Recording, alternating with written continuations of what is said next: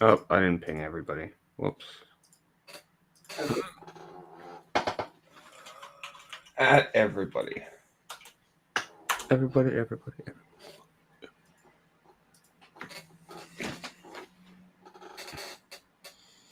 Hell yeah.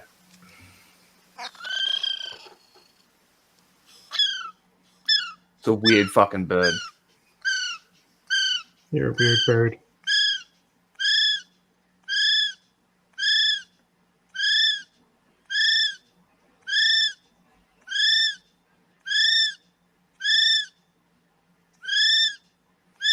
No, these things are meant to be demons. It's too adorable. You're This a is demon. unacceptable.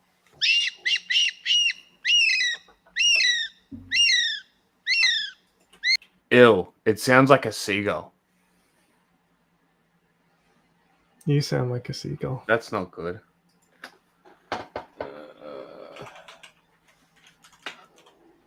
It's really not good. It needs to not sound like a seagull.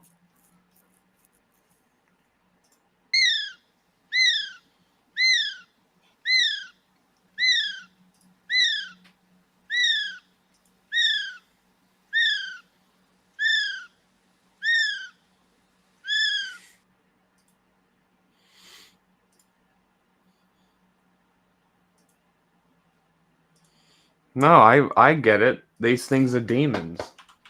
Demons. Hold on. Let me find. Here. Look at this. Look at this fucking thing. Demon. Look, demon. Look at how it runs. It's a goofball. Demon. It's fucking cool. Hell yeah. Look how it runs. What a goober. What a goober. I just want to watch run. Get run over by cars. Yeah, mostly that. Oh,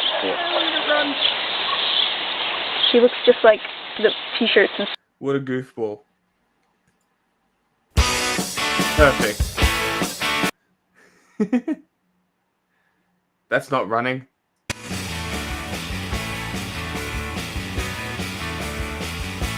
Well, they got no arms. Someone needs to draw arms on them.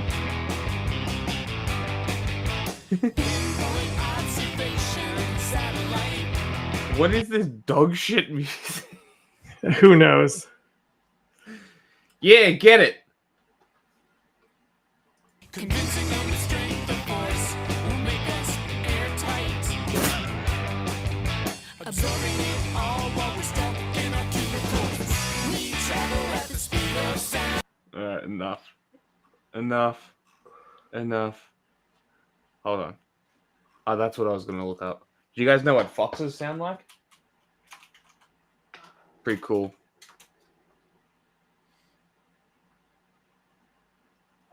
Let me see.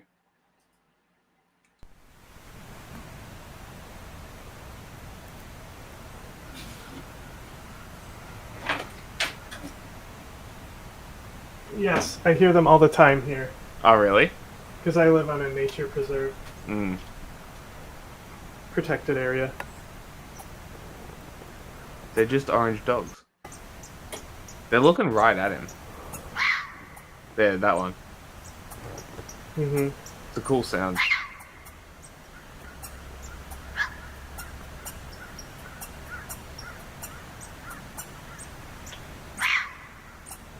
Oh, I think he's baiting them. I think he's got a thing that's kind of triggering them a little bit. Interesting. Yeah, they probably would.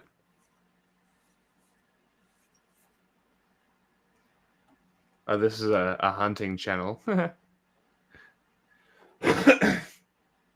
They're pretty cool animals, honestly. Foxes. I just wish they weren't so destructive. Little guy gonna be a little guy though. All right, moving over to Western Europe, there is a crisis on the brink as fucking France's go. government faces a vote of no confidence. In this octagon, Opposition parties I'm the from boss. both the left and the far right pushed the motion over Prime Minister Michel Barnier's latest budget draft. If the no confidence vote passes, it could topple the Prime Minister's cabinet, which would make it the shortest-lived government in the country's modern history. CBS News correspondent Elaine Cobb is live in Paris for us with more on this vote. Thank you so much for joining us, Elaine. What can you tell us about where lawmakers are in this voting process? Elizabeth, French lawmakers are currently debating the two no-confidence motions, one by the far left, one by the far right. After that, they will vote on the first one, which is the far left one, and we expect that to be within the next several hours. Now, the far right has already said it will vote for the far left one, which would mean that would end the government. And that would be the first time in 62 years that a French government was ousted on a vote of no confidence. And this is all over Barnier's budget proposal. Can you go over Barnier's controversial draft budget and why it was tabled in the first place? The budget was always due in October when President Macron called those snap elections back in June. The budget had to be postponed because he opted to have a caretaker government because the Olympics were on. And so Barnier was kind of forced to deal with it now. And between Macron and Barnier, they decided we need to go ahead with certain reforms that we wanted all along. But the National Rally Party of Marine Le Pen had said, look, we're not voting for you. They were very unhappy with the way the government was chosen, and the same with the far left. So they were always going to shoot it down. And now the president could be left with having to decide, what do I do about a new prime minister? He could opt to ask Michel Barnier to stay in power with a caretaker government, as he did in June with the then Prime Minister Gabriel Attal, but that will simply push the problem farther out. And it means, again, no budget, which has a lot of sectors here worried. The farmers are worried, industry is worried, and the public service, who are threatening to strike tomorrow, whether or not... I know what the French should do. Riot. That always seems to work. Make some cool fucking footage, though. That budget has gone through because they are unhappy about layoffs and budget cuts in the public service.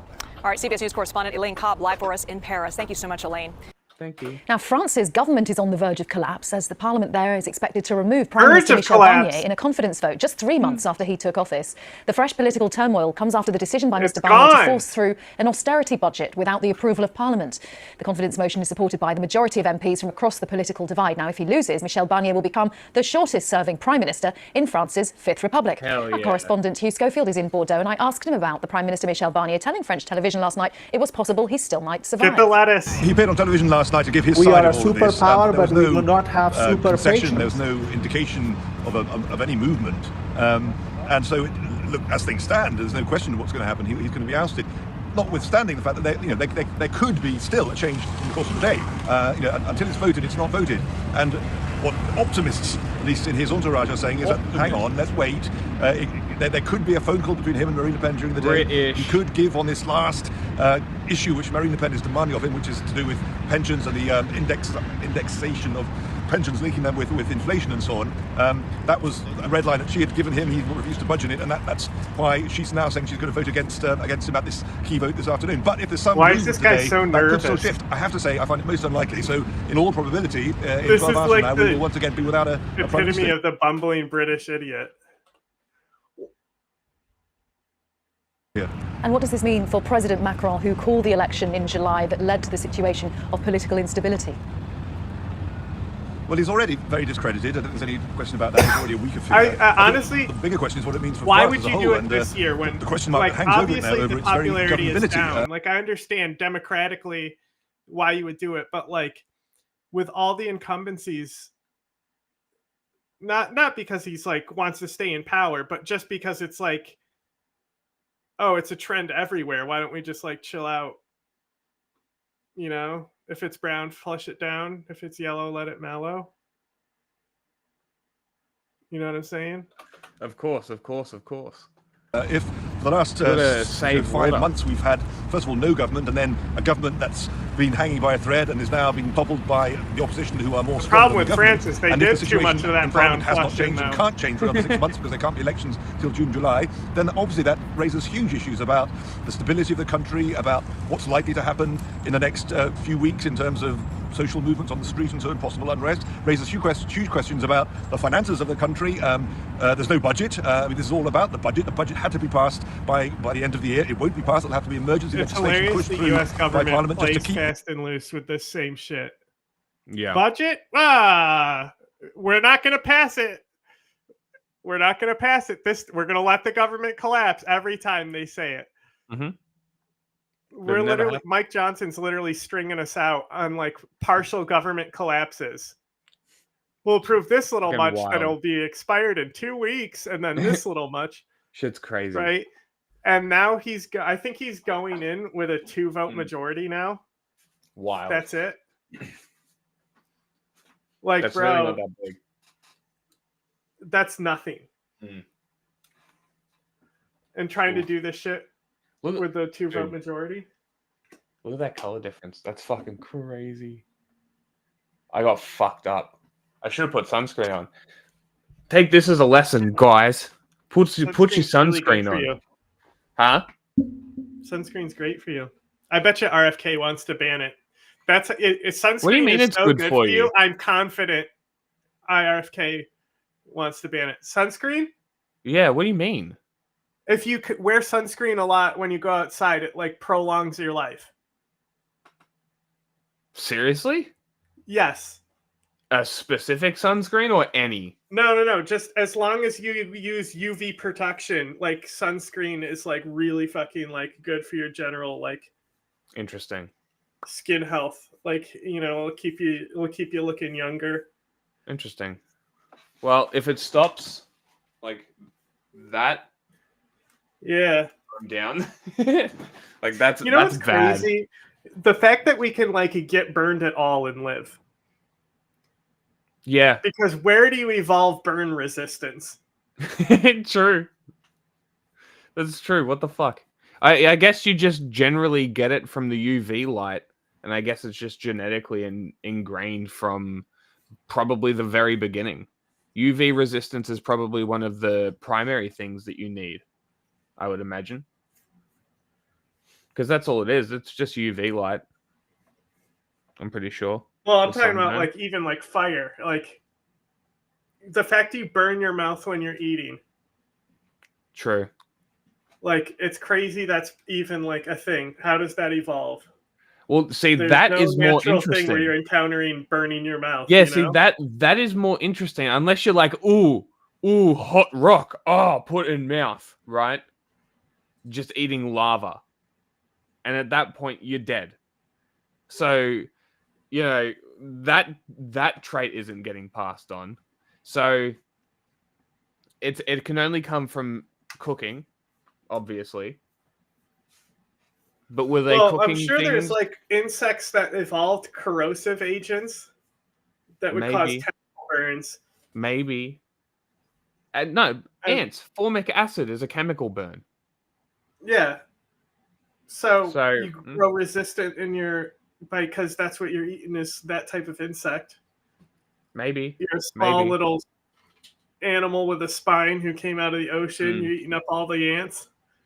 Sucking up souls, stepping on ants. And we are not experts. This is just us speculating and guessing. Let us know if we're right.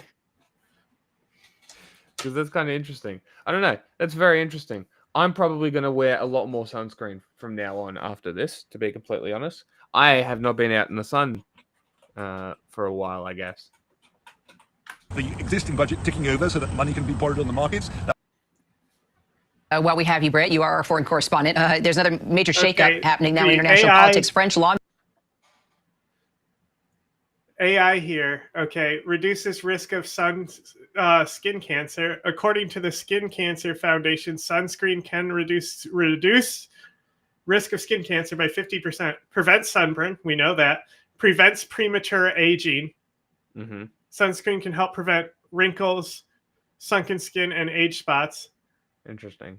Reduces hyperpigmentation. Avoids broken blood vessels.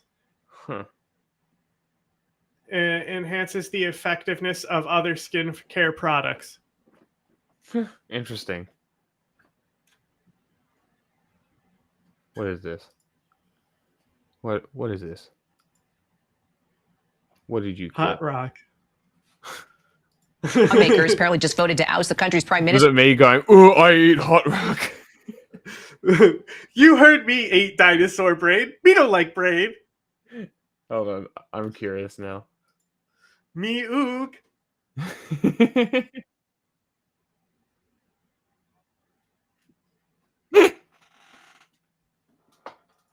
That's fucking great.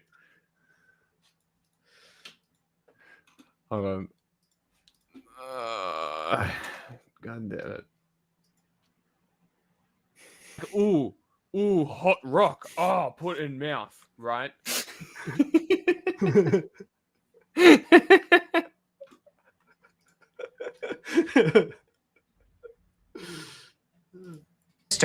In the first successful no confidence vote since 1962. What's going on with the French government? Yeah, I mean, there's no end to the political crisis there. 288 ballots were needed. They reached 331. As a result, now Barnier, he is obliged to present the resignation of his government. And the budget, which was the cause of his downfall, is now defunct. So this is a big test for France with, as I say, no clear end in sight to this political crisis. We know that there won't be any new parliamentary elections until July. So until then, the Assembly is kind of in a bit of a deadlock. Nevertheless, President Macron will probably try and appoint someone new fairly quickly to make up his government because he won't want to be embarrassed. President-elect Trump is due in France this weekend to be at the opening of Notre Dame Cathedral, but certainly there will be impetus from Macron to act as soon as he can. Britt Clinton, thanks so much. Covering a lot of ground for us while you're here. Wouldn't it be funny if it burnt down again? I think it would be funny. The French government faces almost certain collapse later this week. Far-right and left-wing parties said they will vote for a no-confidence motion against Prime Minister Michel. Do they still stand on the wings? Do they still stand on the right sides? I don't know. They'd have to, right? Embrace tradition, yeah? Michel Barnier. Their move came after Barnier said he would try to ram a social security bill through Parliament without a vote. I think we have finally reached the moment of truth, which puts everyone in front of their responsibilities. It's now up to you, the nation's lawmakers, to decide if our country adopts a responsible budget bill, indispensable and useful for our fellow citizens, or if we enter into unknown territory. A last-minute concession was not enough to win support for the bill from the far-right National Rally, or RN. Michel Barnier. The party's president, Jordan Bardella, said this wouldn't change unless there was a, quote, last-minute miracle. Should all RN lawmakers vote with the left to topple Barnier, the minority government won't survive. The budget bill seeks to rein in France's spiralling public deficit through $63 billion in tax hikes and spending cuts. But Barnier's struggles to get it through Parliament threaten to plunge France into its second political crisis in 6 months. This underlines the instability that has taken hold in countries across the EU. The opposition now has 24 hours to put forward a no-confidence motion, which Barnier has urged lawmakers not to back. The vote could take place as early as Wednesday. We're getting a result right now. The French government falls after no confidence vote in Parliament. The French no confidence motion passes with 331 votes, 288 were needed. Not too surprising given how closely you followed this, but what's your immediate reaction? I mean, look, it means there wasn't any defections. Michel Barnier's call for responsibility doesn't seem to have won over any of the MPs he was hoping. He was particularly targeting the centre-left party, the Socialist Party, who've been in government in France many times in recent history. The question of whether or not some of those MPs might be willing to abstain, for example, from this vote to try and save the government. He doesn't seem to have convinced them with this message. That's the number in and around what we expected, because it's basically, if you add together the left-wing alliance and Marine Le Pen's far-right National Rally, those parties put together give us that total of in and around 330. So it looks like that they didn't manage to convince anyone to cross the line. It's a result that's pretty much then in line with expectations, but now opens up the question of what happens next. What will Emmanuel Macron do? He's just landed back in France in the past few minutes from a visit to Saudi Arabia, where he was trying to brush off a lot of these political questions at home and continue on with international affairs, to little avail, as everyone just rushed to ask him what he planned to do after this vote went through.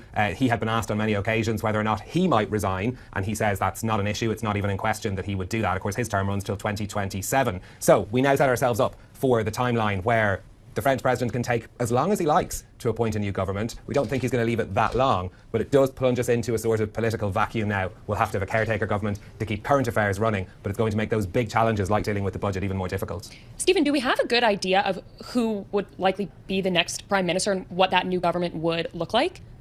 We don't. There are a couple of names that have been floated around, but it's not a specific list of people that have been floated. You could imagine that Emmanuel Macron would try and pick from, if not his own political family, those who've already said that they would ally with him. There had been a question before Michel Barnier was picked as to whether he might be able to pick a politician from the Socialist Party, that centre-left party, and thus bring them into this centre alliance that he was trying to create. But they couldn't agree between the left-wing parties on the same candidate that Emmanuel Macron wanted. That was Bernard Cazeneuve, who's a former interior minister. He was the one who had been mentioned last time around. This was in the discussions that led up to Michel Barnier being picked. But the names that are out there now are in the realm of speculation. There's no rallied support around someone. There's no obvious candidate for who would take over, because the challenge facing the person who takes on that is they have the same parliamentary mats to deal with. Michel Barnier was dealt a very difficult hand. He didn't have a majority in Parliament. He did his best to try and build a way of working. He always said that he was leaving it to Parliament to be able to legislate and negotiate on important matters. That's failed. You have to ask who would be brave enough to step into those shoes, because it's a pretty nasty hand of cards to be handed. That's exactly where I want to go. We're getting some commentary from France-unbowed lawmaker Mathilde Panot, who says that,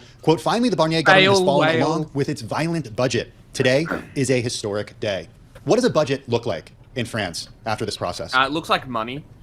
Well, look, we go into this situation where we're going to be going month to month from January. There's very little hope that even if a government was formed tomorrow that they would be able to resuscitate this current budget plan and actually get anything in place by the end of the year. So either way, when it comes to the end, the 31st of December, we're rolling into this, I suppose, minimum service French state that's going to be in place from January of next year. And that's going to bring country to get bombed, do you reckon? You know, from the next war?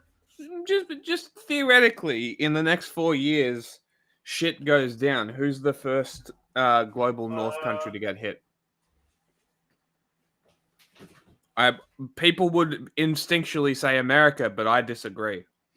I think it would be a smaller country like Estonia or Lithuania, something like that. Something unexpected that you wouldn't see coming. Romania. Maybe.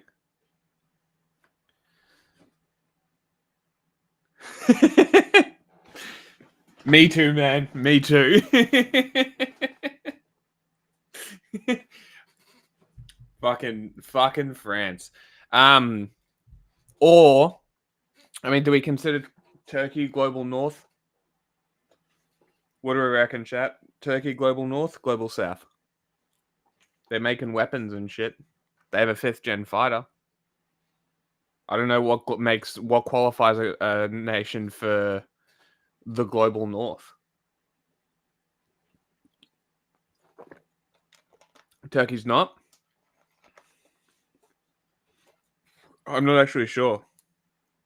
I'm really not sure. Oh yeah, I know. It's like, it's such a shame. You don't like to see it. It's like such a tragedy. It really, really is such a tragedy. Anyway, what's going on in France? Bring back in those questions around tax rises for a lot of households who are paying income tax, those rises for pensions as well. And there were specific things like extra financial aid for farmers, which now won't be paid out because that won't go into the budget bill. So the next immediate step is that there will be a motion that will need to be passed in Parliament to, I suppose, activate this temporary measures to keep the state running the lights on, if you will. There's not expected to be any major opposition to that, because no French politician wants to be responsible for, no welfare payments being paid early next year. So there's not an expectation that we will have anything but this month-to-month situation operating from January. Well, okay, so is NATO membership qualification, would you consider something like Romania the global north? Like Eastern Europe? Like, would they qualify? I don't know how they are in terms of like, but I guess they're also EU countries, so they can't be that bad, right? I really don't know the cutoff for what is a country in the global north. It has to be GDP, right? It's the only reasonable metric.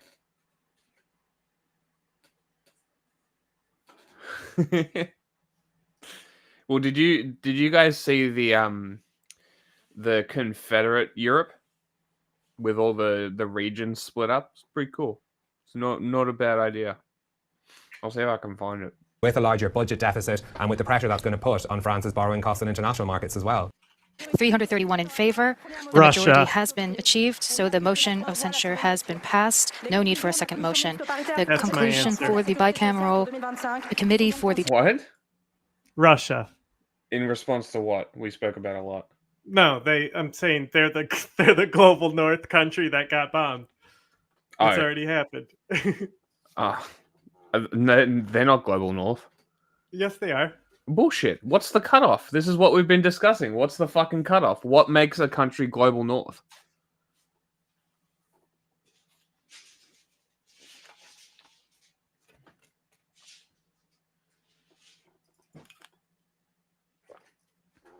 He walks away as I ask him the question again. Is this what I do? Oh. It depends on the definition. Some people just do it by location, and some do it by money. Okay. What would a place like Brittany be called? Like, if I was to look up a map of whatever fucking Brittany is. A region, right? But a region map of Europe just gives me, like, wine regions. I don't give a fuck about that, you pretentious cunts. There's different kinds. Okay. There's this one where Russia isn't the same color. What's this one rating it on? Prol Wiki. What is it? Prol Wiki? What a Proletariat Wiki. Yeah, so it's socialist, independent. So the only one, U.S.-led Anglo-American core, former European, former Eastern Bloc. Brain rot. Hilarious. So yeah, most of these have Russia in the north. So that's my answer. Plus, it's funny. Yeah. It's fucking hilarious that a global north country is getting bombed, huh? It is funny, Ukraine actually. is one too. Yeah, true. This map. See how it's like split into these regions and shit? It was just a map like that. No European states, just a map like that. That's cool. You know what made it stop being those regions? Centralization? I don't know. Nationalism. Interesting. Romantic nationalism. They needed the French identity. That was the point of the French Revolution. The philosophy leading up to it was the national identity of France. You're not just farmers, you're French. Interesting. You draw on this great empire, you romanticize the nationalism, it brings the country together. Maybe we'll do it on the fun day. Maybe we'll open with reading Prol Wiki. 2025 Social Security Finance Bill will be considered rejected. Given this... Potato Europe versus Tomato Europe. Okay.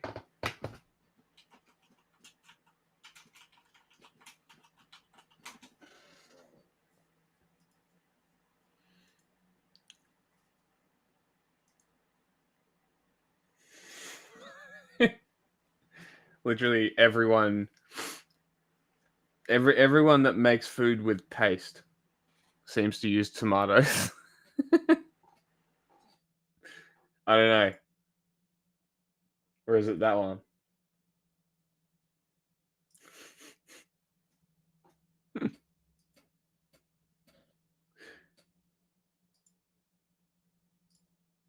This vote, which was in conformity with Article 50 of the Constitution, and therefore the Prime Minister must tender his resignation to the President. This session is now closed. Correct. Well, there you go. The French Prime Minister, Michel Barnier, has lost the no confidence vote. That means he is the shortest serving French Prime Minister since 1958. Michel Barnier losing the no confidence vote. Well, let's bring in our international affairs editor, Dominic Wackel. I mean, what now? Yeah, so that motion of censure, they had to get 288 for it to pass, and they got 50 more than that. So a resounding vote against Michel Barnier. Is Ryan Grimm going to say the U.S. did this like he did with Pakistan? Probably. Come on, you! You're going to have to sit in the dunce chair. Longer than Liz Truss, but just been in the job for 2 months. I mean, he could stay in the job if Emmanuel Macron keeps him in it, but that's unlikely. So he's likely to resign immediately, and then Macron has to find someone else to take on what is effectively a poison chalice or a hospital pass, however you want to put it, because it's a very difficult job. And the challenge now for Macron is that there can't be any more elections until July. So the maths in the arithmetic in the National Assembly doesn't change, and there's no appetite, it seems, for the kind of austerity reforms that Macron has been trying to push through, or Barnier was trying to push through as part of the government, reforms which are required to kind of restore confidence in the French economy. The problem the French have is that there's been a gap for a long time between the amount the state spends and the amount it brings in. Fudge. People don't say the French are assholes for nothing. Fuck the French. Revenue, so that's called the deficit, and he's been trying to resolve that. And at the beginning of his short-lived term in office back in September, he seemed to have sort of... I think Asian racism might be the tippy top of the racism, but I think French could probably get pretty up there. Like I've heard that if you try to speak French and it's not perfect, they'll tell you to speak English because their English is better than your French, which is just such a cunty thing to do. And if that's true, boy, I would just be like, all right, English, you're a cunt. See you later. And just leave. Fuck that. Fuck these people. If that is actually how that works and actually happens. I'm sure there are plenty of perfectly fine French people.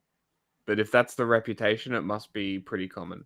A period of time where the far-right party, the National Rally under Marine Le Pen, seemed prepared to do business with him, but that honeymoon didn't last very long. They began to smell blood, and then they turned on him, and then not just the far-right, but the far-left, the left-wing coalition that won the elections the snap elections he brought about in the summer after the far-right did so well in the European elections. Both those blocs then turned on him, so his fate was really sealed once that happened. So this was a foregone conclusion, bar some kind of miracle saving him. And the challenge for France now is that we're looking possibly at a months-long, prolonged period of uncertainty. So that's politically very awkward, but also financially very difficult. The longer that goes on, the greater the chance of the cost of borrowing increases. If the markets turn against France, that is a big challenge. So that debt crisis begins to spiral. So Macron can stay in power until 2027. And when Charles de Gaulle created the Constitution for the Fifth Republic, it was kind of based on the premise that the French are ungovernable, that Parliament will go through these periods of turmoil and tumult, and therefore the French president is given great power. The new term has become French. That's fucking awesome. Powers, great executive powers. Macron can use them, but the longer and therefore the French president are ungovernable. The Parliament created the Constitution for the Fifth Republic. It was kind of based on the premise that the French are ungovernable, that Parliament will go... 3 minutes and 3 seconds. Okay. Can you send me the direct link to this video in the private chat, please? Mm-hmm. Through these periods of turmoil and tumult, and therefore the French president is given great powers, great executive powers. Macron can use them, but the longer he does so, the greater the impression of him ruling in an undemocratic way. And so if he is ultimately forced out, that could make it easier for the far right to get into power. So there's a huge amount at stake here, both financially for France, economically, politically for Macron. I'm the boss. Crucially for this country at the heart of the Eurozone, but also what's happened tonight could increase the chances of the far right finally doing what they wanted to do for decades, get their hands on power in France. Could be, as you say, have very, very large consequences. What happened today? That's funny. I'm not a robot. Thank you very much indeed. France's government has collapsed after a no-confidence vote against Prime Minister Michel Barnier ousted his government. What was the time code? 3 minutes and 3 seconds. Okay. Handing President Emmanuel Macron a fresh political crisis. Mr. Barnier's government is the first to be forced out by such a vote in more than 60 years, with the trigger being a clash over the country's budget for next year, after a majority of 331 voted in support of the motion to remove him. Opposition parties tabled the motion after Mr. Barnier controversially used special constitutional powers to force through a budget without a vote. The former Brexit negotiator was only appointed by Mr. Macron in September. The National Assembly, France's lower house of parliament, is deeply fractured, with no single party holding a majority. It comprises 3 major blocs: Mr. Macron's centrist allies, the left-wing coalition New Popular Front, and the far-right National Rally. Both opposition blocs, typically at odds, have united against Mr. Barnier, accusing him of imposing austerity measures and failing to address citizens' needs. Any new Prime Minister would face the same challenges as Mr. Barnier in getting bills, including the 2025 budget, adopted by the divided Parliament. There can be no new parliamentary election before July. The tumult that has followed Mr. Macron's decision to call a snap election in the summer has diminished his standing at home and abroad. Mr. Macron's term as president runs until mid-2027, and he cannot be forced out by Parliament. But the RN and the hard left have already been saying he should resign as he faces his biggest crisis in years. As he lacks a majority in Parliament, Mr. Macron's... I feel like this cunt has been around for 20 years. Why are his teeth British? Opponents could shoot down one pick for Prime Minister after another. He paused for this. Let's take a close. Constitution for the Fifth Republic is kind of based on the premise that the French are ungovernable. The French are ungovernable. Okay, you're good. Closer look now at this disconnect between what are solid economic numbers and the way many people say they feel about this economy. Voters said they were upset about the cost of living, and that helped elect Donald Trump to a second term. Our economics correspondent, Paul Salmon, reports now from Ohio on how many Americans see this in the wake of the election. Outside of Kroger in Delhi Township, Ohio, where almost 70% of voters went for Donald Trump. How's the economy for you? It's horrible. It's bad enough for a lot of people. I think everyone could be doing a little bit better right now. In exit polls, more than 6 in 10 voters rated the economy as not so good or poor. 69% of them came for Trump. Not so good. That's despite slowing inflation, solid growth. It's such a funny thing to rate 17. Okay, uploaded. It's really the most dramatically successful recovery the United States has possibly ever seen from the kind of shock that we saw in 2020. But it doesn't translate down to a simple experience of well-being for very large numbers of people. The economy currently is not working for me and my family. Single mother Esther Wells voted for Hillary Clinton in 2016, Trump in 2020. This year, she says, the economy kept her with Trump. Some of the rhetoric that came out to Black people and minorities, like, this is your chance to vote for the... Want to know another reason I fucking hate this country? You know that how PlayStation released that bundle, the 30th anniversary thing? Did you hear about that? So as per usual, they under-released the product, and there are cunts on Facebook Marketplace trying to sell them for upwards of $5,000.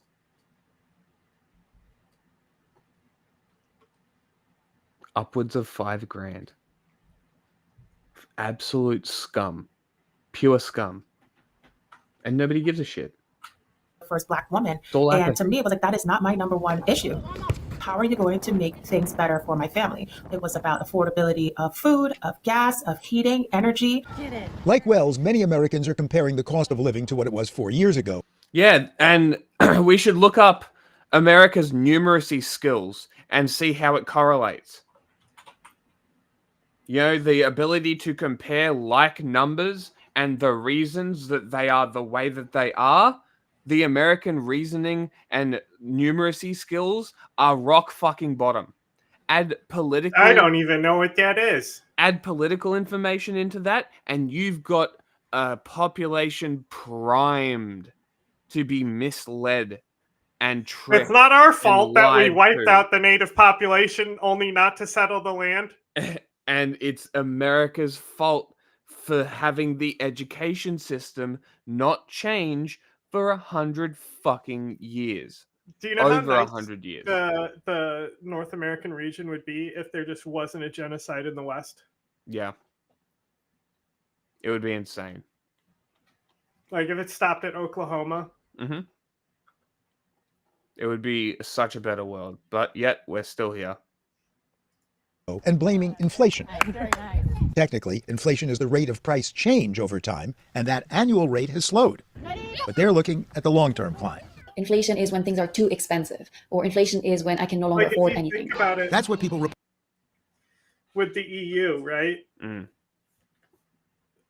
Like ideally, you engage in enough diplomacy and these trade favors and stuff develop. Like, why wouldn't some of these cultures like band together to form states inside the United States? Like, why wouldn't they join the Federation? It's the same thing as like you need the same benefits of like the EU, you know? Yeah. Yeah, the literal idea of the American system is diversity. Yet they're scared of diversity. No, I mean Benjamin Franklin was fucking saying that the Germans states were fucking up the country.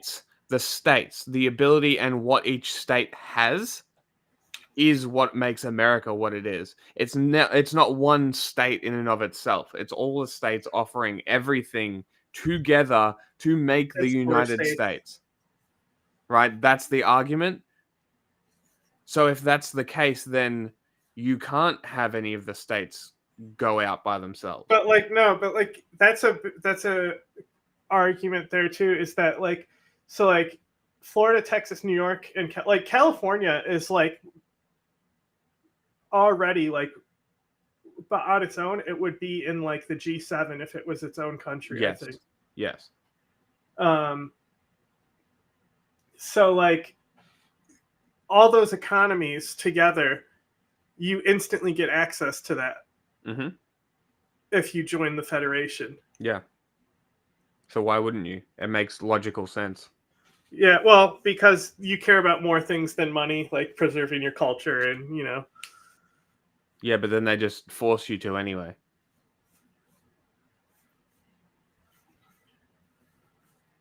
Nobody wins. They made a whole game out of it, you know, like the last chief, you know, right? Like they say like the last like wild chief, and they there was 4 guys, you know, like Sitting Bull's one of them. Mm-hmm. And these people largely had already converted to Christianity too. Interesting. Why? Because missionaries are the main people who did the genocide in the first place. Like, do you want to think? So, like, think about this. Yeah, but why would they convert? Think about this, though. Notice in Africa, the countries that are most concerned about gay men are the ones with the strong, like, Christian population because of the missionaries, like Uganda and Nigeria. Yeah. Missionaries fuck everything up. The missionaries are the reason why fucking germs spread in the first place. They never gave up. As long as there were people who haven't heard the word of Jesus, those Calvinists were in there. Yeah. Reported to Harvard's Stephanie Stuncheva in surveys she conducted about inflation. That their wages are just not keeping up with prices. Especially in the service industry, I'm in the food industry, $15 an hour, and that's impossible. Inflation really triggers a sense of injustice and inequity because lots of people say that the wages of higher income people are much better able to keep pace with prices. Outside Kroger, grocery prices were a common gripe. No way. I could go to Kroger's and it cost me $125. Now it's costing me close to $200. The prices are just skyrocketing, and I'm paying double what I was paying a few years ago. So yeah, it's horrible.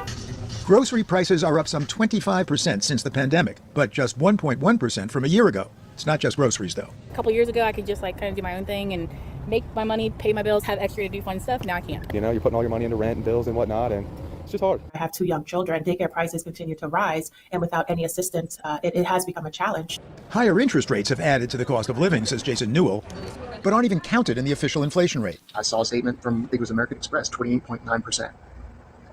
It's criminal. It is almost untenable for millennials like myself, young families in our 30s who have good jobs to be able to buy into a starter home. Yeah, go and purchase a car guess who's not going to fix this? loan, or if you want to purchase a house with a mortgage, those are costs that people consider to be part of their cost of living, yet they're not reflected in these inflation numbers that we see. Inflation has slowed over the last 2 years, says Tooze, but during peak COVID, if you got into trouble financially in that period, if you were stressed, if you ended up running up an overdraft or your credit card bills, you're still dealing with the pain that you felt in that period and the anxiety. Already. You know, we've heard this story so many times. It completes itself. Yeah. That you felt there, and you'll compare this with how you felt between 2017 and early 2020 before COVID hit, and you'll realize that in that period under Donald Trump the first time round, you felt like you were doing better every single week, even if you weren't. But that's how lots of folks feel. Our economy was a lot better. I could eat and I could do stuff. So it seemed to be on the uptick, and then Biden took over and just went. It went down after Biden. God, people are so inflation tends to leave stupid. really lasting impacts on people, both because they had to make true adjustments to it, my and God. also emotionally. The president doesn't have that much fucking impact, you half-wits. Jesus Christ. Like, is Donald Trump out there directing imports? This is one of Taking them cash in evergreen hand? stories, you know? Like, you what the open up fuck? the last time you did this exact same story, you swap yes. a few things out, and then you go talk to people on the street and let the people on the street carry the interview, get one new interview with some expert on inflation. Wow, that's hard to find. Like, And I this think is this like, episode is hey, definitely- we have space on the rundown that needs to be filled. Yeah. Inflation story. Yes. But it still displays how stupid people are and how poor American reasoning skills are. I'm just sick of hearing this shit, you know? Leaving some scars. So when we ask people about their experiences, they're not just reporting what they think has happened in the couple of months before that, Like, or even the PBS year sure before is that, but putting really in what the has happened over effort this whole for, like, inflationary such a episode. filler And rundown former Treasury story. Secretary Larry. But this happens at least daily on other networks. Different Larry variations. Summers recently pointed out that higher really low prices effort. affect everyone. Yeah. If you have extra unemployment, it's 2% of people who don't have jobs. And if you have extra inflation, it's 100% of people who see higher prices. So many of whom already resent long-term real wage stagnation. Moreover, people get a 7% raise and there's 7% price increases. They don't say to themselves, well, there's kind of zero real wage. They say to themselves, I did a fantastic job and I got a 7% increase and it all got taken away from me by inflation. So who do folks blame? People do mention the government as a major cause of inflation. People say, I feel a lot of anger, a lot of fear. And when we ask them who this anger is directed at, lots of people said the government. But economist Carola Binder says that for many, it can't be inflation is merely- capitalism. I think for a lot of people, inflation can be a catch-all for just a bad economy or economic uncertainty. And in her research, Binder found that people's perceptions were influenced by their politics. When they're of the same political party as the president, they Did I play the Veritasium video for you guys? Did I play that talking about how politics makes you dumb? This is a groundbreaking analysis. No. Did I? Yes or no? China shill. Somebody's gonna have to answer me. Like, because this video literally shows in real time politics makes you dumb. Literally makes you dumb. expect lower inflation. And when they're of the opposite party of the president, they expect higher inflation. During the Biden administration, that partisan gap in expectations of inflation got a lot bigger. So as inflation started really rising in 2021 and 2022, Democrats still expected inflation to be about the same as they had before, but Republicans' inflation expectations rose a lot. So now you've got inflation on top of inflation. I don't see a big end in sight. We also saw that that's probably due to differences. What? See Ryan Chapman's new video yet? I haven't watched it, no. I sent it to you. Oh, okay. I put it on the list. That's why I was asking. No, I haven't watched it yet, but I sent it to you. How the media was reporting on inflation. The Biden administration has been calling it transitory, in other words, short term, not permanent. Okay. Good for you. That's Can we great. move on from this fucking story? Whether the media was No. saying that it was going to be transitory or that it was going to be something longer lasting. Binder's work was done well before Election Day, but in It's filler between long, exhausting stories. We don't want to be part of Russia. We want to be part of Europe, and we belong to Europe. And this is our very, very first demand, that we belong to Europe. Georgia, it's faced its fourth nights of protests following the freeze of talks to join the EU. How's the situation Soon looking like on the everyone's ground? gonna We've seen a belong to dramatic Europe, escalation you know? in the We scale let and Georgia intensity in, of these then it's protests. gonna be Georgia's become Armenia. accustomed to having daily, nightly demonstrations outside the parliament over the past year as the government takes an increasingly authoritarian turn, introducing and a then there'll slew be of kind nothing of Russian-style dividing legislation. Our superior culture and the filth. Both branding Western-backed NGOs and media outlets as foreign agents, but also introducing swinging new crackdowns on the LGBT community and tackling other kind of key human Yeah, Russia would like that too, but the Georgian people are telling them. Good for you. Yeah, the Georgian people are giving you your answer. rights institutions, platforms within the country. What we've seen over the last 3 or 4 days, though, has really changed that dynamic from protesters setting up barricades along the streets outside the Parliament building briefly being on fire. We've seen people firing fireworks for the first time into the police lines, really trying to make their dissent and disagreement with the government's trajectory heard. But at the same time, we've also seen Georgia overthrows their government, and then the Russian districts, right? They become reverse Kosovo. I don't know if that'll happen because I think they're relatively distinct. Yeah, but that's funny. It is funny. if the memes win, the memes always win. Seen a change in tactics from the police, who, while they'd never been afraid of heavy-handed raids to try and disperse the crowds using batons, using tear gas.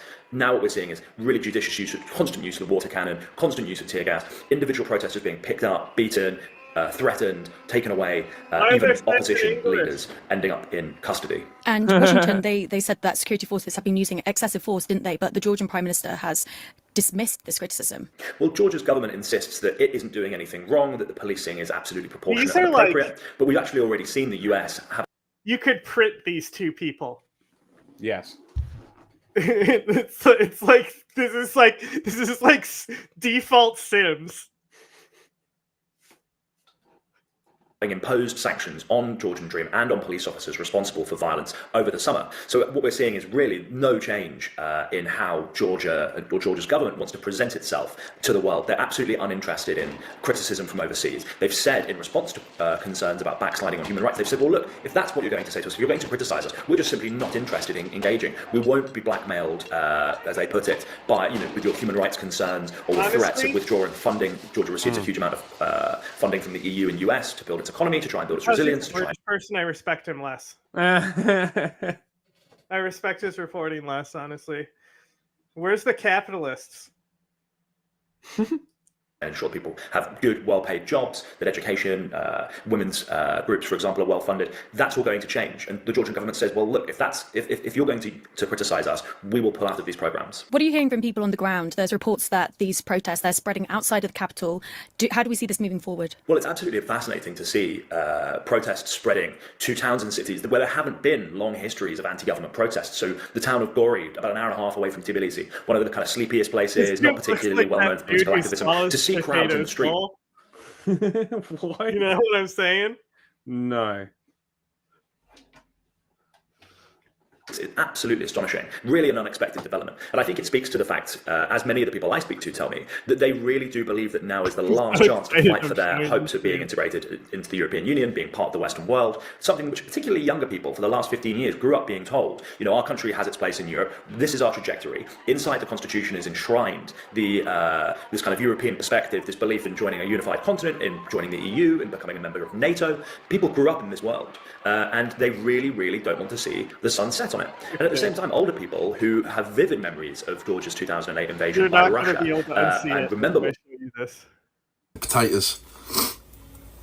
Let's get right into that. Look at that. Bang. Big up Subway. Bro, what the fuck?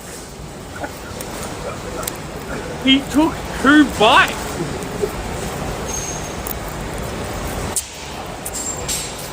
Bread's a bit chewy.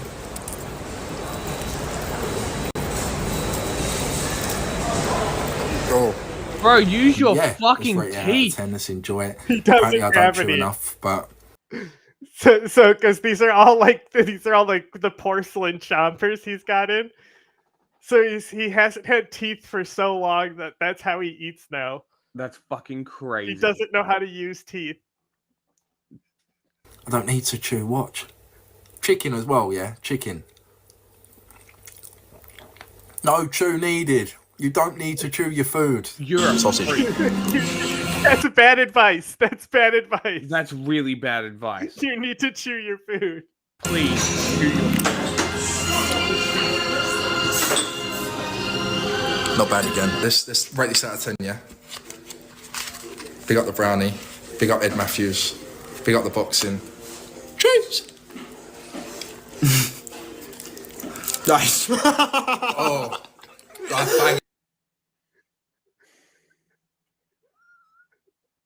like a snake. That's fucking crazy. What the fuck? That's all it is. He's a TikTok star, bro. People are just waiting for this day he stops uploading.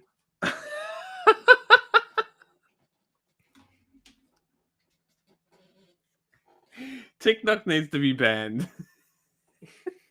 for the mental health of everybody. Dude, TikTok needs to be banned. Like showing that to anyone. That's Like that's why he does crazy. bangers, because he fucking eats weird as fuck.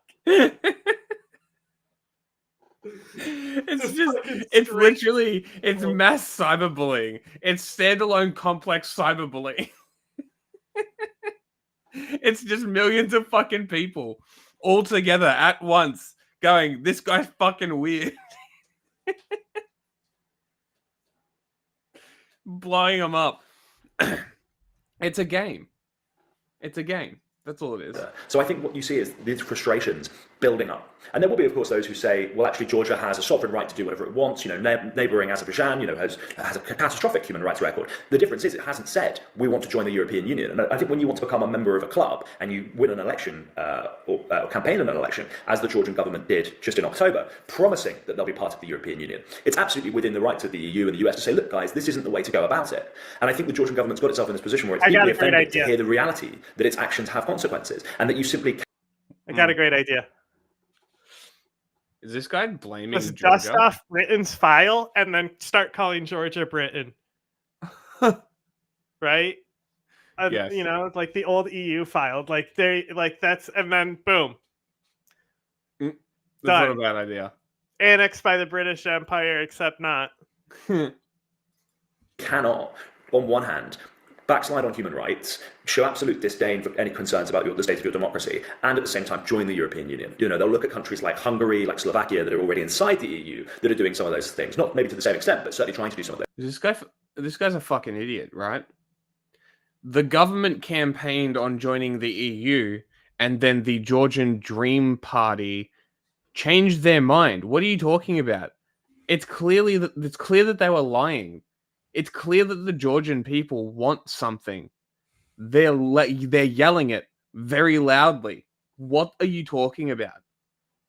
Those things. And they'll say, well, why, if they get to be part of the club, can't we? But the difference is, of course, that, you know, Hungary and Slovakia are inside the EU, Georgia isn't yet. And I think many people just want to see Georgia take those steps, use this open door and walk through it. From reports I've heard as well, there's talks about, you know, they want to have another election. Opposition parties as well, they're claiming that the most recent election, it was rigged, it was aided by Russia. But do we have any substantial evidence to support those claims? The Georgian Dream Party won 54% of the vote. What do we know about these claims of Russia's potential involvement? Well, I was at the party headquarters of both Georgian Dream and some of the opposition parties on election night. We were at polling stations all day. I was speaking to MEPs and others who were monitoring polling stations across the country. And we did see well-documented evidence of voter intimidation, of some violence at some polling stations. One of the biggest concerns was about voter ID and the secrecy of the ballot. People not having, you get your finger marked when you've been to vote so that you can't go around and vote twice. That wasn't happening, or it was happening in a completely cursory way. It wasn't being checked, wasn't being implemented. So there are really serious procedural questions. Also, statisticians who've looked at the numbers, they say, well, actually, these don't seem to be quite natural. They don't look quite right. And I think as a result, the OSCE, other external monitoring groups have said, well, look, we have real concerns about these elections. The European Parliament last week passed a resolution that said the elections were neither free nor fair and did not represent the will of the Georgian people. Now, they've called, as the opposition has called, for those elections to be rerun under international supervision. There is no clear procedure to make that happen, and Georgian Dream has said it would... Okay, so make it happen. I don't understand why this guy is making it sound like this is impossible. The EU is a functioning federation democracy. Make it happen. You can't dedicate one of the hundreds of thousands of people, millions, billion people in the EU to set aside some time to help Georgia secure its fucking democracy? What are you talking about? It's the fucking EU. It would be absurd to do so. They've refused flat out. And to kind of compound the political crisis, you have the president who is independently elected. She's become an increasing critic of Georgian Dream, pro-Western leader, and sees herself as kind of the centre of the opposition movement now. She's saying that despite the fact that her mandate's due to expire and her position's going to be abolished by the Georgian Dream government, she wants to stay on. She wants to keep stay on in her role until what she sees as a legitimately elected government comes in. So you've got these kind of two rival power centres forming. You've got Georgian Dream on one hand who insist they won the election, and you've got the opposition and the president who insist that they didn't.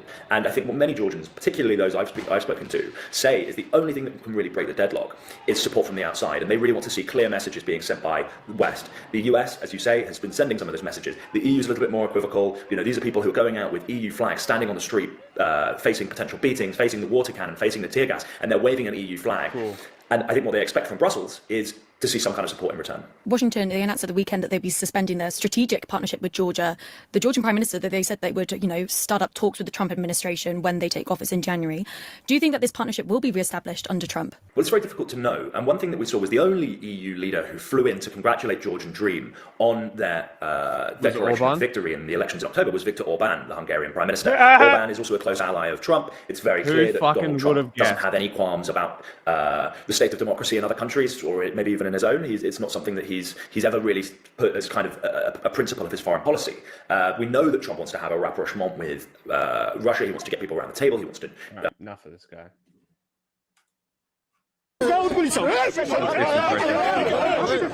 A news camera captured the moment masked police in the Georgian capital Tbilisi detained the leader of one of the country's four main opposition parties, carrying what appeared to be his unmoving body toward a waiting vehicle. The party, Coalition for Change, said on Wednesday its leader, Nika Dvaramia, had been beaten unconscious. This video was published by Georgia's Formula TV channel, a pro-opposition television network. The police did not immediately respond to a request for comment. A spokeswoman for Coalition for Change said on X that several other party members had been detained alongside Dvaramia. A representative of another opposition party said on Wednesday police had also raided its Tbilisi offices. They said the raid had been carried out without a warrant and that no one had been detained. Separately, the Interpress news agency said that two members of another opposition party, Strong Georgia, had been detained by the police. Dvaramia's apparent detention comes after like Georgia has been racked by party definitely innocent does. Definitely not guilty at all. No. Nights of protests against a government decision to suspend talks on the country joining the European Union. The government's decision to suspend EU talks has plunged the South Caucasus country of three... I can't do daily.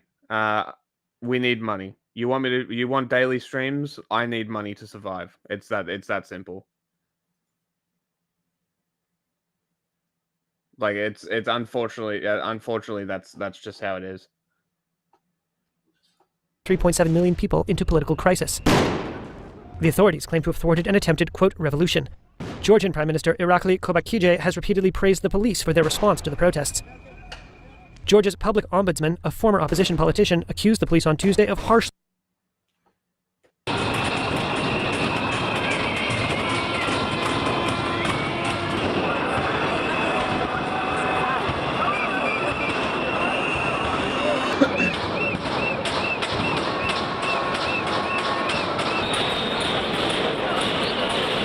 Who's banging on my car?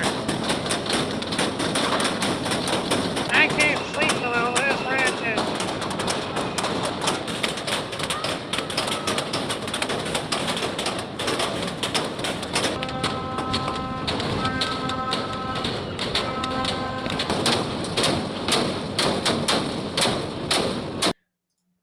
Bro, it's not arresting them. They're going around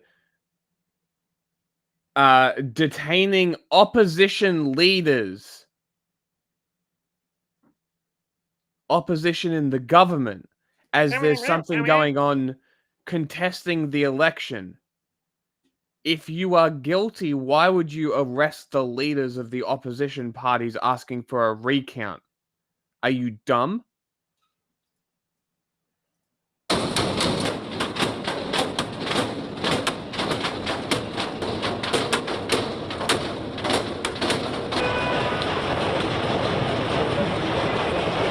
საქართველოს აქვს ყოველდღიურად ერთადერთი გზა და შეიძლება გქონდეს ერთადერთი გზა, ეს არის ჩვენი დასავლური დემოკრატიული სამყაროსკენ სწრაფვა, რაზედაც დღეს ივანიშვილმა გამოაცხადა ერთპიროვნულად უარი და რა თქმა უნდა ამასთან შეგუება არის შეუძლებელი. სწორედ ამიტომ გეგმაც და მოქმედების ტაქტიკაც ეს არის პროტესტი.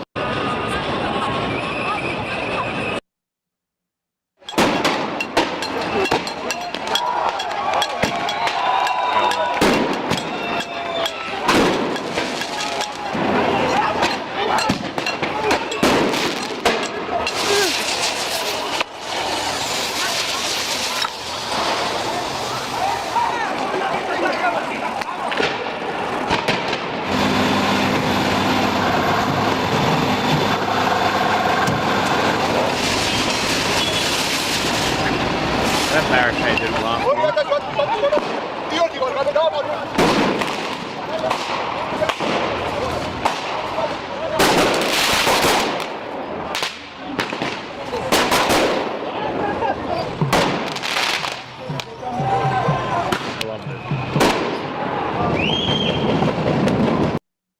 The ruling party of the country of Georgia has suspended talks to join the European Union, causing an uproar. The opposition says this is because of a pro-Russian effort to rig recent parliamentary elections and turn the former Soviet republic back towards Moscow. Georgia is a nation of 3.6 million people between Russia and Turkey on the Black Sea. As protesters continue to fill the streets, Nick Schifrin reports on the future of a country that plays a pivotal role in U.S. influence across the region. On the streets of the capital Tbilisi, a fight for the country's future. Last night, Georgian police charged, arrested by the dozen, pepper sprayed, and even assaulted protesters and journalists. Thousands of Georgians demonstrated the government's decision to end talks with the European Union, armed only with flags, multi-generational indignity, and aspirations for a European future. The government has been using excessive and disproportionate violence against peaceful protesters. Standing right now in front of huge demonstration in Tbilisi. Anna Dolidze is a former deputy defense minister and chair of the Opposition for the People Party. She and other opposition groups are boycotting parliament led by the Georgian Dream Party, denouncing the institution meant to represent Georgians as instead denying the desires of 80% of Georgians to join the EU. This has been the cornerstone, Georgia's pro-European orientation, membership in NATO, and that there is an inscription in the constitution that all government officials should aspire to implement Georgia's pro-Western course. Now, we are standing in front of a clearly pro-Russian power and a pro-Russian representative or a bastion in the South Caucasus. More than 20 years ago, Georgia was the first ex-Soviet republic to launch a pro-democracy revolution. In 2008, Russian troops invaded northern Georgia and have occupied 20% of the nation ever since. The ruling Georgian Dream first won elections in 2012, financed by the billions of former Prime Minister Bidzina Ivanishvili, who made his fortune in various enterprises in post-Soviet Russia.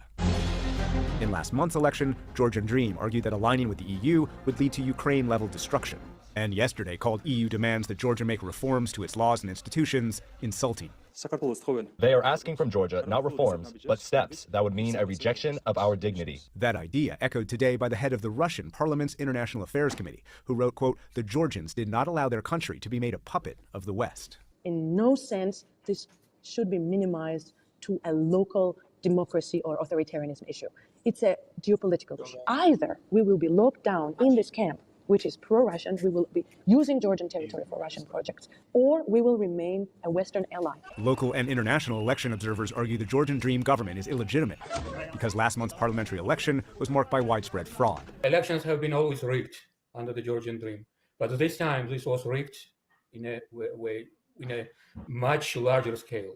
Sandro Baramidze is the executive director of Transparency International Georgia, an anti-corruption NGO that helped oversee more than 1,300 election observers. Most of them have foreign agents reported the endemic violation, paving way for the Georgian Dream. His organization found instances of bribery, intimidation, and physical violence inside polling stations, and repeat voting, even ballot stuffing. When the Central Election Commission, considered controlled by the Georgian Dream, validated the results, an enraged opposition party member threw ink at the election chief. Both the EU and US have called for investigations. The protests have continued, will continue. You'll continue to work internationally and domestically, but with all due respect, what power do you have? Yes, the only power we have is high moral ground, which we really have. So that is people's choice, people's voice, and the peaceful nature of resistance. So we will continue, channeling the voice and the choice of the Georgian people, but we definitely Peaceful need till when? international At what attention and point? assistance. And so protesters will keep fighting Georgian Dream to achieve their own European dreams. But so far, nothing is stopping the authorities from forcing the country's fate. For the PBS NewsHour, I'm Nick Schifrin.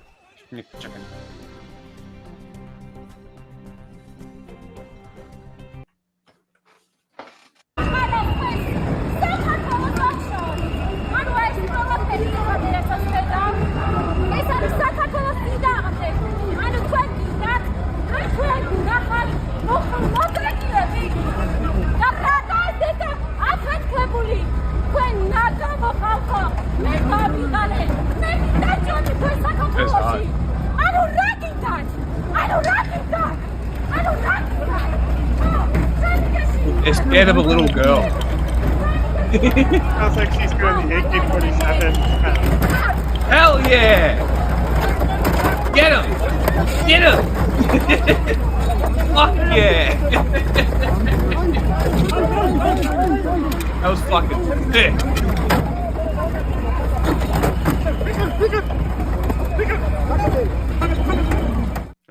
Now in Georgia, thousands of Hope we see people have her been again. protesting in the Probably capital won't. Tbilisi for a fifth night in a row. Once again, extensive clashes with police in the streets, protesters throwing fireworks at officers who've responded with tear gas and water cannon.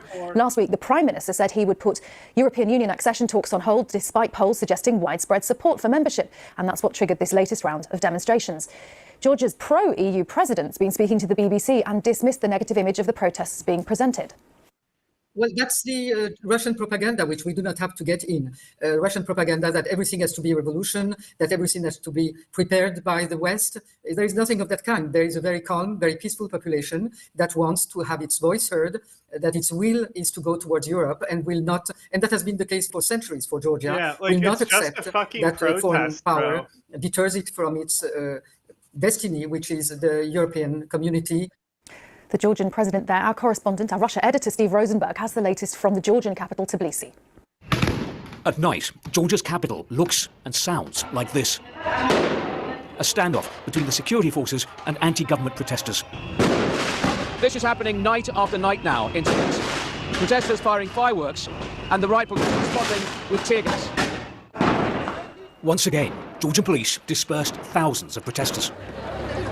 Earlier, we saw university staff and students gathering for a protest, angry that their government suspended Georgia's bid to join the European Union. Georgians see that this way Georgia is dragged into Russia's orbit, basically, and also becomes a fully autocratic country. So that's a turning point.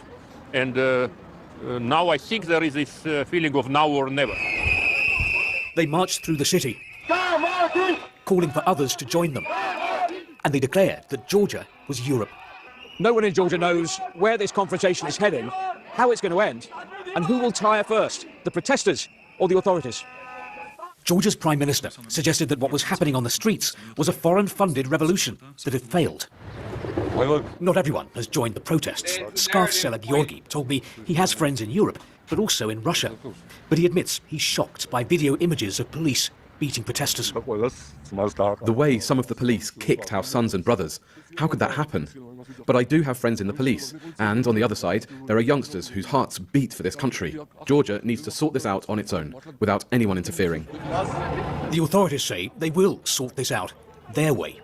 But the use of force hasn't kept protesters off the streets or extinguished their hope. Steve Rosenberg, BBC News, Tbilisi. Well, I asked Rehan Dimitri if the protesters planned to continue. It appears to be so, Karen. So there's no sign of any of the sides backing off. We saw another night of quite tense confrontations between the police on one side firing tear gas and deploying water cannon, or chasing protesters, individual protesters, arresting them. And on the other side, barricades, makeshift barricades erected by the protesters who are firing fireworks in return against the police.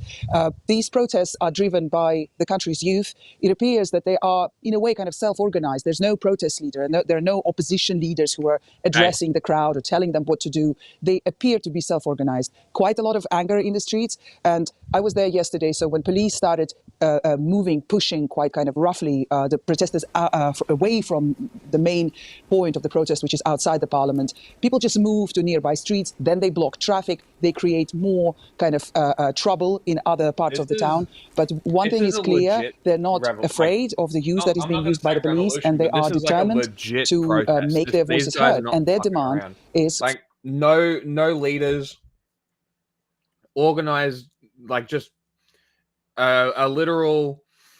yeah, protests literally like this just happen people. like all the time, though, you know? But like it's Thailand wasn't that long ago. Yes, that's true. What was the other one that the university protests were generally they were organized, but still unaffiliated and so on. Yeah, bro. Hundreds of thousands of people told by foreign agents what to do. Yeah. They're going to put themselves in harm's way for foreign agents. You fucking idiot. For the government to hold fresh elections because October 26 parliamentary elections are being disputed by the country's opposition, which is boycotting the parliament. The opposition, protesters, and the country's pro-Western president are saying that the elections were rigged. So they want new elections, and they want a very clear message that this country is going back on its path to Europe. Briefly, Rayhan, you mentioned a pro-European, pro-Western president on the side of the protesters, a pro-Russian prime minister on the other side. How much is this a push between those two different spheres of influence? Well, the Prime Minister and the Georgian Dream government, they deny that they're being pro-Russian. They never say it publicly. But I think them turning their back on Europe and putting the EU accession talks on hold for 4 years is what reinforced the belief that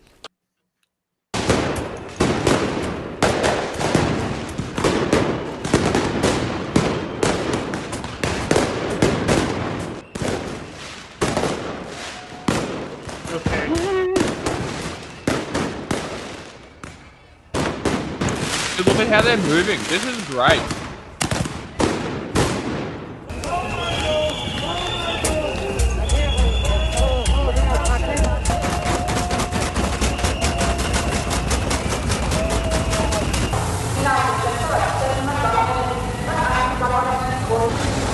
Imagine if this escalated and Russia invaded and it was a split front war now.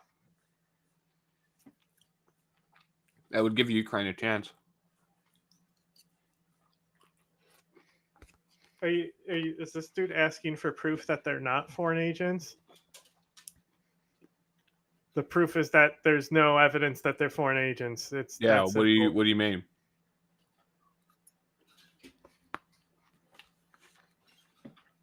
Like, it's not on us to prove your accusation.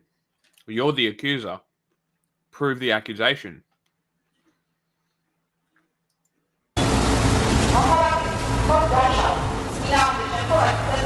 If they really are, it shouldn't be that bad.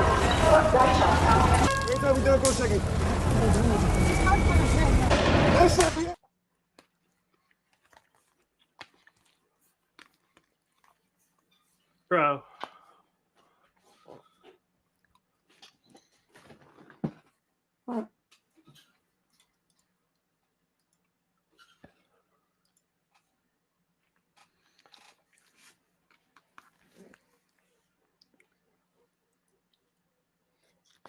There's no audio. I know. Facing down what could be the most difficult winter. Yes. Okay. That's it for Georgia. What did we learn? We learned that the protesters are all foreign agents. This is another color revolution, and Russia is the good guy. What color is this one? I don't know. Let's say blue. Mauve. Mauve.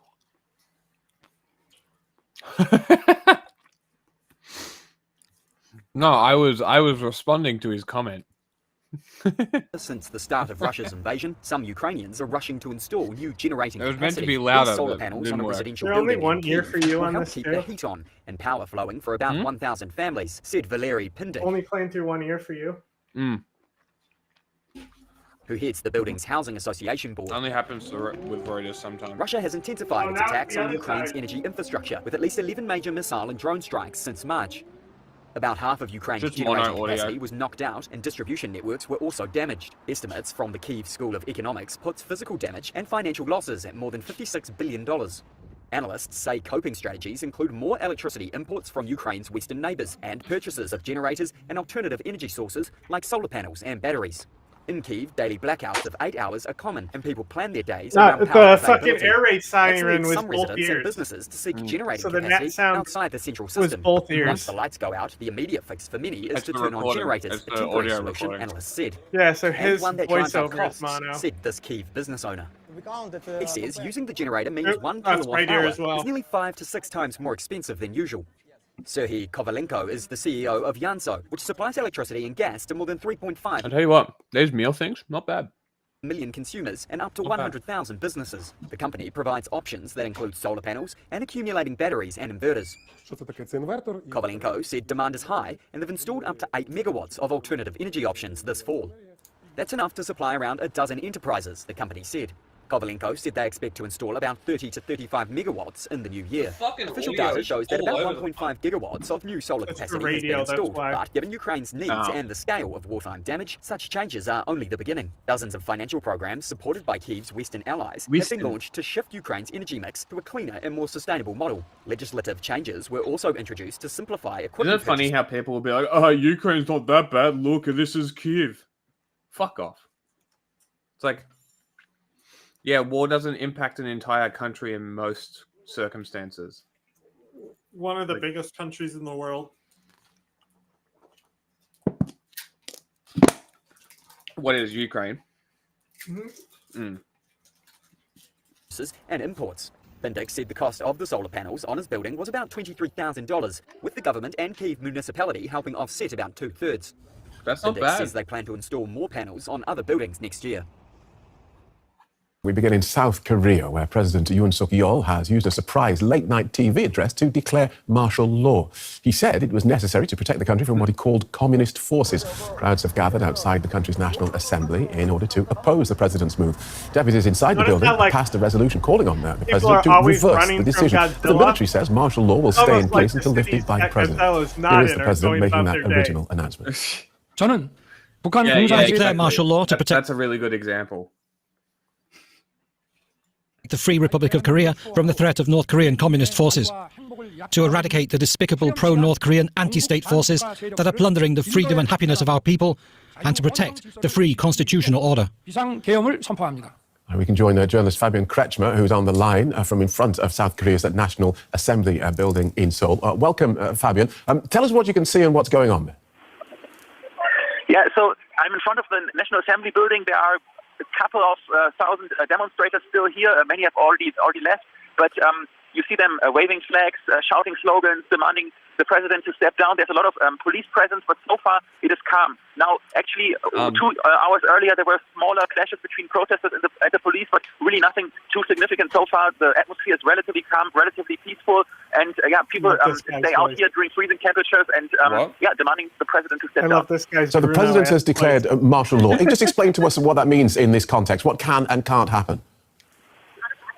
Yeah, so martial law has not been declared in South Korea, probably in the last 4 decades. So the last time it has been declared was during the military dictatorship.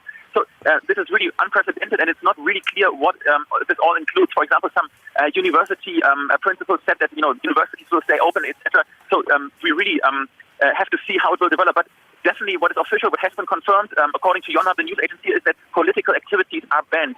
That also includes activities by the political parties. And then also, at least officially, the activities by media, by publishing houses are also restricted. But I'm not really clear what that really implies so far. I see a lot of reporters here on site who are reporting, who are doing live hits, and I don't see any restrictions on their activities yet. But we have to see also tomorrow what the next day will bring. So what are the communist forces the president says he's protecting the country from? So the president basically calls the opposition party, the leftist party, pro-North Korea sympathizers, communist forces. But he did not give any concrete evidence, or that really sounds all very vague. Oh wow! Most of the reporters here, most of the political. Crazy. Is the world turning into America now? What the fuck in is this age of technology where we can fucking leak everything, huh? Crazy. respondents were really caught by surprise. When literally all the information you need is at your fingertips, you still remain ignorant. By the martial law declaration, and because many see this as domestically motivated. Yoon Suk-yeol suffers from really low popularity. There are some corruption scandals. There's some, really also other domestic scandals. And the claim that the opposition is communist and that they are North Korea sympathizers, this is what has been repeatedly stated, but without giving any evidence.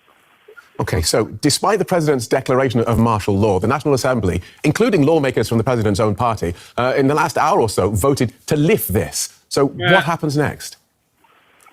Yeah, this is totally unclear. I mean, the military has said that, the martial law will, at least for the time being, stay in power, but politically there has been a vote that it should be reverted. To be honest, I don't see any possible way that this status could last, because President Yoon Suk-yeol has also faced harsh criticism from his own party, from the ruling party. The head of the party called this decision to declare martial law wrong, and he voted to stop this martial law with the help of the people. And if you listen to those statements coming from the president's own party, I don't see there's any. How is this any different than Georgia? I don't know.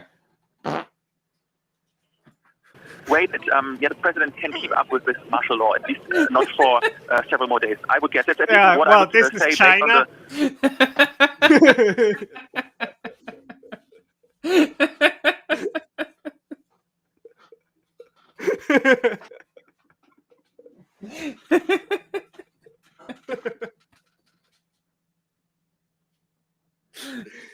I'm the boss. I'm trying to.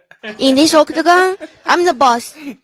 I'm trying to find out what's actually happening, and this story that hasn't reminds helped me at all. Hang on. I just did I upload this? I think if you check, there should be a new soundbite in there.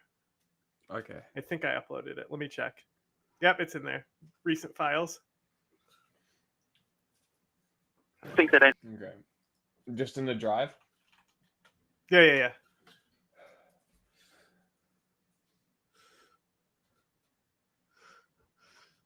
Yeah, me too. I can't wait for the best Korea. I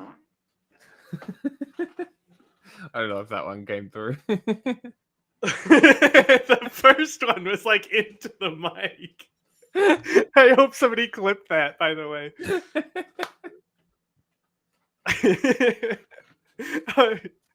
So I need to have this conversation about monsters, Jack. Monsters, okay. Right? Okay. So you saw the poll. Are skeletons and zombies monsters? No, they're undead. I agree with the second option. Mm-hmm. They're not true monsters, if we want to use that and terminology. then what about werewolves? The French are ungovernable.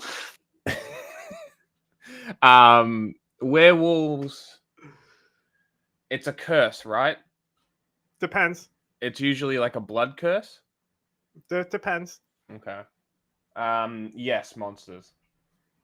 Okay. So when Goku becomes the giant ape, is he a monster? Yes. Exactly right. You get it. See, you understand the unwritten rules of monsters. Right? Now, the thing is there's also shapeshifters, which are like witches and druids. Right? So if monsters. You can turn into a wolf and you have full control over the wolf, you're a magical human, not a monster. Yes. Or undead. Yes. I would agree with that, yes. And then it's not a monster because when you cast a heal spell on it, it takes double damage, because that's how you know it's undead and not a monster. Regular monsters go, yum, heal, because they're alive. But monster dies, reanimate the corpse, undead. Yes, actually, yes. I'm glad you get it.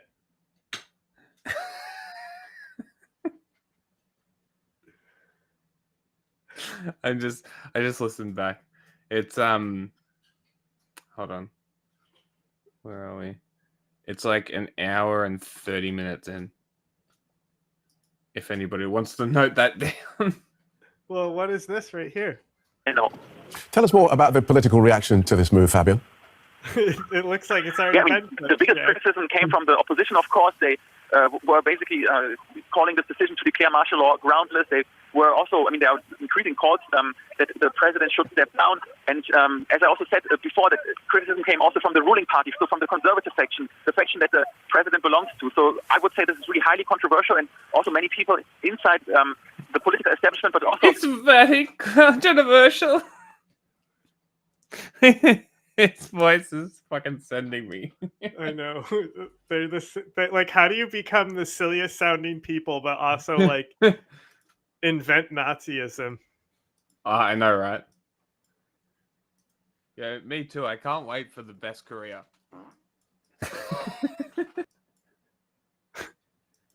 Yeah, me too. I can't wait for the best career.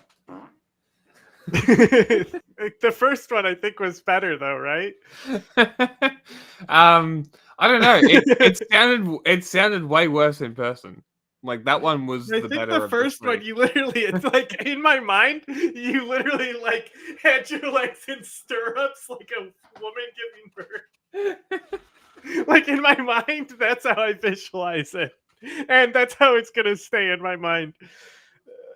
I'm fine with this. This is funny. Okay. Among the normal people, the average people cannot really understand the reasons that President Yoon Suk-yeol gave for declaring this martial law. It's quite an unpopular decision and caught us all by surprise.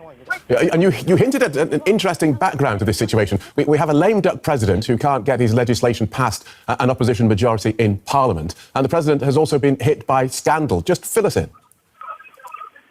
Yeah, there were many scandals. One scandal, for example, revolved around his wife. There were corruption allegations. Then, in general, Yoon Suk-yeol became really a very unpopular president. It was like something. It's I don't know the exact number. Okay, but like the cap on like basically the bribe cap was like 75, and she took 200.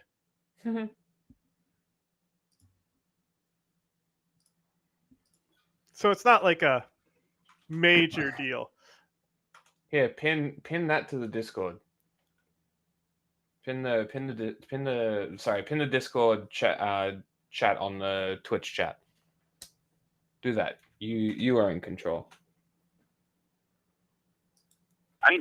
Also economic reasons. People really here think that life has become very expensive. The real estate sector is not going well. And oh my god, life is expensive in South Korea too. Thanks, Biden. Look at what you've done. How could you make Korea expensive as well? My daddy beats me. Also, especially, there's one more aspect to it, especially young women. They dislike this president for being misogynist. So, there's all kinds of criticism. Oh, here we go. The really, feminists really low. And, are at it there was again. a lot of pressure, and I think probably we that had was a great also country. a thing that motivated him to declare Everyone this loved martial law. South Korea, and then women got and then the rights. feminists had to fuck it up.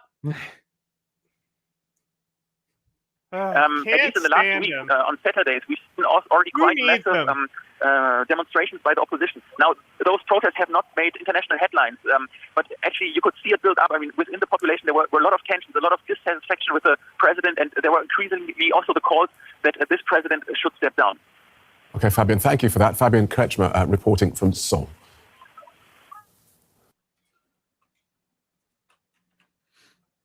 A dramatic day of developments in South Korea, a country now in the grip of a major political crisis. Martial law and military rule declared by President Yoon earlier in the day have now been lifted. He'd accused the country's main opposition party of paralyzing his minority government and sympathizing with North Korea. Well, troops were on the streets and there were clashes between police and protesters outside Parliament when martial law was announced. Demonstrators then demanded President Yoon be arrested. There is relative calm now, but the crisis has alarmed many around the world, with South Korea, a democracy firmly allied to the West, but sharing a border with communist North Korea. I like Beachmaster. Both the US and the UK say they're deeply concerned about the situation. Well, Laura Bicker is live in Seoul for us tonight. Laura.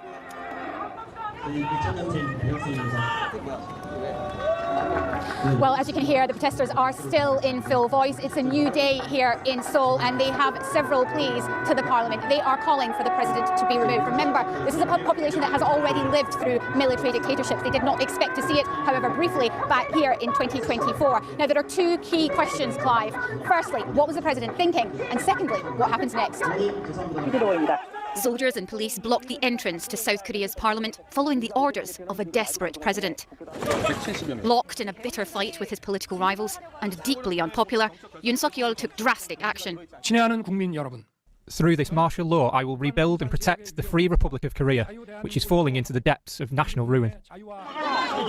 Within hours, thousands of protesters made it clear they would not comply with what they viewed as an attempted coup.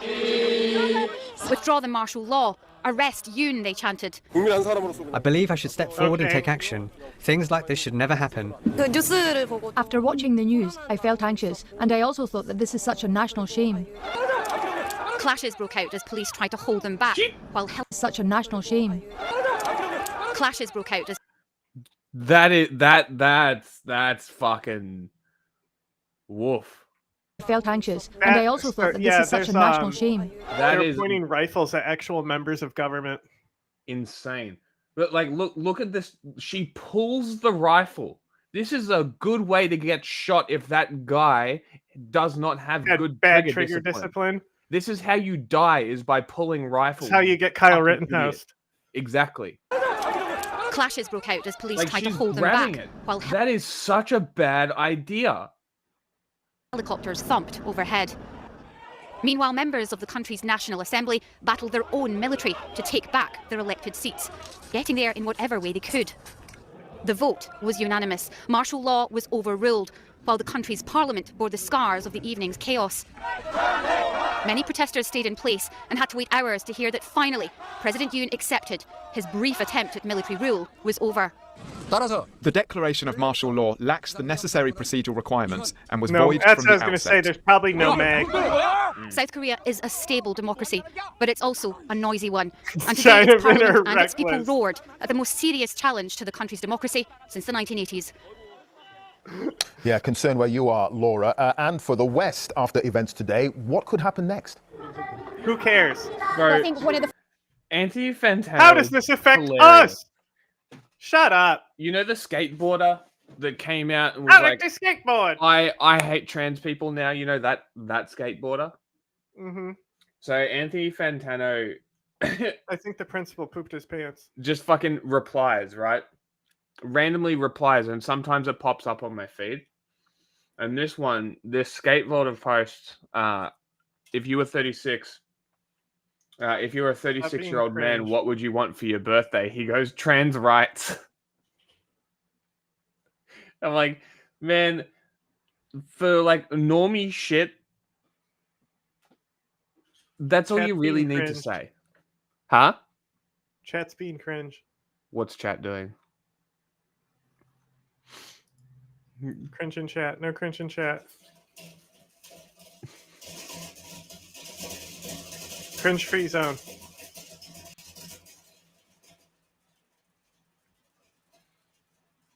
Okay. That's cringe. Okay. First things we're hearing is there will be a move towards impeachment, which is what many of these crowd arrangers want. I'm just watching police, Clive, wander towards us. They are going to surround the Parliament, the National Assembly building, by the looks of it. And we are hearing that an impeachment vote could come as soon as today, but we'll have to wait and see. There are also further protest plans to push politicians towards that goal, or to push President Yoon to step down. But I think it goes back to the key question that I asked right at the beginning. What on earth was he thinking? This is a deeply unpopular politician who can't get anything done in his own Parliament, can't even get his own budget passed. So you can see why he might push for some drastic action. But military rule, martial law, is something that this country never wanted to see again. And now President Yoon will probably pay the price. He was thinking, as his fuck political it. career is on the brink. Maybe I can get away with this. It is one of the most volatile pressure points. A dramatic day of developments in South Korea, a country now in the grip of a... Meanwhile, members of the country's... It is one of the most volatile pressure points in the world. It's right in our backyard, and it just exploded. Like that? South Korea thrown into chaos as the army took over parliament, and citizens took to the streets in wild scenes. South Korea's government on the verge of collapse. It began late last night with a presidential announcement that shocked the country and the world. I declare martial law to protect the Free Republic of Korea from the threat of North Korea Communist forces, to eradicate the despicable pro-North Korean anti-state forces that are plundering freedom and happiness of our people. It's the first time South Korea has been under martial law since 1980. This is a very weird attempt at an insult. Yeah. We should have protest against men? What? Pop off, Queen. Helicopters descending on the National Assembly as troops stormed in through windows. Furious protesters Is this where the nods military, flew off? taking to the streets in the middle of the night. The fact that they have flat knots on is crazy to me. I felt anxious, and I also thought that this Like, is such what a is the national purpose? shame. You're not inside a fucking building, bro. Yeah, we are okay with grave concern. Martial law is the suspension of civilian rule for military authority, handing unlimited power to the military commander glad in times that's of been war or explained to natural me. disaster. I had no it was once idea. common in South Korea, but hasn't been invoked for more than 40 years. People could be prosecuted, put in jail without any kind of real reason. So the last thing they wanted was to return to martial law because it meant a failure of the democratic system. While President Yoon cited an unspecified threat from North Korea as the cause of his declaration, opponents claim it was prompted by his own scandals and plummeting popularity. And just hours after the declaration, the National Assembly voted Democracy to overturn taking it. L's The declaration of continually martial in law is now invalid. 2024. Yeah, I will really accept has. the Parliament's request and lift martial law through a cabinet meeting. The only reason that people can come up with in this case is real desperation. There is no other proper explanation for why someone would commit what is ultimately a form of political suicide. South Korea's largest union has said it will go on strike until Yoon resigns, and the National Assembly Lol. will charge him with insurrection and push for his impeachment. But its success would depend on members of Yoon's own party turning against him. He should step down, resign immediately. This is the Why mandate of the would people. why would My his sense is party that- stand behind him unless his party was in on it? In light of other previous presidents and I their mean, misdeeds, if you like, he's what likely to would go to jail for a happen- number what of would years. happen if it So was are here? the president's days numbered? Or will his I departure think be enough Americans to end the are chaos plaguing the country? significantly dumber than Koreans. Well, In Bum-chun is a retired South Korean Army Lieutenant General. South Korea is supposed to be the stable bit of the Korean Peninsula. How shocking was it for you to see your president go on TV and declare martial law like that? Yes, maybe because we are a stable democracy. It was quite a shock. During my military career, I've had many instances where the unexpected had occurred, and it just was a gut-wrenching feeling that you always have. And yesterday evening was one of those moments. You've served at the highest level of your nation's army. What's it like seeing the army being used and deployed in this way? Clearly, the population, the parliament, doesn't support it. It's very, very sad. The men think they're following orders, which is the easy thing to do. But actually what they should be doing is doing the right thing. And I think that's what they did yesterday. So the days of martial law for unlawful purposes are gone. But I'm not saying that, yesterday was totally unlawful. General, I feel like you're choosing your words very carefully. Do you think the president was reckless? I mean, this is a highly volatile part of the world. It's in our neighbourhood as well. Oh, my God. Hasn't your country and the region... No, it isn't. No, it Fucking isn't. Australians, bro. What are you talking about? This is the problem with this fucking show, right? Their packages are Everything pretty is good, us. right? Their packages are pretty good. And then you get this fucking muppet How talking does and this affect interviewing us? people, right? Why should I Interviewing care? people. Like, shut the fuck up. It is not an unstable region. China runs China. North Korea runs North Korea. South Korea runs South Korea. Japan runs Japan. And Taiwan runs Taiwan. The only unstable part of this region is the South China Sea, and it's because of China. And if you want to call this region unstable because the psycho fat midget upstairs is fucking launching off missiles like a psycho, then talk to China. They're supposed to be the guardian keeper of fucking North Korea. Supposed to keep them in check to stop this shit. What is China doing? This is China's problem. They wanted it. They wanted the problem. They wanted the role. They're not doing it. Pull your shit in. Pull your fucking shit in control. You little proxy little fat guy. Pull him in. Reel him the fuck in. Or I guess maybe you can lose control of North Korea to Russia, because that's a better solution, isn't it? You fucking morons. Anymore. Region just become a bit less stable. I wouldn't say that. Korea has always been, we don't have earthquakes, but we have political earthquakes. And as you saw, it lasted 6 hours, which is close to a comedy. Oh, there's poop balloons. It's an unstable region. but thank God. And so it's just a normal day on the Korean Peninsula for me. Having said that, my president, I wouldn't use the word reckless. He's still my president, but cringe. I would not have done that. If you had to use one word to describe the effectiveness of this whole stunt, if you want to call it that, what would you say? Bizarre and very embarrassing. Well, adding to all of this potentially, General, there's a crazy dictator next door who's got a pretty firm grip on power. What do you think he reckons about all this? I think he was surprised too. Bro is definitely gonna Wall Street himself. Everything was like, bro, that was like cringe and embarrassing, and they're just bullying General him now. Thank you very much. Thank you. You know, the thing is, the Korean Peninsula is really sort of a tiny speck on the map, but it's so fragile because of the situation with North Korea. Yeah. And the world does rely on South Korea it is not. just keep some stability there. We're in unstable times. I don't think it's in anyone's interest, particularly ours as well. Shut the fuck up. Chaos there. Shut up. Somebody throw tea at him. Just I don't have I need a hard shut the fuck up here. This is pretty easily Googleable. Shut the fuck up. We have Honestly. a shut the fuck up. We are a superpower, but we do not have super patience. What else we got? In this octagon, I'm the boss. I'm the boss. Ah, perfect. Come on, you. You're going to have to sit in the dunce can have that chair. one. That's what chat needs to understand. I'm the boss. Protests outside South Korea's parliament after the president imposed martial law across the country, only to lift it 6 hours later.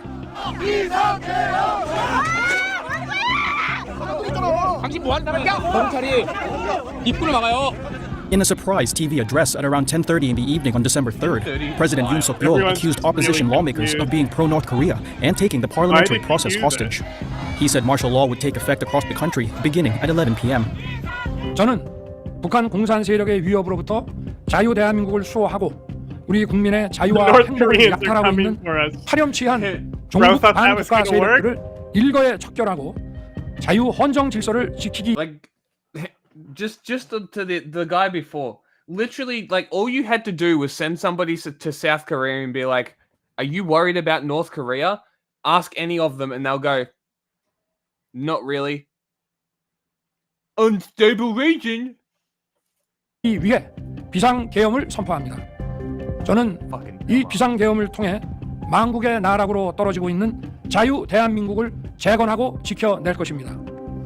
이를 위해 저는 지금까지 폐악질을 일삼은 망국의 원흉 반국가 세력을 반드시 척결하겠습니다. Army troops surrounded parliament in an attempt to uphold Yoon's decision. Under martial law, political activities and parties could be banned, while media and publishers could also be controlled. But in South Korea, martial law can be lifted with a majority vote in parliament. Shortly after Yoon's announcement, lawmakers began to arrive at the National Assembly. Speaker Woo Won-shik had asked them to come for a plenary session to respond to the martial law declaration. 3 hours after martial law was declared, 190 of 300 lawmakers who were present at the National Assembly unanimously voted to reject military rule. Yoon honored the decision, and martial law was lifted at 4:30 in the morning on December 4th. 국회의 계엄 해제 요구가 있어 계엄 사무에. You know what? You probably shouldn't be able to retain power if you do something like this. Hot take. You should probably fuck off. 투입된 군을 철수시켰습니다. 바로 국무회의를 통해 국회의 요구를 수용하여 계엄을 해제할 것입니다. Yoon has been struggling against an opposition that controls the country's parliament. He has also been mired in scandals involving his wife and top officials, as well as threatened with impeachment. But his move to declare martial law was denounced by the opposition and the leader of his own party. Opposition parties claimed Yoon's actions amounted to a failed coup. They also said they would begin impeachment proceedings, accusing Yoon of disrupting the constitutional order. Get wrecked. Welcome to the News Hour. Today, for the first time since South Korea became a democracy some 40 years ago, a South Korean president declared martial law. But hours later, the opposition and members of his own party in parliament rejected the order, and President Yoon Suk-yeol has now rescinded it. Nick Schifrin is here following this story. Nick, what's the latest? Jeff, a senior administration official tells me tonight the U.S. said to South Korean officials that Yoon's declaration was, quote, untenable, and urged them to reverse it quickly. And the official warns that Yoon might not survive this episode that could have threatened the stability of one of the U.S.'s most important allies. In Seoul tonight, they stormed the institution they pledged to protect. The French are ungovernable. Acting under martial law fought with protesters and pushed back opposition politicians from entering parliament. A soldier in the bunker. Inside, the only thing that stopped soldiers from the parliament floor, furniture deployed by opposition staffers. That allowed Parliament to vote down the martial law declaration 190-0, a step demanded not only by the leader of the opposition, who live-streamed himself jumping over the fence to get to Parliament, but also by the leader of Yoon's own party, who said, quote, "The president's declaration of martial law is wrong. With our people, we will stop it." Fuck yourself. Afterwards, security forces rushed into Parliament. Protesters celebrated a battle won, and Yoon revoked his own declaration. I will accept the National Assembly's demand and lift martial law through a cabinet meeting.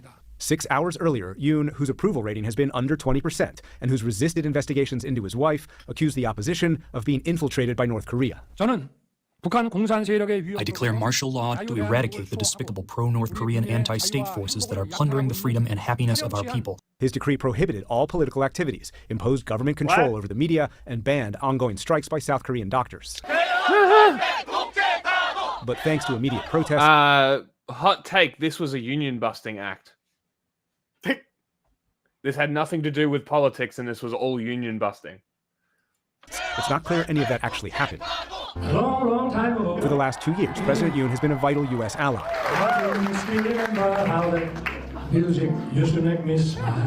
Singing from the same Biden administration song sheet to advocate for global democracy and expand regional cooperation against North Korea and China. Whoa. Behind the scenes, the U.S. wanted to see the crisis end. I kind of agree with Trump on this, that we should try and get him out of North Korea. We should try and coax him out with diplomacy, not the way Trump did it, but with diplomacy regardless. I think that's a better way to go about it. But also, steak for you. But also at the same time, they're sending. You don't even know what this tastes like, huh? They're sending troops to Russia. We have every hope and expectation that any political disputes will be resolved peacefully and in accordance with the rule of law. The senior U.S. official told me that some of Yoon's own advisors were, quote, shocked and humiliated by his declaration. And tonight, it appears Yoon could soon be impeached or forced to resign. To discuss this day of crisis and what comes next, I'm joined by Frank Januzzi, president and CEO of the Maureen and Mike Mansfield Foundation, which works to foster understanding between the United States and nations across Asia. Nothing ever happens, bro. It's taking major L's lately. To the NewsHour, do you think this political crisis at this point? But then again, this was kind of a nothing ever happens. Specifically, I believe that President Yoon is going to be what has actually changed, both by impeachment and by voices within his own party to consider stepping down. But if he does so, it doesn't just end his own presidency. It potentially ends the ruling party's occupancy of the presidential office, because special elections would be held within 60 days. And at the present time, the opposition is well positioned to win those. Let me get to the implications of that, especially with President Trump becoming president just in a couple months. But first, let's go back to today. Why do you think Yoon declared martial law? Look, what precipitated this crisis were numerous frustrations of the president. First, he can't get a budget through the Congress, which is controlled by the opposition party. They're investigating his wife for allegations of various fraudulent stock manipulations, as well as taking gifts. And they've also been, frankly, working to impeach him already. His popularity has been very low, and this has the hallmarks of a desperation move of a man not very well accustomed to politics. Speaking of politics, a senior administration official who I spoke to today, who I was quoting earlier, told me the message to South Korean officials was that the declaration was, quote, untenable and to reverse it while they could. But the official also said it wasn't U.S. pressure that made Yoon change course. Do you believe that? I think U.S. pressure was essential, but it was not the only ingredient. U.S. pressure deprived Yoon of any hope that he might have had that the Biden administration would stand by him while he shredded South Korea's democracy. But it was the voices in his own party that were decisive. Much as Republican leaders once were responsible for Nixon choosing to resign, it was the opposition party, with the People's Power Party, put together, Yoon's own party. What a time that was, to rescind this martial law order. As you mentioned, if Yoon doesn't survive, it's expected the Democratic Party, the opposition, would come to power. And as I alluded to, that is the party that was the partner of Donald Trump to reach out to North Korean leader Kim Jong-un. So what would the opposition's priorities compared to Trump? Why? What did he do? It was fucking election interference. Yeah. Like the wiretapping and shit. Yeah, it was election, was it? Yeah. He wiretapped the Democratic office headquarters. Yes. That's right. But he used the same guy who tried to organize the Bay of Pigs. I wonder why it failed. That's funny. When it would come to North Korea and China? Well, on the one hand, the opposition party today is less pro-China than they used to be, and they're more really impressed with the importance of the U.S.-Japan ROK triangle. But they would open the door, potentially, to a new diplomatic initiative with North Korea, something that President Yoon has staunchly opposed. And even had Biden wanted to make such an initiative, President Yoon would have stood in his way. And so this is guessing, perhaps, but how would they work with the Trump administration? I would expect that the main issues will still be tensions over things like host nation support for U.S. alliance forces on the peninsula, as well as soldiers in South Korea and how much they pay. And how much South Korea pays the U.S. to help support that presence, as well as trade friction. Money! Because President Trump has signaled his intention Give to me impose tariffs, money! which would have a negative effect on the I South help Korean economy. So those tensions will still be there. But when it comes to the potential outreach toward North Korea, there may be an opening. And finally, this has been a dramatic day. You have mentioned democracy, you've mentioned the Constitution multiple times. What do you think this day says about South Korea's democracy? Well, Nick, I was with Biden 25 years ago when he welcomed Kim Dae-jung, really the father of South Korean democracy, to Washington, D.C. in 2001. And I think what this really says is that South Korea's democracy, for all of its warts, is resilient in the face of a move to restore some kind of authoritarianism. And so it gives me hope that notwithstanding the street protests and the tussle of South Korean politics, that their democracy is resilient. Frank Giannuzzi, thank you very much. Thank you, Nick. Wait, his name was Frank Giannuzzi?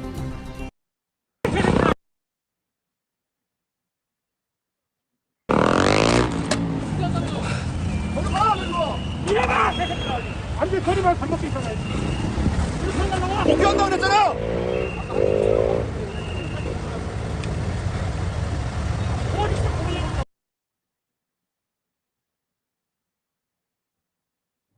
Today, South Korea's president faces impeachment over a failed martial law attempt. Trump considers Ron DeSantis for defense secretary, and the French government prepares to be toppled by a no-confidence vote. Hilarious, right? From TLDR News, this is your daily briefing for Wednesday, the 4th of December, 2024.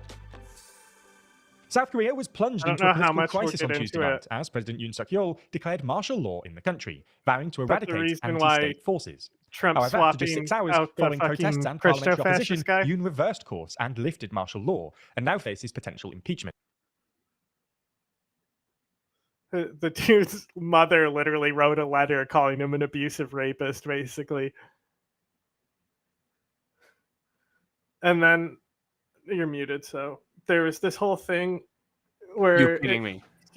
He was in it was like a NGO, and he was like doing shady shit with the veterans NGO he was a part of, but then he also had this thing with the staff where they had them on list of if they were party girls or not party girls, as in... Oh my god. Yeah. Yeah. Wow.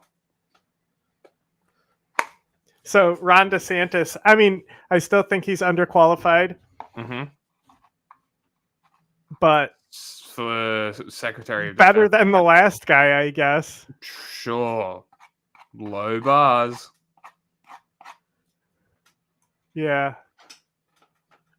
So what on earth just happened, and what will happen to Yoon?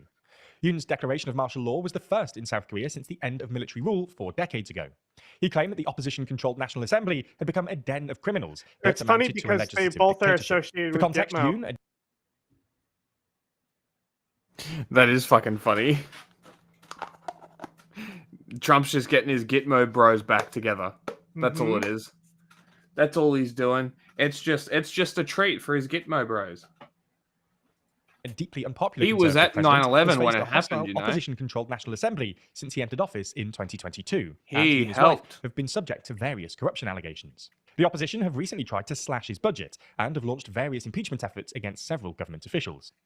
After declaring martial law, a decree was issued banning all political activity and protests, subjecting the media to martial law control, banning strikes, and more. There was swift condemnation, not just by the opposition, but also by high-profile members of Yoon's own party, including the party chief and mayor of Seoul. Despite the martial law declaration being made late at night, protesters soon gathered outside the National Assembly, where they scuffled with police and soldiers who had been deployed to impose martial law. The military seemingly attempted to block lawmakers from convening in the National Assembly, but failed thanks to efforts by protesters and parliamentary staff who held back soldiers and even helped some lawmakers jump the fence. More than half of the Assembly's 300 lawmakers attended the emergency session and voted 190-0 to block the martial law declaration, a move that under the Constitution, President Yoon legally had to comply with. Then, at 4:30 in the morning, Yoon announced an end to martial law, ending a dramatic 6-hour period. But the political drama is far from over. Opposition parties have now submitted a bill calling for Yoon's impeachment, while the main opposition Democratic Party has reportedly begun formalising treason charge plans against him. The impeachment motion has been signed by some 190 opposition lawmakers, with no support from ruling party lawmakers. Impeachment requires more than 2/3 of lawmakers to vote in favour. That's 200 out of 300. And with Yoon's party controlling 108 seats, at least 8 would need to split from him to successfully impeach. If successful, a trial would be held by the Constitutional Court, which can confirm impeachment with the support of 6 out of 9 judges.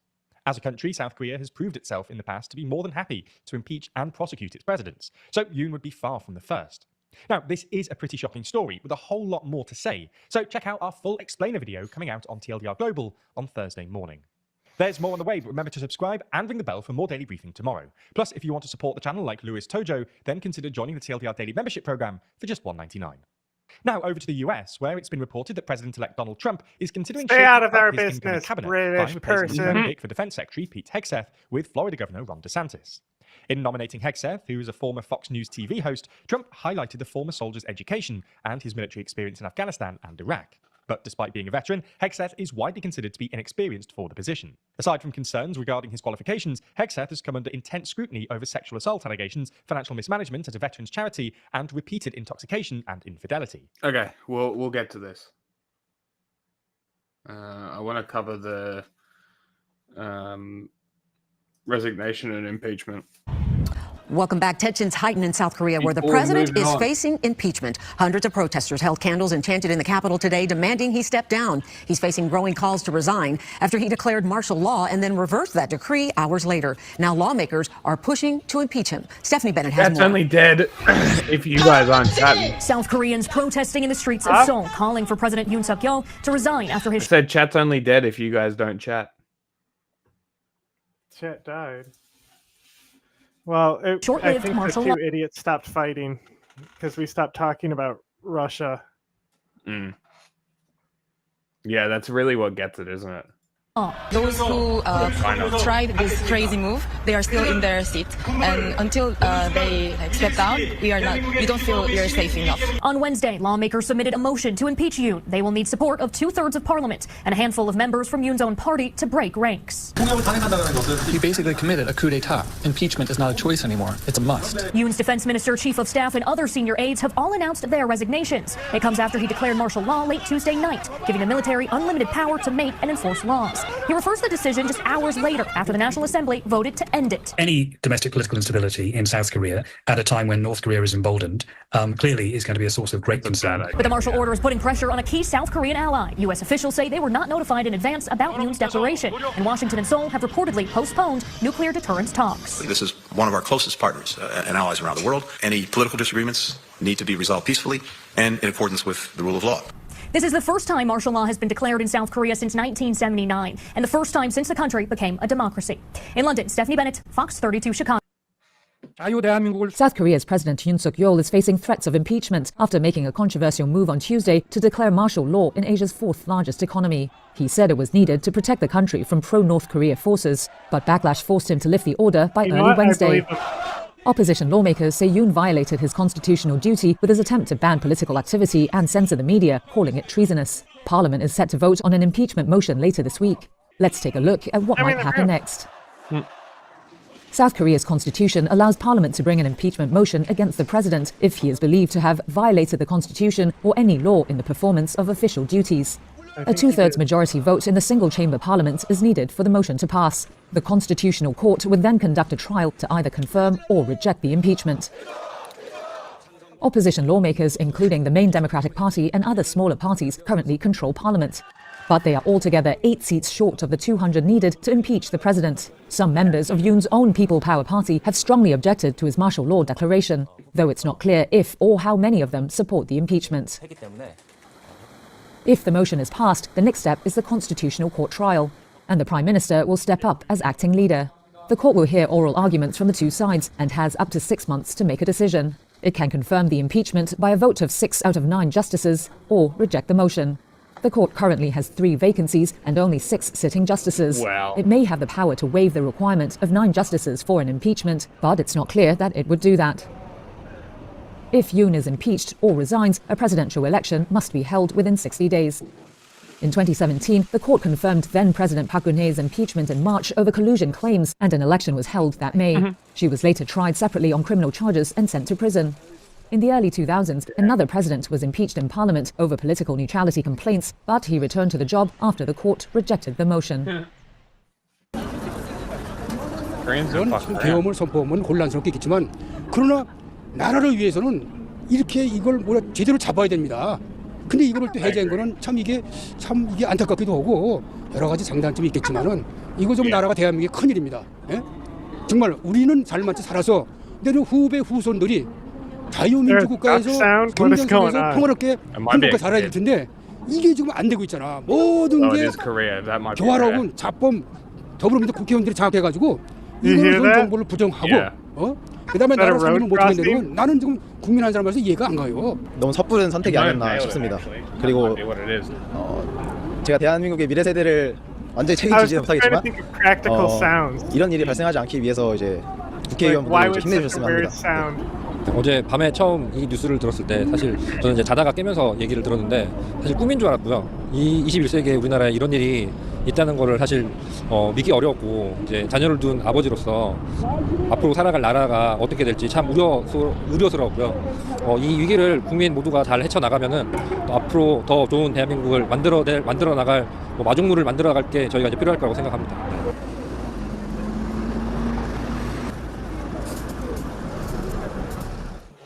All right, one day after the chaos of declaring martial law, opposition lawmakers in South Korea have submitted a motion to impeach the country's president. The designation lasted for about 6 hours before the president was forced to reverse it. Our Remy Asensio is following the very latest from Seoul, where protesters have been taking to the streets today to call for President Yoon to step down.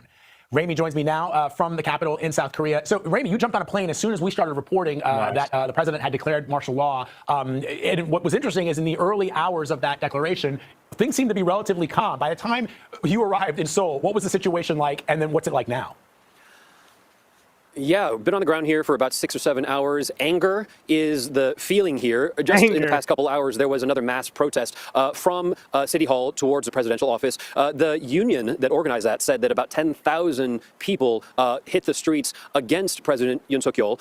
They were calling for him to resign. They were calling for him to be arrested. They were calling for him to be impeached. So even though the president has said that he will now take back that martial law declaration that really was only in effect for about 6 hours, if he thought that would quell the anger, he has something else coming for him. And those are the people here saying that he now needs to either resign or to be impeached. Looking ahead, though, that impeachment might take weeks. See how messy democracy is? Yeah.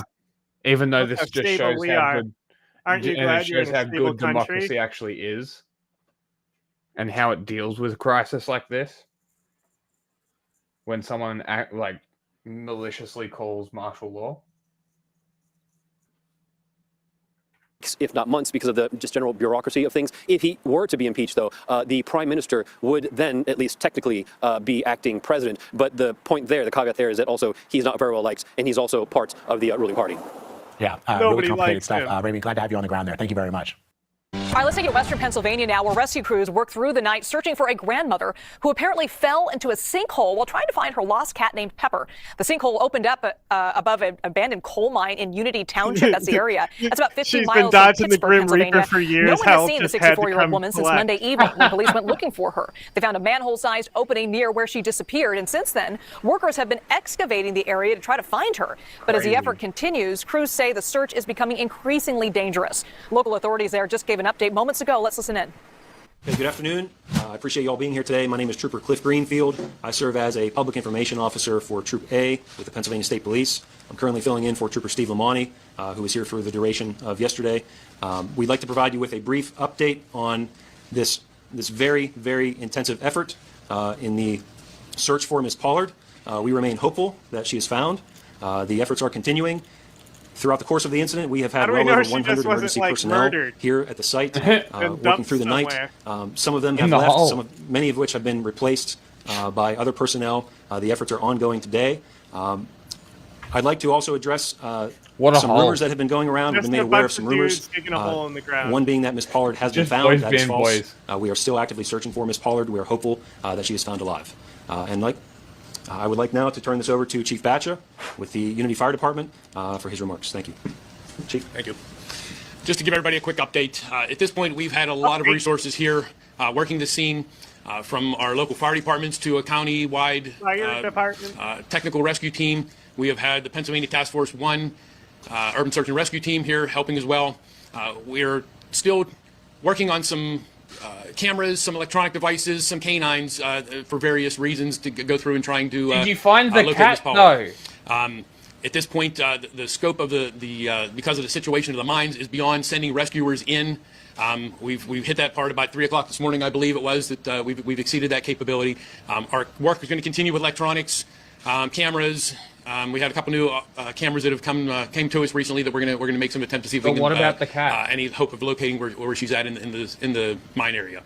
At this point, our digging is going to continue with excavation with heavy equipment, and we're not going to be sending rescuers into the area because of the danger that it's in.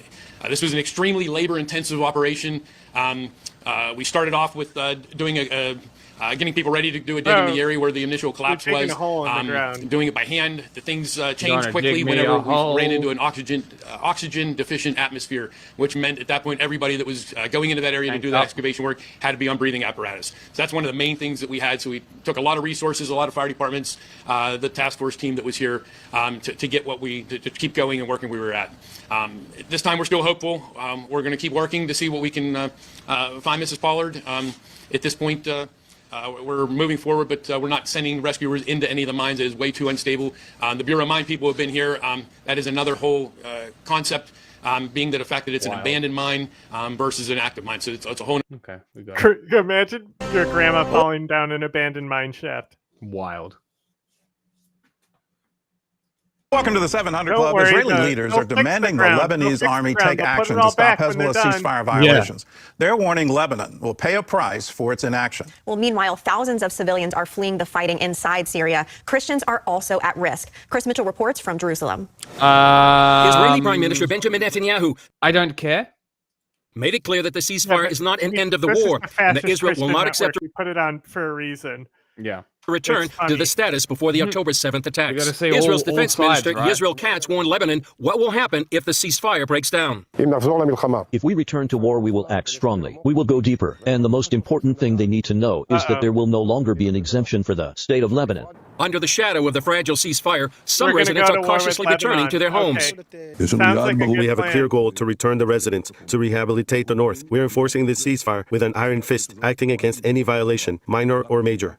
Netanyahu also thanked President Trump for his bold warning to those holding the hostages in Gaza. Trump wrote, "Those responsible will be hit harder than anybody has been hit in the long and storied history of the United States of America."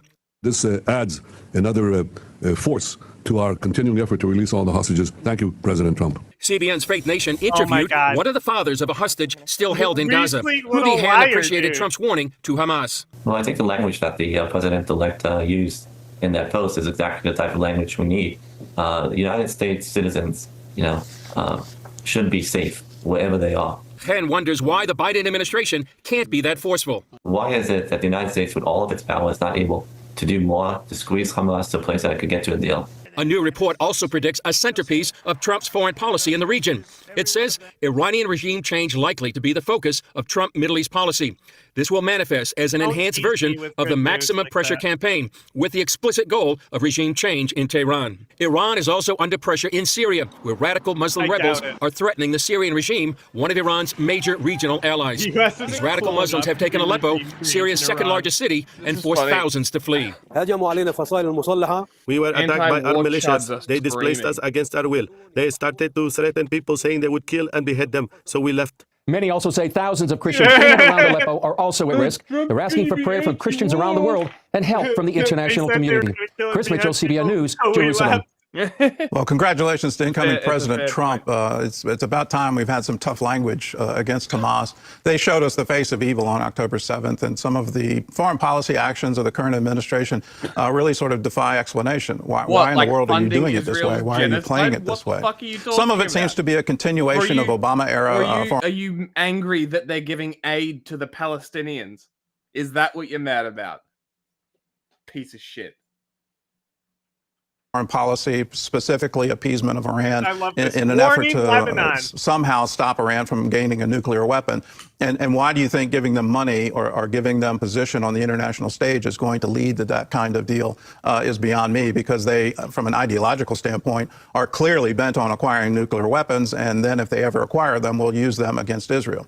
So it's time for some very tough talk in the Middle East and a very strong show of strength. At the beginning of the war in Gaza, our special forces made an analysis that we didn't have the capability because it was a three-dimensional war. You had buildings, and so you could be shot at from above, you could be shot on the street, and then there were tunnels, and so they could pop out of a tunnel and shoot you. I'm done. We start with the war between Israel and Lebanon. Israel launched its biggest airstrikes in southern Lebanon since last week's ceasefire with Hezbollah after the group fired warning shots over what it called Israeli violations. At least 11 people were killed, making it the most violent day since the truce began. Both sides are pointing fingers, accusing each other of breaking the deal. Good. Lebanon's defense minister is warning that if peace... Huh? He said, so it's going good? Yeah, it's going great. Peace deal falls apart, all of Lebanon, not just Hezbollah, will feel the impact. With nearly 4,000 Lebanese people and Israelis dying in recent months, many feel this could spiral back into a renewed war. Israel unleashed its largest wave of airstrikes across Lebanon since agreeing to a ceasefire with Hezbollah last week, after the Lebanese militant group fired projectiles as a warning over what it said were Israeli truce violations. The strikes were the first time that Hezbollah took aim at Israeli forces after the 60-day ceasefire went into effect last Wednesday. NBC's Matt Bradley reports from Beirut. Yeah, well, that peace here in Lebanon, nearly a week old, is now hanging on by a thread. Yesterday was the most violent day here in Lebanon since that peace deal came into effect early morning last Wednesday. 11 people were killed in Israeli bombardments in southern Lebanon. Now, this is a step change from what we've been seeing over the past week, when there have been violations and both sides have accused the other of violating this very tentative truce. But this time, it looked as though the Israelis really went in and punished Lebanese people. And we heard from the Lebanese defense minister speaking to soldiers in northern Lebanon. He said that if this peace deal does fall apart, that all of Lebanon is going to pay the price, not just Hezbollah. Well, that's very threatening, because for the past several months, nearly 4,000 Lebanese people have been killed in the fighting here, and some Israelis have been killed as well. Price, not punish, change from what we've been seeing over the past week, when there have been violations into effect early. Yeah, well, that peace here in Lebanon, nearly a week old, is now hanging on by a thread. Yesterday was the most violent day here in Lebanon since that peace deal came into effect early morning last Wednesday. 11 people were killed in Israeli bombardments in southern Lebanon. Now, this is a step change from what we've been seeing over the past week, when there have been violations and both sides have accused the other of violating this very tentative truce. But this time, it looked as though the Israelis really went in and punished Lebanese people. And we heard from the Lebanese defense minister speaking to soldiers in northern Lebanon. He said they're saying Lebanese people.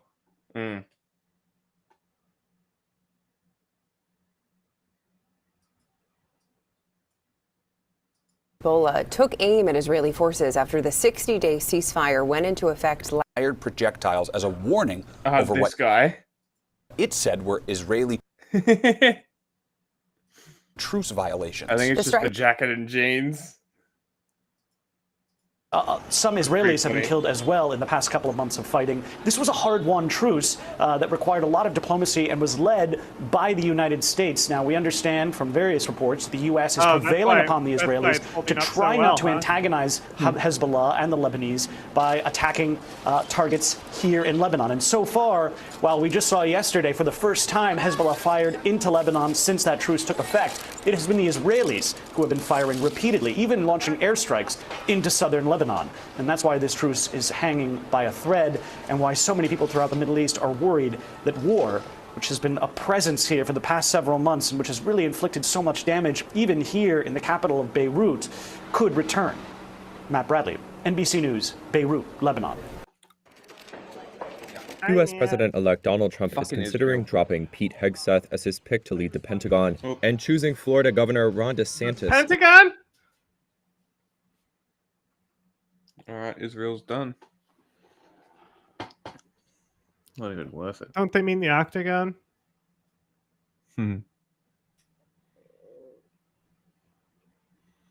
Where are the Trump tards now? In this octagon, I'm the boss. In his place. That's according to the Wall Street Journal on Tuesday, citing people familiar with the discussions. Hegseth would need the support of Senate Republicans to win confirmation to the post. But the choice of Hegseth has run into trouble on Capitol Hill over allegations about his personal and professional life. The Journal reported that Trump allies increasingly think Hegseth may not survive further scrutiny. The Trump transition office and DeSantis' office did not immediately respond to requests for comment. The Journal reported that DeSantis was on an earlier list of potential defense secretary candidates. He served in the Navy's legal branch, the Judge Advocate General Corps, from 2004 to 2010. Fight! Should Hegseth's nomination fall apart, the Journal cited sources saying Trump could still decide not to choose DeSantis and tap someone else for the post instead.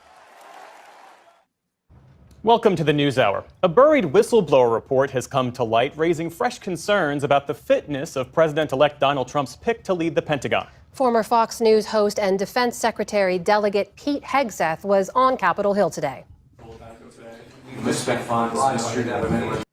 I'll be back. I'm going to turn the volume down, so if you need to talk, you can just talk over it. He refused to answer media questions while meeting with Alabama Republican Senator Tommy Tuberville ahead of a potential confirmation battle next year. The New Yorker's Jane Mayer investigated Hegseth's time leading 2 nonprofits for military veterans and uncovered allegations of financial mismanagement, sexual impropriety, and personal misconduct. She joins us now. Jane, good to see you. Thanks for being with us. Thanks for having me. So you reviewed documents. You also spoke with Hegseth's former colleagues at these groups that he ran. What kind of picture did they paint of Hegseth as a leader? It really was a picture that was, I would say, increasingly alarming in some ways. It was a picture of a leader who was pushed out of his leadership positions in 2 groups that were for veterans because there were so many concerns about his financial mismanagement and his personal conduct. And these were relatively small groups with relatively small budgets, and the first group had only 10 people working at it, Veterans for Freedom. And it raised a lot of questions about how he would manage the largest department in the federal government, the most lethal and largest military in the world. Jane, there's also specific allegations of alcohol abuse, some stories and anecdotes you relate, people telling you about Hegseth getting so drunk he had to be we almost had Wolf of Wall Street for the second. There's one incident from May of 2015 when he's on official business traveling in Ohio. Why can't we just have a little Wolf of Wall Street get so drunk they're chanting and yelling at the hotel bar? What happens there? Yeah, I mean, this comes from a letter that was written by a member of the organization, this veterans group called Concerned Veterans for America, which Hegseth was leading at the time. And this member of it wrote a letter to the managers there saying that Hegseth's behavior was despicable and embarrassing, because what he did was he ended up closing down the bar at 2:30 in the morning, chanting and screaming, "Kill all Muslims, kill all Muslims." And it was just so completely beyond the pale, really, for the veterans that worked in this group. And he's saying that the Crusader shield on his chest is just a faith symbol, right? It's not voiced not such a hate attitudes symbol. And been so out of control. Right, that's in your piece, what he you said. Also quote Democratic Senator Richard Blumenthal, who says, much as we might be sympathetic to people with continuing alcohol problems, they shouldn't be at the top of our national security structure. Jane, from your reporting, do we know if any of Mr. Hegseth's reported issues with alcohol persist to this day? She's not pretentious. I mean, I think it's a very good question you ask, and the New Yorker submitted many questions to Mr. Hegseth and to his lawyer, and gave him 2 days to answer them. And instead of answering any of the questions or refuting anything in the story, they just said they would have no comment. Obviously, this is of utmost importance. We need to know whether someone who might be the top person in the Defense Department has a very serious alcohol problem.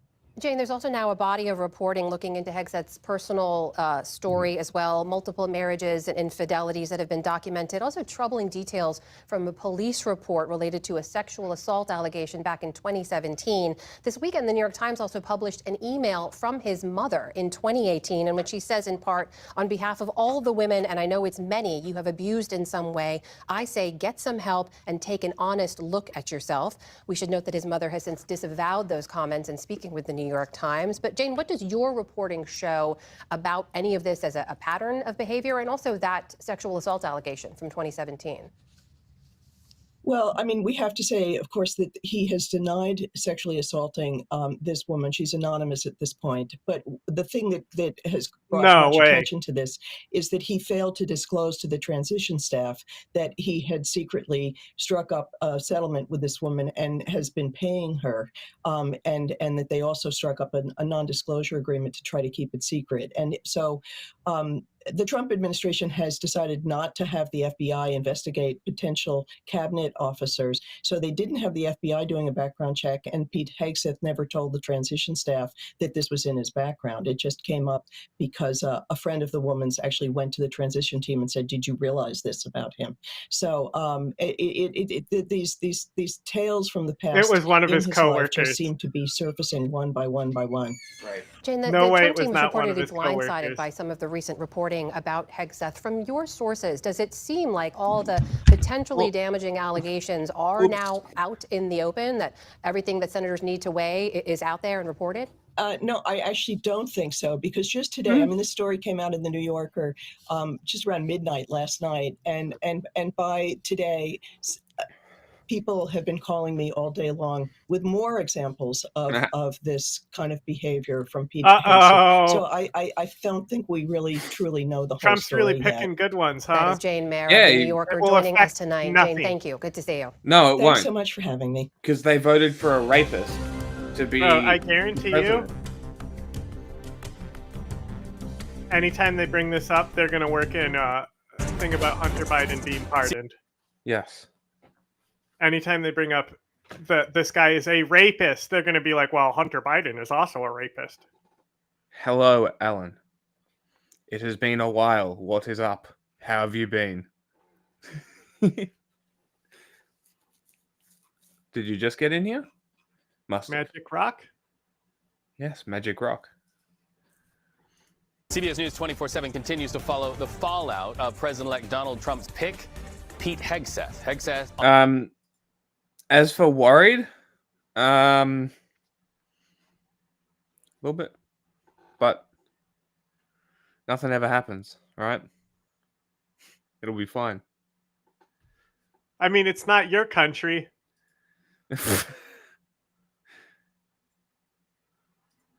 Dude, they are insane. They're as bad as you expected.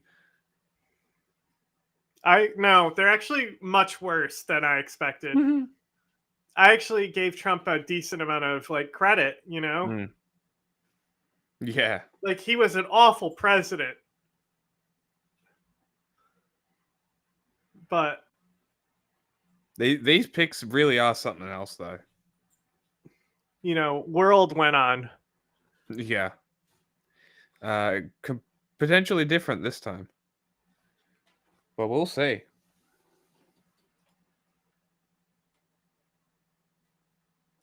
Dude, I'm gonna be fine. I always said this, right? If the nuclear fallout shit happens and the world goes to shit, I'm gonna be chilling.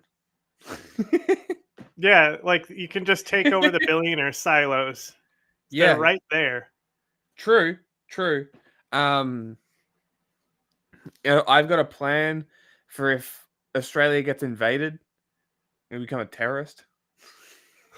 Stop it. It's a hypothetical situation. You know, like some tomorrow when the war began shit. Stop it. Nope, we don't need to hear any more about it. Come on. If you haven't seen that movie, though, you should watch that movie. It's a bad movie, but it's an Australian sort of early Australia, It's like early 2000s. Yeah, Crocodile movie. Dundee. It's pretty bad, but I think it's basically Australian Red Dawn. I think is the movie. Red Dawn. Is that the movie where the Chinese invade? I'm not sure who it is, but I just know that scene scared the shit out of me as a kid. What scene? Just the fact that you being in school and all of a sudden there's paratroopers in your fucking school. Yes. It's basically that, but Australia in a country town. In New South Wales, they go into the Blue Mountains, and you actually get a pretty good scenic view of the Blue Mountains. They're fucking gorgeous. Gorgeous. I think the story is North Korea invades, and these kids have gone out into the bush for the weekend, and they see all the planes. They see all the planes flying over, and they're like, "Oh, everybody's probably fine. It's probably just a military exercise." And then they see an F-18 flying through the mountains, getting shot down. So that's a pretty cool scene as well. And then they realize shit's going down because they get back to town, and then it's like kids, like adult, teen, whatever, young adults. It's called Tomorrow When the War Began. It's Australian Red Dawn is how I describe it. It's not bad. If you enjoy Australian accents, then it's great. Because it's literally just Australian Red Dawn. It's probably a little toned down, actually. It's more of like a What's PG. Australian Cool Runnings? Cool Runnings? Mm-hmm. That's the movie. I'm so fucking old. I have seen it. Oh, what do you mean? I answered the question. Just joking. I'm just asking like the most random movie I could think of. What's the Australian version of it? I'm trying, man. The Australian version of Cool Runnings. I don't know. If you want to watch a really bad movie, a bad Australian movie, it's called Look Both Ways. It's an Adelaide movie. It's awful. It's real bad. I fucking hate that movie. Really bad movie. Stop honking at me. If you want more bad movie recommendations, I'll give them to you. I'll fucking give them to you. The World War One one? No. Stop it! Don't talk to me like that. No. Oh, Gallipoli. That's not a bad movie. He's nuts. Kokoda is a great Australian war movie. I'm just saying. Australia makes sense. The numbers, if you look at like how many ovens there were. This movie. Awful. Fucking awful. And it's, why do we care about this? I'm giving people bad movie recommendations. Fuck off. Awful. People like it. We don't need can-do attitudes. Bad. You want a good Australian movie? No. This is a good Australian movie.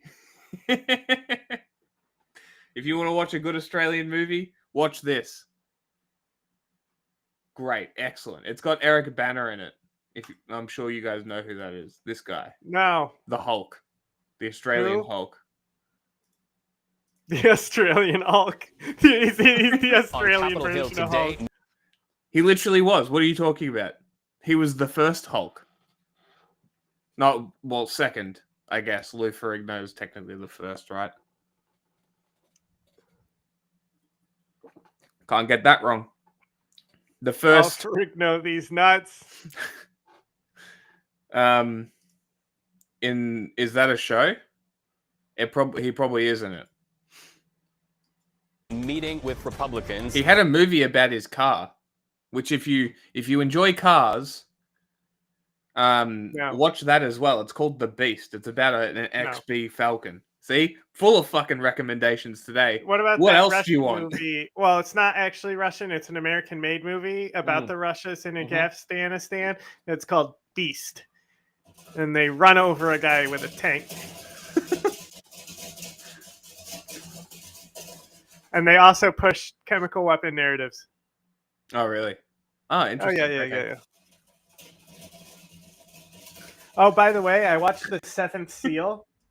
Remember how I was saying I was going to eventually get around to watching that? I couldn't. I have no clue. No clue. Bad? No, I just don't understand anything that happened. Listen, Alan, don't make me fight you. Wait, the movie Cars?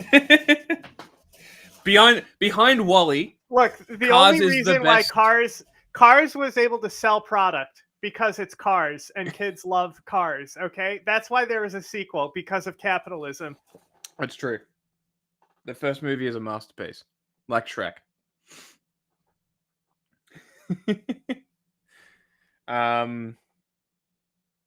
But no, I'm talking about cars, like actual cars, enjoying cars and like the enthusiast side of cars. It was his car when I think it was his first car. He turned it into a race car and then he crashed it. And then it crashed for years. And then he fixed it and crashed it again. And the movie is that story. And he built it all himself. It's a great movie, honestly. It's a really, really good movie. If you've seen Funny People, the Adam Sandler movie, he is in that as well. He is Leslie Nelson, I think the actress's name is. Her husband in the movie. The guy that Adam Sandler fights. Honestly, being into Pixar cars is cooler.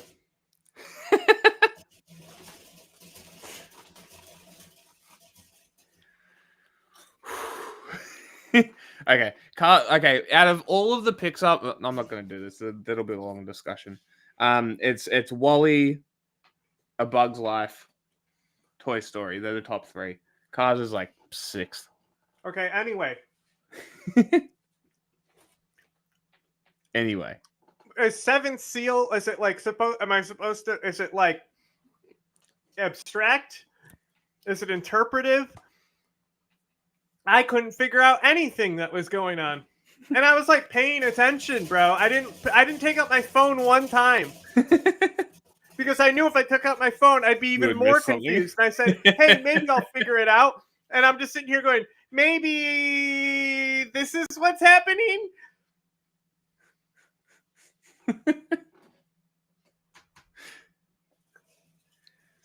Anyone else see it? Oh, I know that movie. That's a great fucking movie. What's the Kiwi dude's name? What's his name? He plays Hitler in the movie. Okay, but the Seventh Seal. I don't know what this movie is. You're gonna have to show me again. What's it called? The Seventh Seal? I mean, it's like shot really well. Like 57. Jesus Christ. I was enjoying the entire movie. I just didn't know what was going on.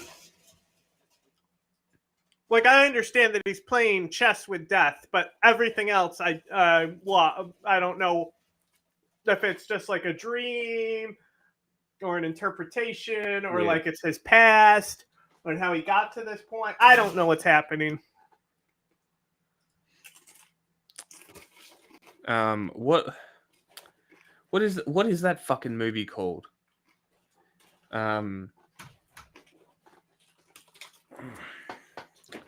Why can I not remember what it's called? What's her name? Scarlett Johansson.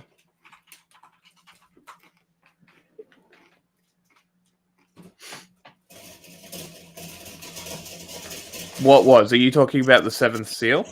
Argue with John about it.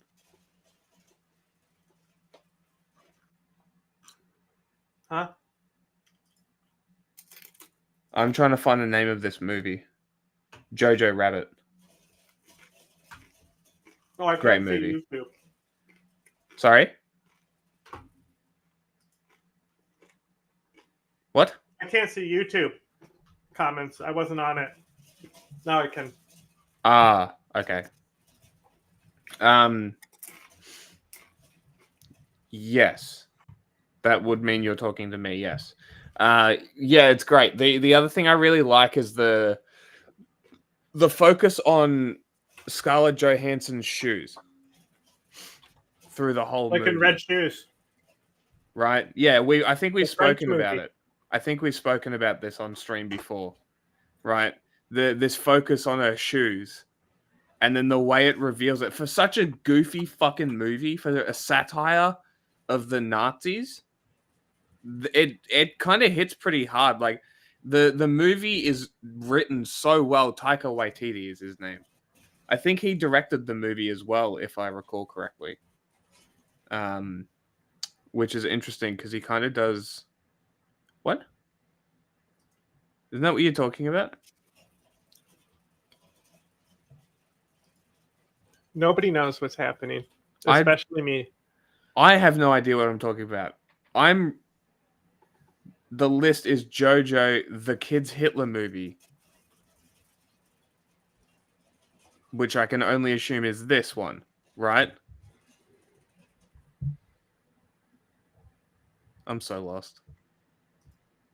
Still going forward as if he is going to go into confirmation hearings. We just got this in a conversation he had with reporters. Listen. In the Senate today, I had a chance to talk to Leader Thune. You know, our founders are brilliant in this process of advising consent. It's been edifying and a wonderful process to go through and meet with senators and talk to them, especially members of the Senate Armed Services Committee, whose passion is the Defense Department, and our warfighters, to hear what they want to do to make sure that department is properly oriented for the threats of the world and make sure that we're putting the warfighters first. That's what Donald Trump asked me to do. Your job is to bring a warfighting ethos back to the Pentagon. Your job is to make sure that it's lethality, lethality, lethality.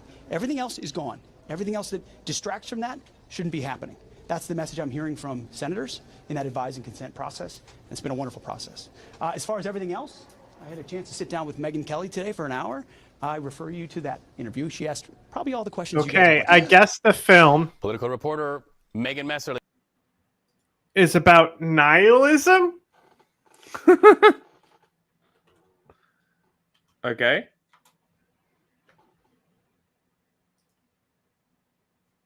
Weird. Sure. Why not? Is on the Hill. She joins us now. Megan, a lot to cover there today, but I want to start with what you heard Mr. Hegseth say. He's quoting lawmakers that he's been meeting with behind closed doors as seeing this as a distraction. Do you think that characterization is shared across Washington, D.C.? I think there's maybe a little bit more nuance going on there. I mean, we've seen this sort of very interesting trajectory play out over the course of Pete Hegseth's pick, and then now to where we are with him meeting with folks on Capitol Hill.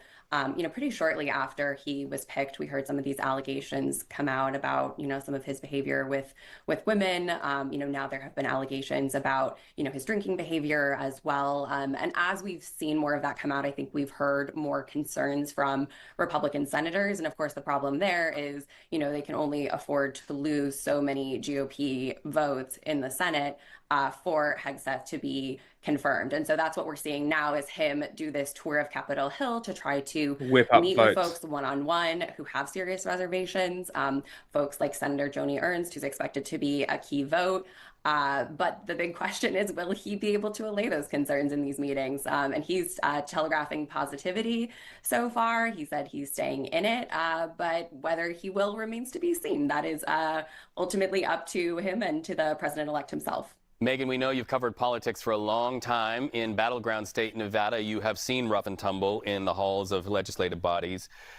Hegseth, and this news broke here on CBS 24/7 within the last hour, word that he canceled a meeting with Senator Josh Hawley. How do you read that? Because Josh Hawley is a friendly to Hegseth.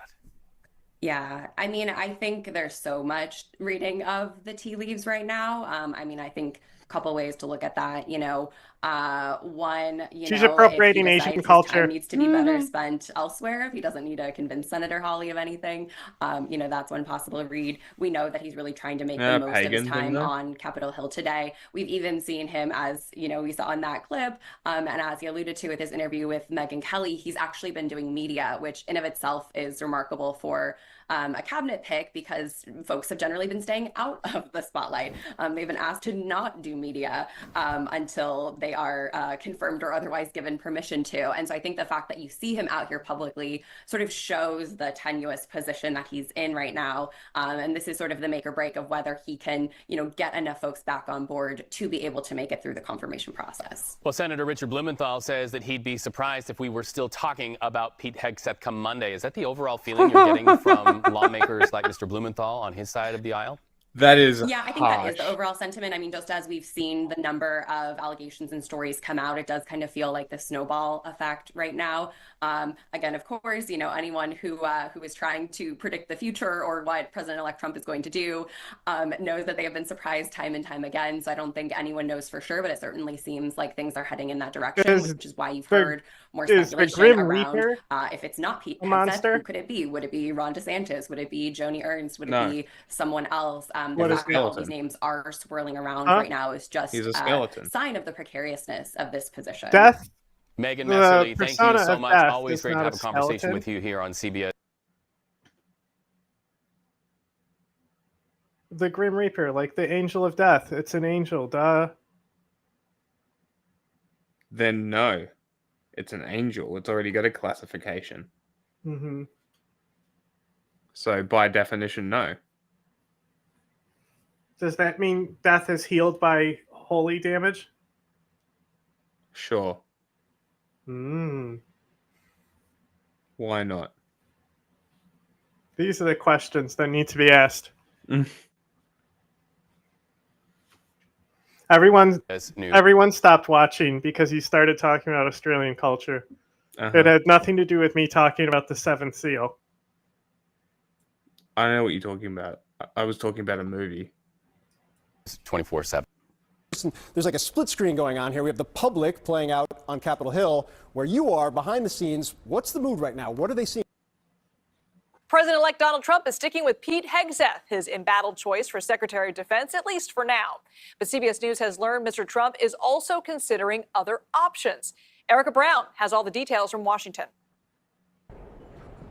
Pete Hegseth arrived on Capitol Hill with his wife by his side for more meetings with senators, even as his nomination for Defense Secretary is running into trouble. I spoke to the president-elect this morning.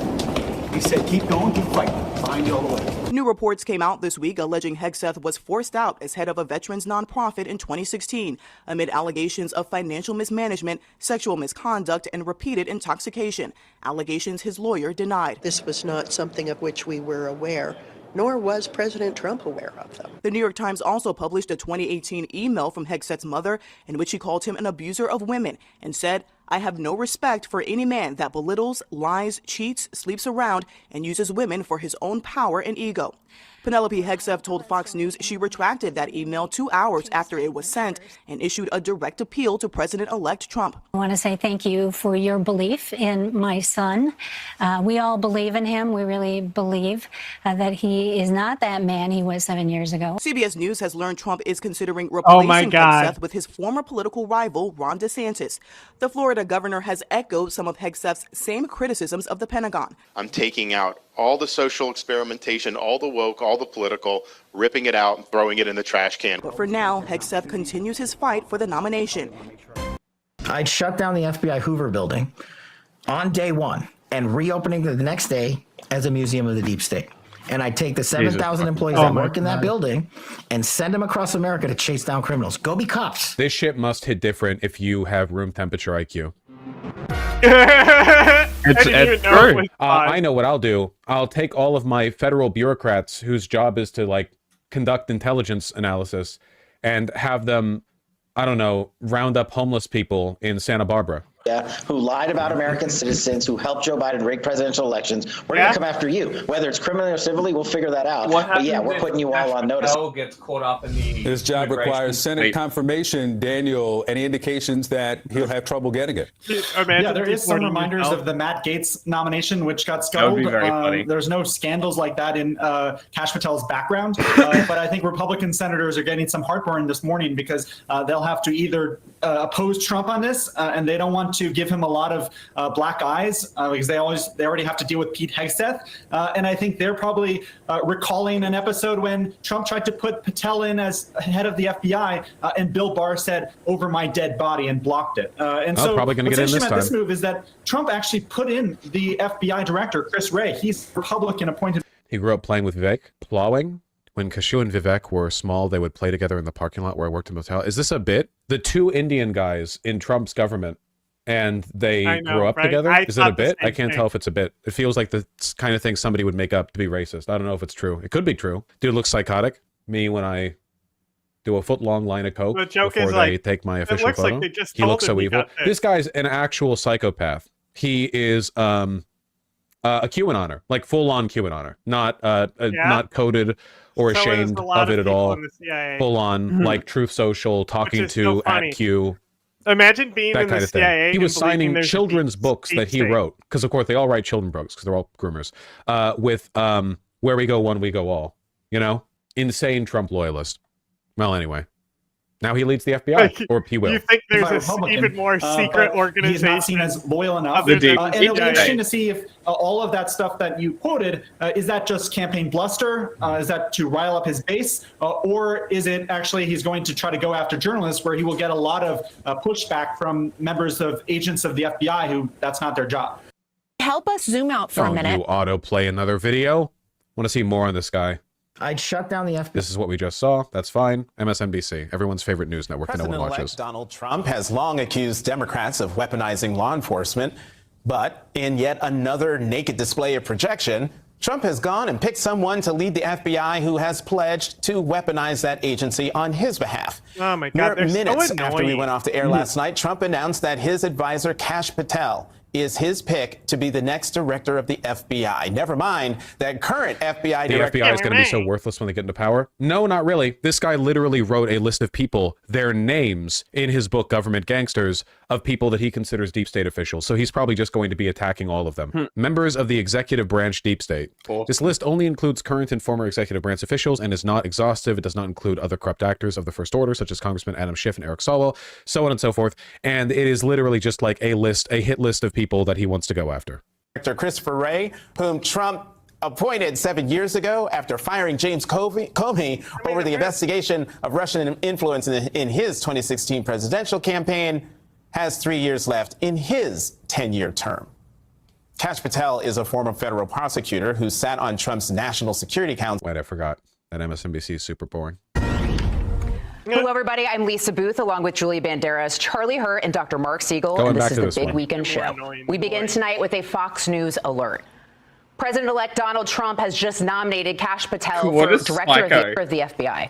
Trump made the announcement on Truth Social just moments ago. glasses look fake. During Trump's first term, Patel They legitimately look fake. Look at this shit. They look like they're photoshopped on.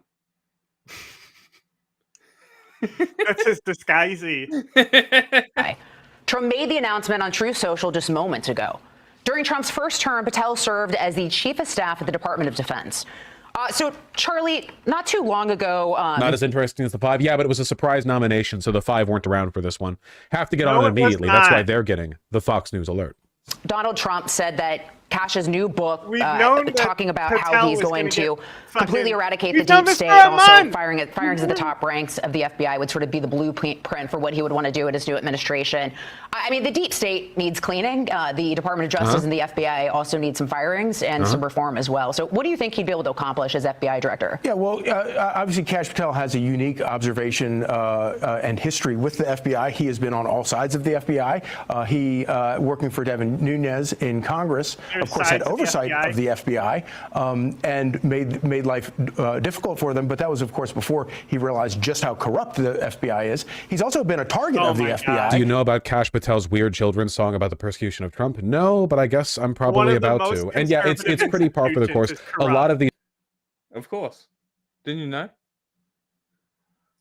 Did I know? I can't believe any of these corporate press outfits are still up. It's wild that they still are afloat.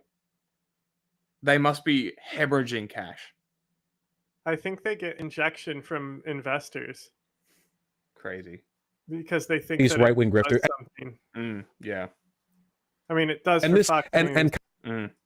Kash Patel isn't just like a straight-laced government official or anything like that. I mean, he's actively participating. He's basically like a pundit, like a content creator. You know what I mean? Like he occasionally dabbles in government, but for the most part, he's just in it for himself to like get attention. Yeah, I remember this. The plot against the king, and it's Hillary Clinton. Yeah, it's Hillary Clinton trying to take down the good king Donald Trump. See, that's Trump. Patel uses 4chan. It's enough. First of all, this is grooming. This is grooming. Second of all, yeah, it's another like fit in the soy right.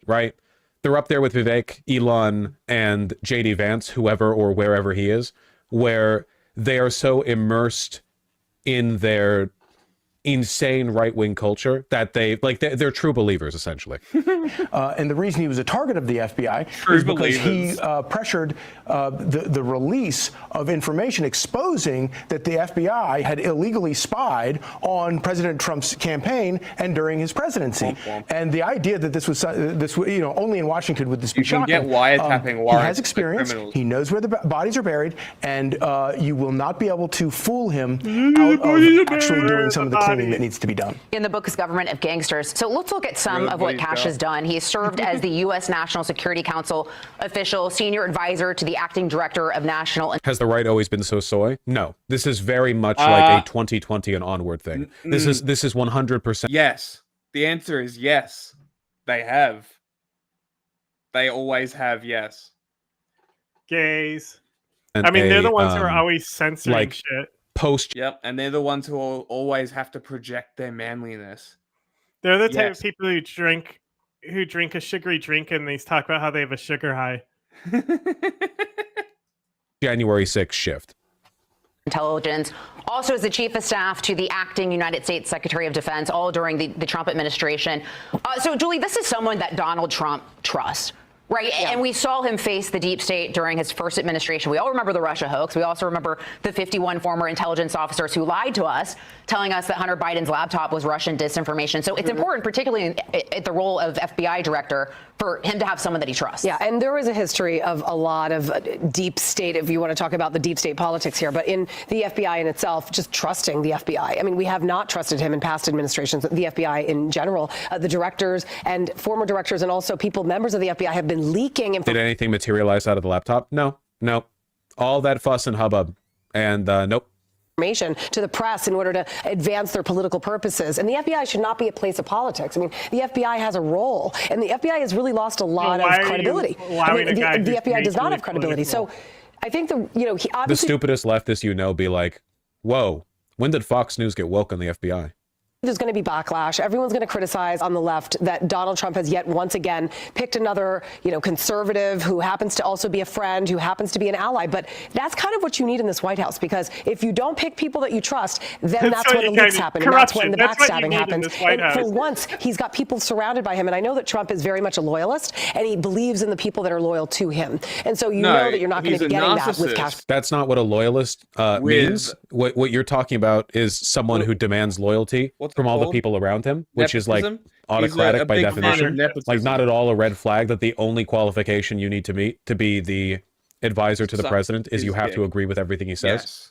Patel, and with a lot of other nominees that he's chosen to elect. Yeah, and this is someone who's also faced 2 assassination attempts as well, right? So he really needs people to trust his inner circle. I think that the key They're really playing it up with the second one. I like the implication that like Trump would be assassinated by a cabinet member or something. The second assassination attempt was literally like a guy behind a tree 500 feet away who never fired a shot. Let's not that America survive 2 assassination attempts. Come on. Can produce such pathetic attempts.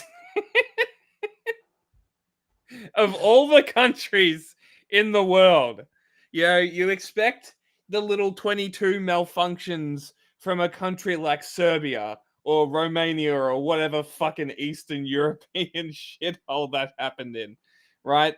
What did that happen in? You know what I'm talking about? Where the guy walked up with the pistol and it malfunctioned in his hand? Oh, yeah. Beat the shit out of him? It's like a Macedonia. It's like a Balkan country. I don't remember which one. Sorry. Something like that. It may not have been an Eastern European shithole. It might have been in the Balkans. Well, that is Eastern European shitholes. Sure. Splitting hairs. They kick him in the asshole. That's the best part. They just beat the shit out of him. Oh, no, but they boot him square in the asshole. The guy who tried to do the shooting. And it's like, all we get from America is a commando you see the tip of the foot connect with butthole. Like straight up, like tip of the shoe to the butthole. Was it a sharp wingtip as well? Bro, go look. Failed assassination attempt with air pistol. Okay. It's one of my favorite videos of all time. It's so much funnier than the Bud Dwyer video. Okay, that joke killed for somebody. Whoa. Pointing the weapon right at her head. Vice President Cristina Fernandez. That video going viral, already shared this is a different one, but this is crazy. millions of times on social media. Fernandez greeting supporters as she returned. He didn't fucking chamber around. Shocking video of an assassination attempt targeting Vice President Cristina. Boom! Damn, that's crazy. She's so lucky. She should be dead. Yeah, we talked about this on one of our shows.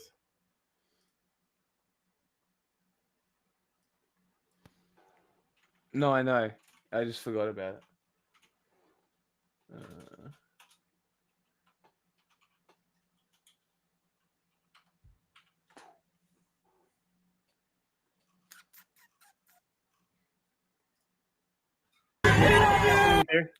Oh my god, it's just gonna be Trump. Put Eastern Europe.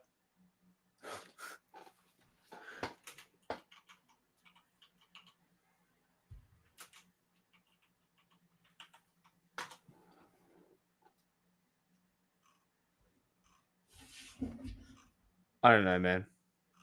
What the fuck? It's not coming Take out the air pistol.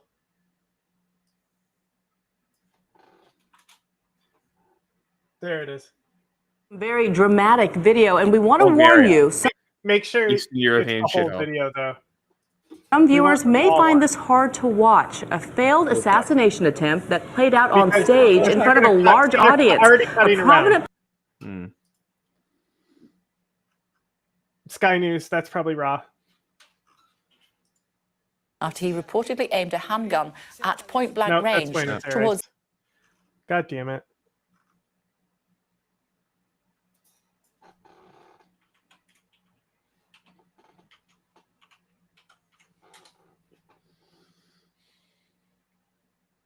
Associate Press. AP's below that. That's the full one. The 25-year-old approached Ahmed Dogan as he spoke at the National Party conference and held a gas pistol to his head. The man was then quickly disarmed by delegates and arrested. Nope, that was not the whole thing. AP.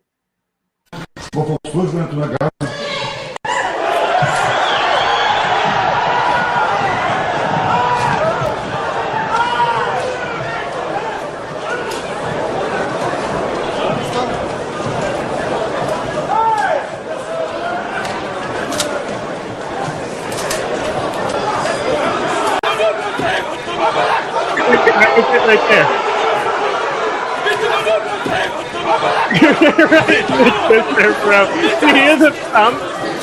Dude, it literally went around his cheek and up the crack. That was great.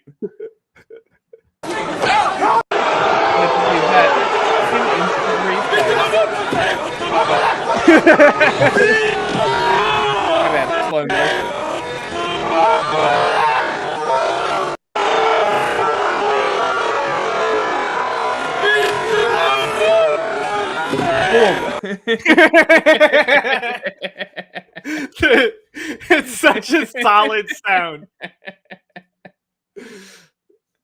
Amazing. It gets funnier too. Like the more this continues, it gets funnier.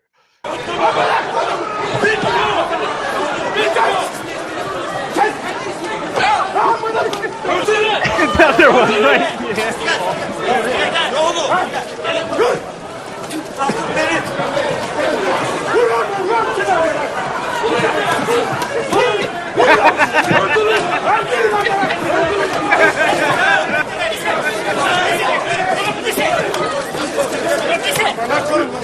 Yeah, get that in. See the guy on the right? Gave him a little... waiting for his turn to get his hits in. Yeah, get it.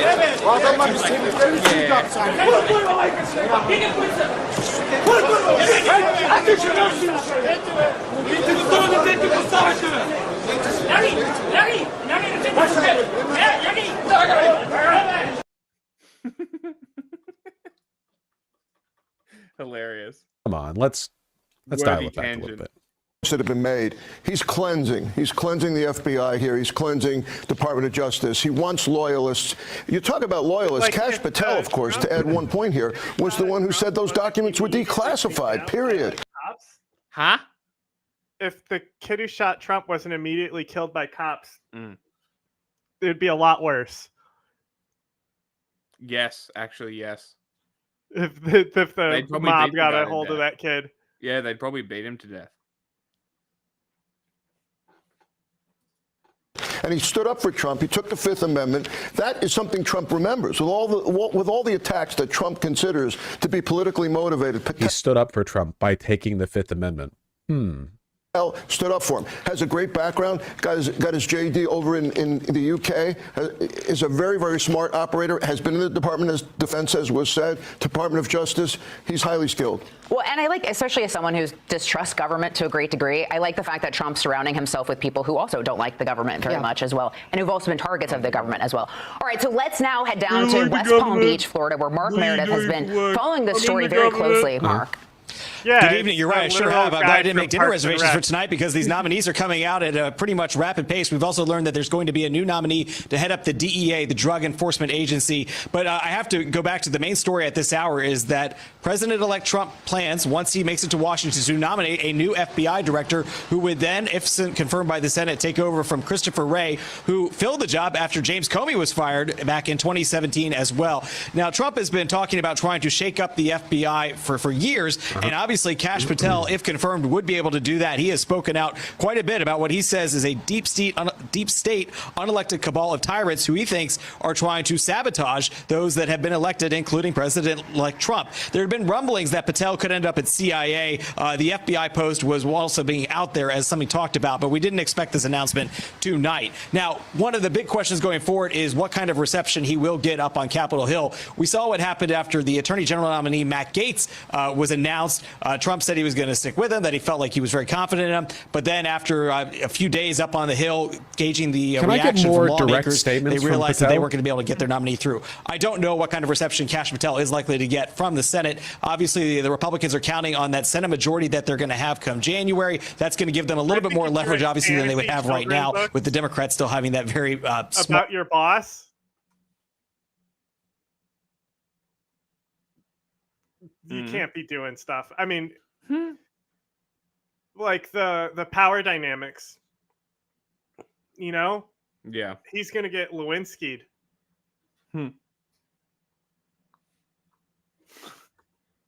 Small percentage where they can flip the chamber. So let's talk about what we're going to see next. One, we're going to have to ask about what about Christopher Wray's response to all this right now. Obviously, he is not going to be Trump's pick going forward. My understanding is that he is having a difficult time finding much recent that he's said, you know? Normally, somebody with a position this important would have been like running a bit of a media circuit beforehand. It's just that one interview snippet. I do want to get your take on the breaking news that is coming into our newsroom. President-elect Trump selecting Kash Patel as his FBI director. As a former FBI agent, what do you make of this pick? Is there any insight into Kash that you can share? Look, this is difficult because I really do try to be apolitical in the things that I say, but I want to back this up with a little bit of fact first. I think the first thing is there is no question, in my opinion, and I've been very candid about this, that the FBI does need some change. There's no question. But my concern about appointing someone like Kash Patel is this staunch loyalty that he has, and the fact that he has talked about before that he really wants to, I guess, almost seek revenge or avenge those who have wronged Trump. And that is not... And him, you know, he wants to go after Barr. The purpose of the FBI. And so I am concerned about the scope he will have. However, at the same time, I do like the idea of reducing sort of the administrative workforce at the FBI. I genuinely think that since the only qualification for being a Trump cabinet pick is loyalty, the main line of argument that you should be using against conservatives is, wow, that's great. How will this make things better for the American people? You know? Because it seems like the only thing Republicans are interested in talking about right now is how like epic and base this great day of retribution will be. Okay, like, do you want to make things better for the American people? What are they going to do? How will things get better for people? You know, they seem to get angry when you ask this because they know that's not what they care about. Here's something. Oh my God. This eye-opening story from Politico. This is before reporting the that pick. Justice Department officials are ready to quit. Warm welcome to the show. Former Trump White House National Security Council official, the author of the best-selling book, Government Gangsters, Kash Patel. Kash, it's your debut. Absolutely horrendous suit fit. Jesus Christ. Worsted wool with a formal suit, no tie, unbuttoned. And look at the hem on these pants, man. You can see sock even on the leg that's at rest. Such yeah, I mean, it's a tacky cover, but also the fit, horrendous. You here, we were so excited to talk to you. Kash, what do you make of what Politico is reporting? Can you tell us what's... Also, this guy really does look like a psychopath, doesn't he? Jesus Christ. So excited to talk to you. Kash, what do you make of what Politico is reporting? Can you tell us what's really been going on inside the Justice Department when it comes to Democrat abuses of power? What an auspicious day to make my debut. We are the home of the free because of the brave. Happy Veterans Day to everybody. And look, I was a national security prosecutor at the Department of Justice. I recall Russiagate, being the lead investigator at the House Intelligence Committee, where we exposed not just FISA abuse, but unconstitutional activity against a political opponent. Where was the outcry then? Where's the outcry from the career officials since, when Christopher Wray and the FBI illegally surveilled 275,000 Americans in 1 year alone? The reforms have not been implemented by these career officials. And let's reflect back on the Trump administration and his time in DOJ. He didn't seek retribution or revenge against anybody. He wanted to follow the Constitution and the law singularly and have it applied equally to all. Come on, you. He's lying. That's not what they found. Well, yeah. And these career officials were absent and silent in the face of that massive corruption. So Politico reports Justice Department lawyers with ties to Jack Smith and Robert Mueller's probe that staffers who are, just working with these lawyers, they're concerned they're going to be either frozen out or fired.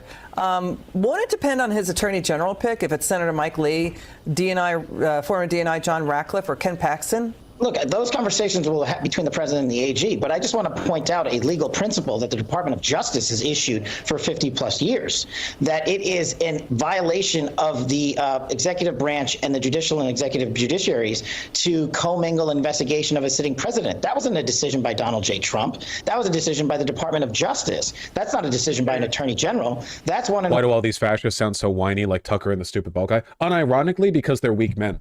I'm not even kidding. There's a reason why, if you compare a lot of these guys to the old guard Republican neocons, the establishment guys who kind of succeeded on their own terms, they don't usually grow up with a grievance. If you grow up with a grievance, if all the time you're thinking about well, the society's, but if I make it this way, there's a very real risk of you turning into this kind of guy. It's like incel syndrome, but in a broader political context. Elon is like the perfect exemplification of this, which is why he comes off insanely uncharismatic and weak and whiny. Not to say neocons are necessarily bad. Well, no, actually, neocons are a far stretch better than guys like this. This guy's a lunatic. In which the Department of Justice has adjudicated that it would violate the separation of powers clause for a sitting DOJ to investigate a sitting president. They are simply following established law. Kash, how bad was this Biden White House in terms of lawfare abuses and government corruption? Whatever, man. We'll be seeing plenty of him in the near future. He likes Fox Business. I love the mainstream media, man. He's been around for a while. Why economists hate Trump's tariff plan. Way to kowtow to the narrative of the right. The tariff plan isn't bad because a bunch of needly little Poindexter economists disagree with it. It's because it's objectively bad. It's essentially economic law, Vivek Ramaswamy has a different vision for Trumpism from J.D. Vance. Wow, thank you. That's New York Times, not Wall Street Journal, but they love laundering the narrative. Laundry? What are we washing?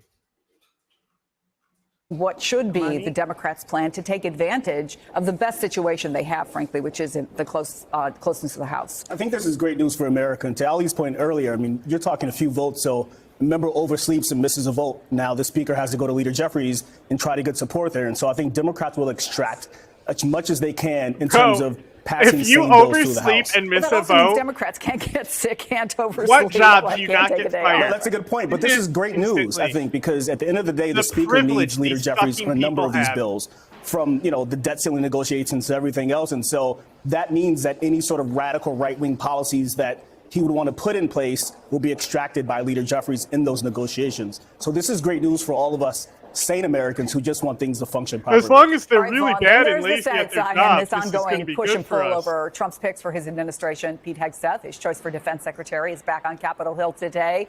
I think he's got 3 or 4 meetings. On Monday, we heard some senators defending him against allegations of sexual impropriety and public intoxication. Let's listen. They're throwing disparaging remarks at someone who has earned a great deal of credibility. Are soldiers sometimes wild childs? Yeah, that can happen.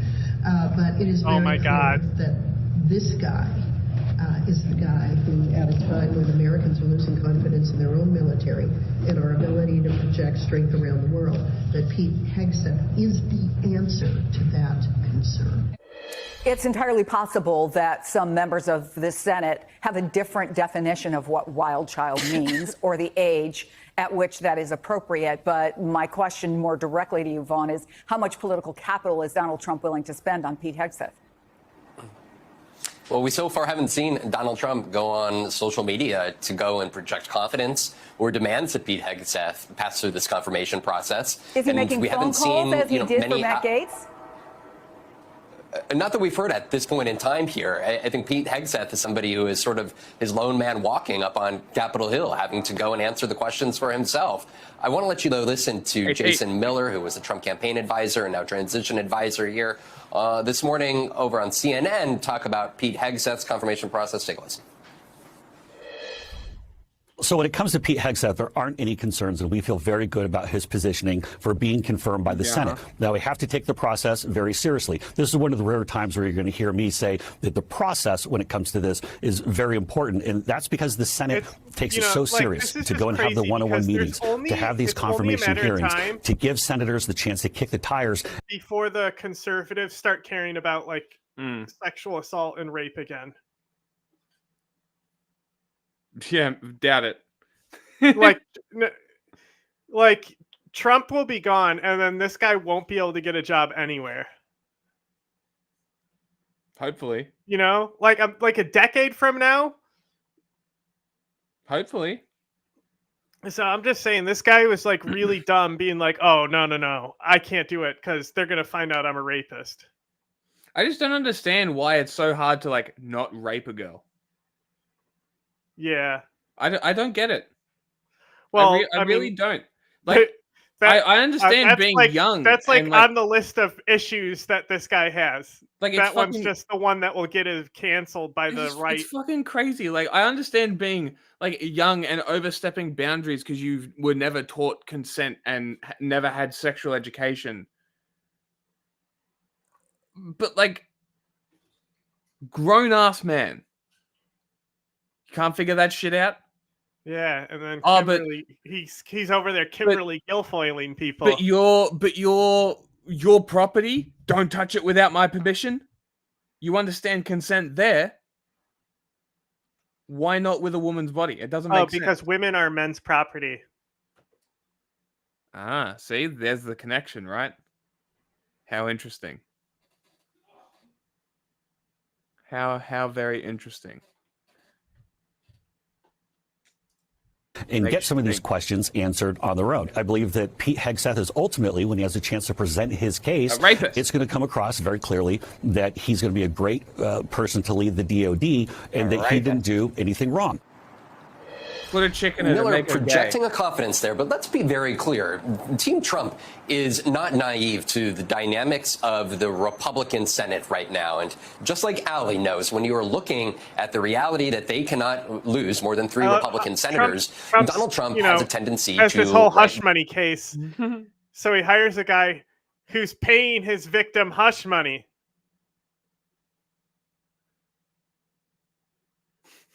People are going to be like, "Yo, they said the same thing about Trump with his hush money." Yeah, it was true then, too. bully or threaten to go after fellow Republicans. But you can't exactly do that with these senators that we're talking about that will be the ones that determine whether Pete Hegseth and others are confirmed. If you look at the likes of Susan Collins, who is up for re-election in 2026, you could try to primary her. But Donald Trump lost the state of Maine by 7 percentage points, and any other Republican, there would be a good chance that they would not win that Senate seat in 2026. Lisa Murkowski, he tried to primary her back in 2022, but he failed to do so. You look at the likes of John Curtis, the Mitt Romney replacement out of Utah. He's got a 6-year term, a more moderate Republican voice. Mitch McConnell, he's already announced that he's retiring. So some of these senators, you could add Todd Young out of Indiana as another one in the mix. He won re-election in 2022. So he is still 4 years away from having to win re-election. So Donald Trump actually only has a cudgel against his fellow Republicans to a certain degree. They have a lot of independence in political protection right now. And so there's a recognition and a cognizance that it's going to be up to Pete Hegseth to go and personally convince and woo these senators that he is confirmable. All right, Ellie, I want to play a fascinating moment, I think, from Monday when Pete Hegseth was meeting with Senator Tommy Tuberville, and the media was brought in to take some video. Let me play that. It's like a gaggle in the locker room after Coach.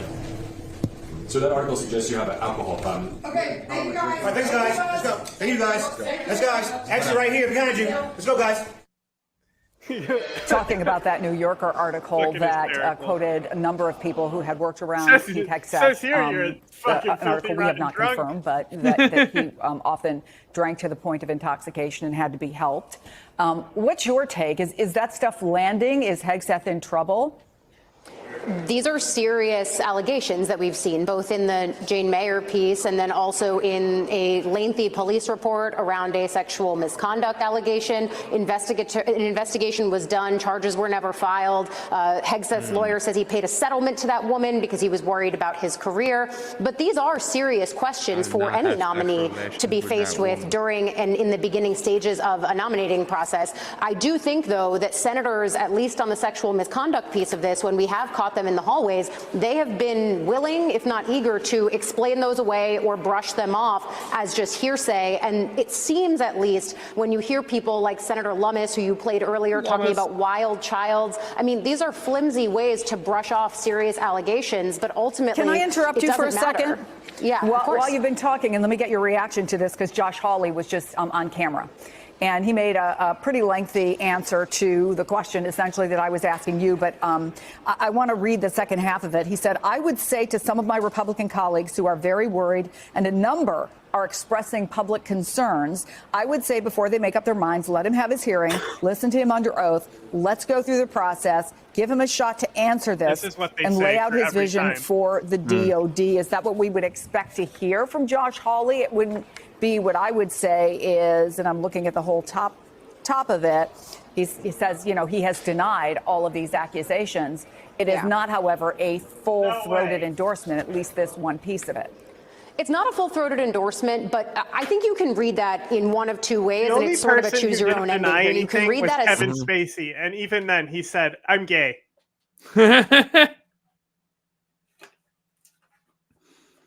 Someone who's skeptical and saying, everyone let's else let the has process denied, play out.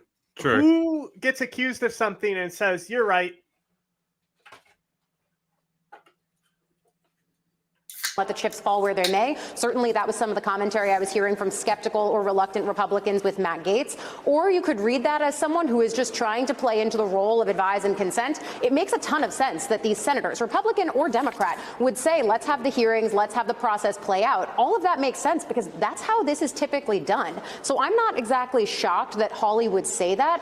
I do think that it feels, at least publicly, and again, we don't know what's being said in these rooms, and I've been in rooms just like the one we're showing on the screen. For example, with Pam Bondi yesterday when she was in front of Chuck Grassley, the question I tried to ask her was, okay, what does it mean to investigate the investigators? Those are the questions that the media are asking in terms of the sticking points or the controversial points of some of these nominees. I don't know if those are the questions that senators are asking behind closed doors. Certainly they like to keep the process piece of this quiet. That behooves people on both sides of this equation, whether you're a Republican senator who wants to avoid the ire and the pressure of Trump world or whether you're the Trump transition team who wants these things to be hashed out behind closed doors. So we don't know if they're taking it seriously privately, but I can say publicly, and in some of the clips that we've played already, we have people either saying, let's let the process play out, or alternatively, that they're downplaying the allegations and what we've seen reported in the press. I do think this is why FBI background checks are so important and why the regular process of vetting these nominees is so important, to just get everything out there and give senators the most information possible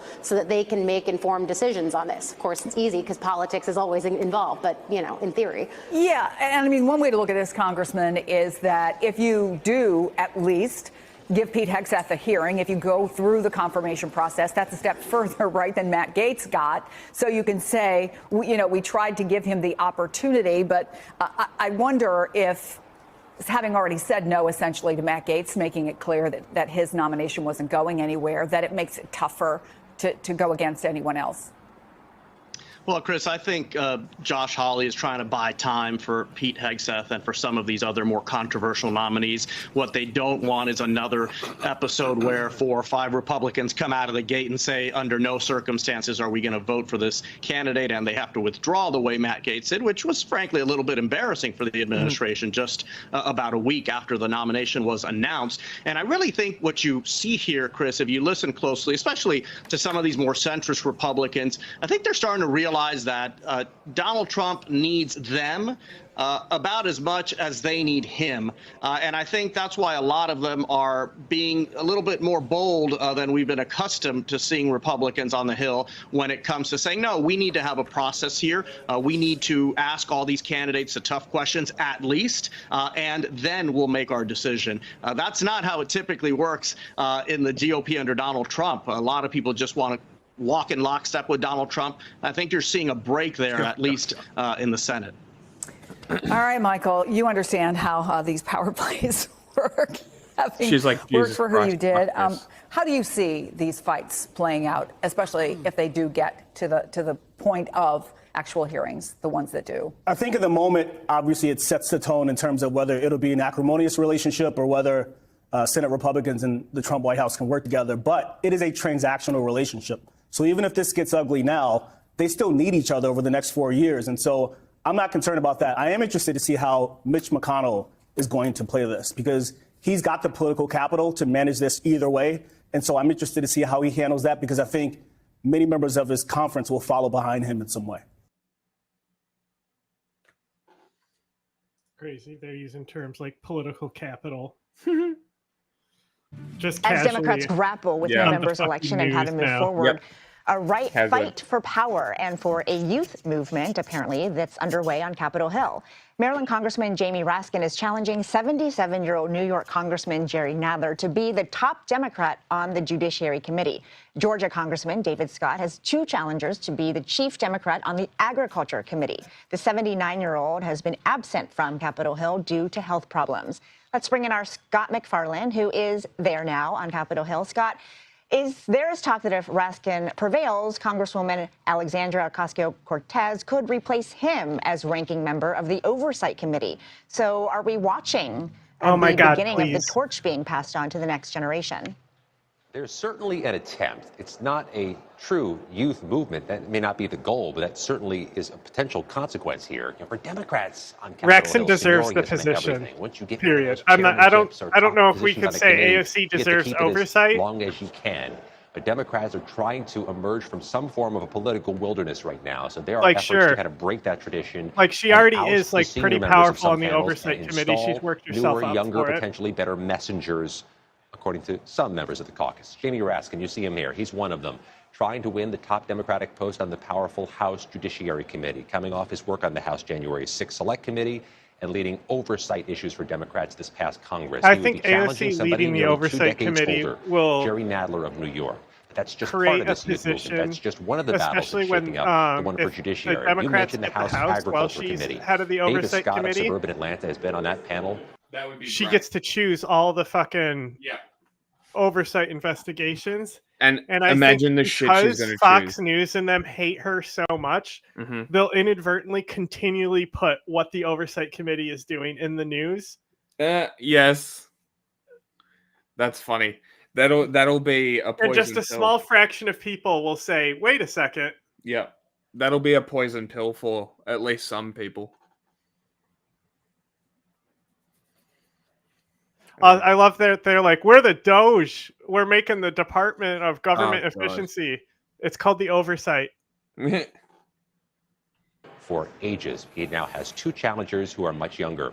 Jim Costa of California, Angie Craig of Minnesota. Jim Costa, much younger. In a Look at very him. competitive district in Spirit. Minnesota. Vision of fucking the youth. Argument that you need Jim to have Costa. youth, but they are saying you need change in these panels, and that's also true in the Natural Oh, Resources look, another Committee. vision of But youth. Jared Huffman David of California sought to take the position from Raul Grijalva, the long-serving top Democrat on that panel. Huffman is much younger than Grijalva, and Grijalva has already stood down. This is Huffman's committee if he wants to continue in this race. And this may seem like inside baseball, and to a degree, it very much is. But all of this sets the table for a broader argument in the Democratic Party. Do they want a broader youth movement? New outside voices to change their fortunes in the 2026 midterms and in 2028. They're going to test that all out, not next year, next week when they make these decisions. And Scott, we just watched President Biden test that out as well when he said it was time for change and step down. So we will see what happens with all of these races after. This morning, Senate Democrats unanimously reelected Senator Chuck Schumer as their leader in the new Congress. It comes as we're watching the House, where Congressman Jamie Raskin is challenging Jerry Nadler to be the ranking Democrat on the Judiciary Committee. Joining us now, Jake Sherman, co-founder of Punchbowl News and an NBC News political contributor. Jake, always great seeing you, my friend. So what are all these moves all about? I think they signal, Jose, that Democrats, after the election, after Joe Biden was pushed out of the election because of concerns about his age, and after Nancy Pelosi, Steny Hoyer, and Jim Clyburn stepped aside, they are ready. House Democrats are ready to put new people into positions of power. I mean, in the House Democratic Caucus, they have no term limits for committee chairs, zero. So you have someone like Nydia Velázquez, who's been atop the Small Business Committee for 26 years. Across the board, across these committees, there's been no challenges, no significant challenges, and no mechanism to inject fresh blood into the leadership of the Democratic Caucus. Poor choice of so words. I think that's what's behind it, and I think Democrats really want to put their best foot forward in battling Trump. And I think we've seen this before. We've seen people, both Republicans and Democrats, make this case in the past in different political scenarios. But I think, quite plainly, that Democrats believe Jamie Raskin will be a better foil to Jim Jordan, the Republican chairman of the Judiciary Committee, than Jerry Nadler is. Your mom. And I'm thinking about this, Jake. It's December 3rd. So we've had the presidential elections, right? And then Thanksgiving. And then we took all the Thanksgiving stuff down and we put up the trees and stuff like that. The White House has already been decorated for Christmas. And California still has an undecided House seat. Yeah, that's right. How are things shaping for the GOP heading into the new Congress? It ain't looking good if you're a House Republican. They're going to keep the majority, but this race between Adam Gray and John Duarte in California looks like it's going to go to Adam Gray, the Democrat, which will really narrow Mike Johnson's majority to 0 votes because a tie in the House of Representatives does not pass if a bill ties, if it's whatever the tie would be, depending on the breakdown of the House. But they could be, I mean, this basically, in effect, pushes the House Republican and Senate Republican agenda, Donald Trump's agenda, into the spring and early summer. That's the tax cuts and all sorts of things that the Republicans want to get done. It'll be very difficult for them to get that done if they have a 0-seat cushion. Could be done, doesn't look likely. And so 0-seat cushion means, is there a possibility now that actually the House could switch? No, not really, because of a whole host of factors. It doesn't seem like it at this point. It does seem like the Republicans will have effectively a 1-seat cushion. But all of that said, on a day-to-day basis, if a bunch of Republicans are out of town, if there's a funeral, if someone gets sick, if someone, God forbid, dies, or their kids have a dentist appointment that they have to take them to, that Democrats could be in the majority for a day, which doesn't effectively mean anything. Republicans are still the House majority, but it just shows how perilous the Republicans' position is here on Capitol Hill.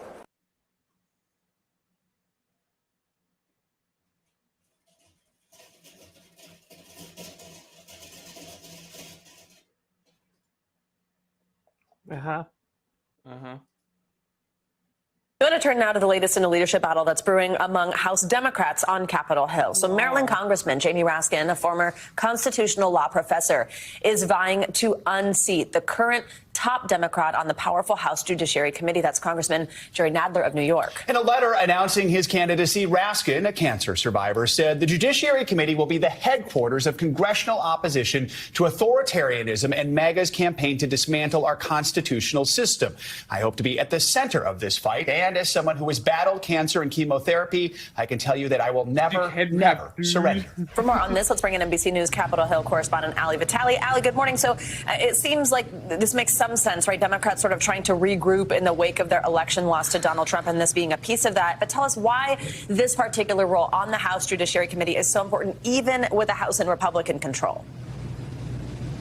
Look, the Judiciary Committee, as Raskin rightly points out, is one of the key epicenters. What you get when you have gavel control in the House is you get subpoena power. And so for someone like Jim Jordan, James Comer, we've seen what they've been able to do with that subpoena power over the course of the last 2 years. I would argue they were not able to drill down on the investigations front in the way that they had hoped, largely because they were never able to find any there with the things that they pursued. But certainly we've seen some of the promises that Jordan and other Trump allies have made of what they're going to do with the gavel now that they continue to keep it. So for Raskin, he was the ranking member on the Oversight Committee, sparred with James Comer, the head of that committee, for the last 2 years. And now he's looking to make his way over to the Judiciary Committee because, as he says, it's the epicenter of the so-called MAGA movement. Jordan, of course, a very long-time Trump ally. And so we're watching Raskin try to make his way to be the top Democrat on that committee. It might make sense to everyone who's not in Washington or in the Capitol every day, but I cannot stress to you guys enough how rare it is to see Democrats be challenging the senior members of their party for these plum committee chair assignments, or in this case, the ranking member assignments. The difference between Democrats and Republicans in the House is Republicans term limit the people who head up their committees. Democrats do not. There's a whole number of reasons for that. But the fact that we're now seeing not just Raskin challenging the senior member, in this case, it's Jerry Nadler of New York, not just Raskin challenging him, but then also seeing other committee chairs be challenged or pressured out, it's really stunning. And it's sort of the sign of a new age of doing things, new way of doing things potentially on the Hill. Yeah. So, Ali, what else are you watching then? Well, the fact that we're also seeing Congressman Raul Grijalva, who's the longtime committee chair of the Natural Resources Committee. He knew he was going to be getting his own challenge from younger members. He yesterday, in a letter that I obtained to his colleagues, also said he was going to step aside. Never heard this guy. Yeah, he's trying to fix best friend Rhonda for best friend Tabitha. Sure. Is that a bolo tie? Is that because he's too fat for a normal tie? It's a Latino thing. Right. They don't wear ties. They wear bolo ties. Okay. It looks like his shirt wouldn't close. That could also be the possibility. And so we're watching in this instance the fact, and I'm just... Is it really a Latino thing? Yes. Interesting. I didn't know that. I thought it was like a Texas thing. It is that too. But you'll see it with Latinos and also a lot of native cultures. They'll wear it instead of a tie. Interesting. Dialing back into you guys because I lost you, but we saw him step down. We're seeing this happen at other committee levels because as we watch this Congress turn over, we are also now watching the committee chairman's turnover along with it. Go back. Thanks for watching. Stay updated about breaking news. Thanks for watching. Go back? Yeah. Look at his shirt in that. Other committee... Let it play. Levels because as we watch this Congress turn over. Oh, okay. That looks like it might be like almost like a pin. What are they called? Scapulopa. Scapula. Scalopa. Sure. I don't know. It's like Catholic Christian thing. Ah, interesting. So like amulet. Yeah. We are also now watching the committee chairman's turnover. Interesting. Helena, the transgender bathroom debate goes up for a vote at the state capitol, with Montana House Republicans setting a different tone than those in Washington, D.C. You've got videos, right?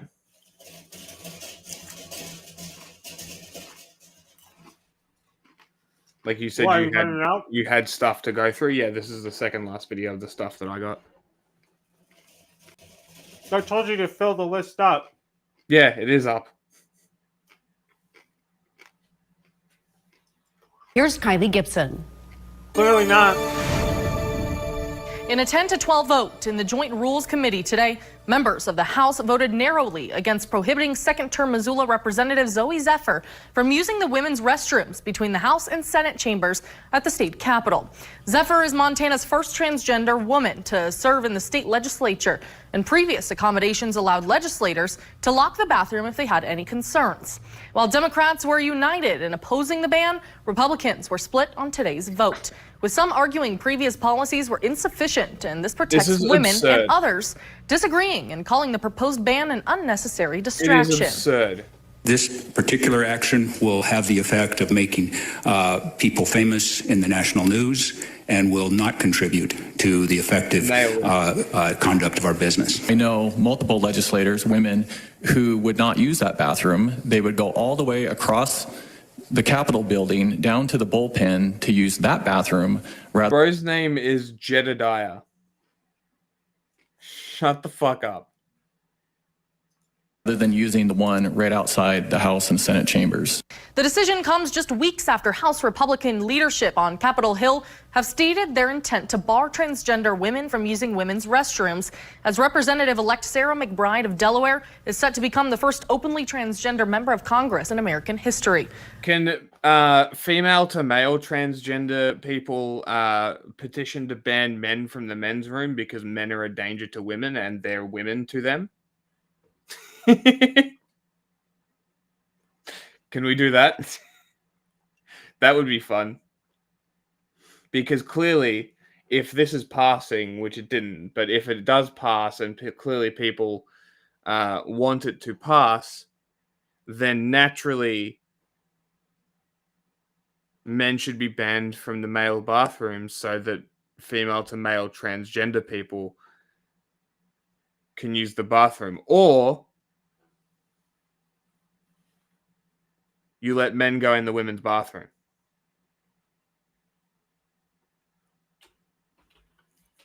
Because that female to male transgender person is a woman but looks like a man. I'm struggling to word this together. Like, I don't think I've made any mistakes mixing up my words here. I think I've made my point. But like, it's so absurd. Like, why is it only male to female transgender? Why is because it, they don't think there's trans men. In their mind, like they're not aware how that lesbians they are exist? fine. It's only the gays.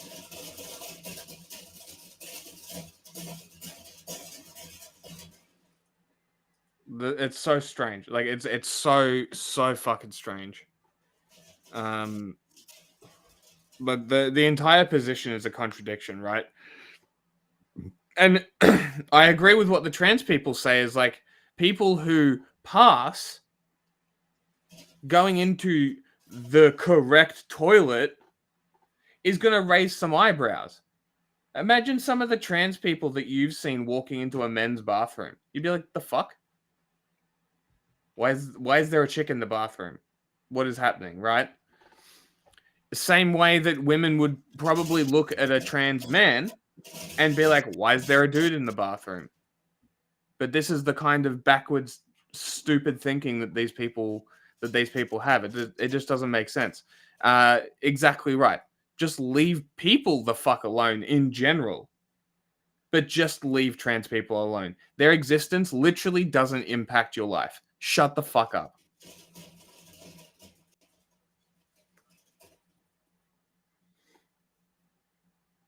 This is true.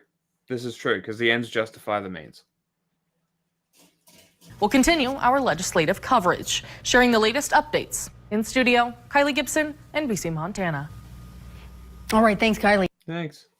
CBS News 24/7 also watching closely something happening at the U.S. Supreme Court as we speak. Justices in session hearing arguments in a Tennessee case that bans gender-affirming care for minors. Now, that law prohibits puberty blockers and hormone treatments in an effort to regulate the lives of transgender people, especially young people. CBS News chief legal correspondent Jan Crawford joins us live. Jan, there's history being made here. Is this case seen as having major national consequences?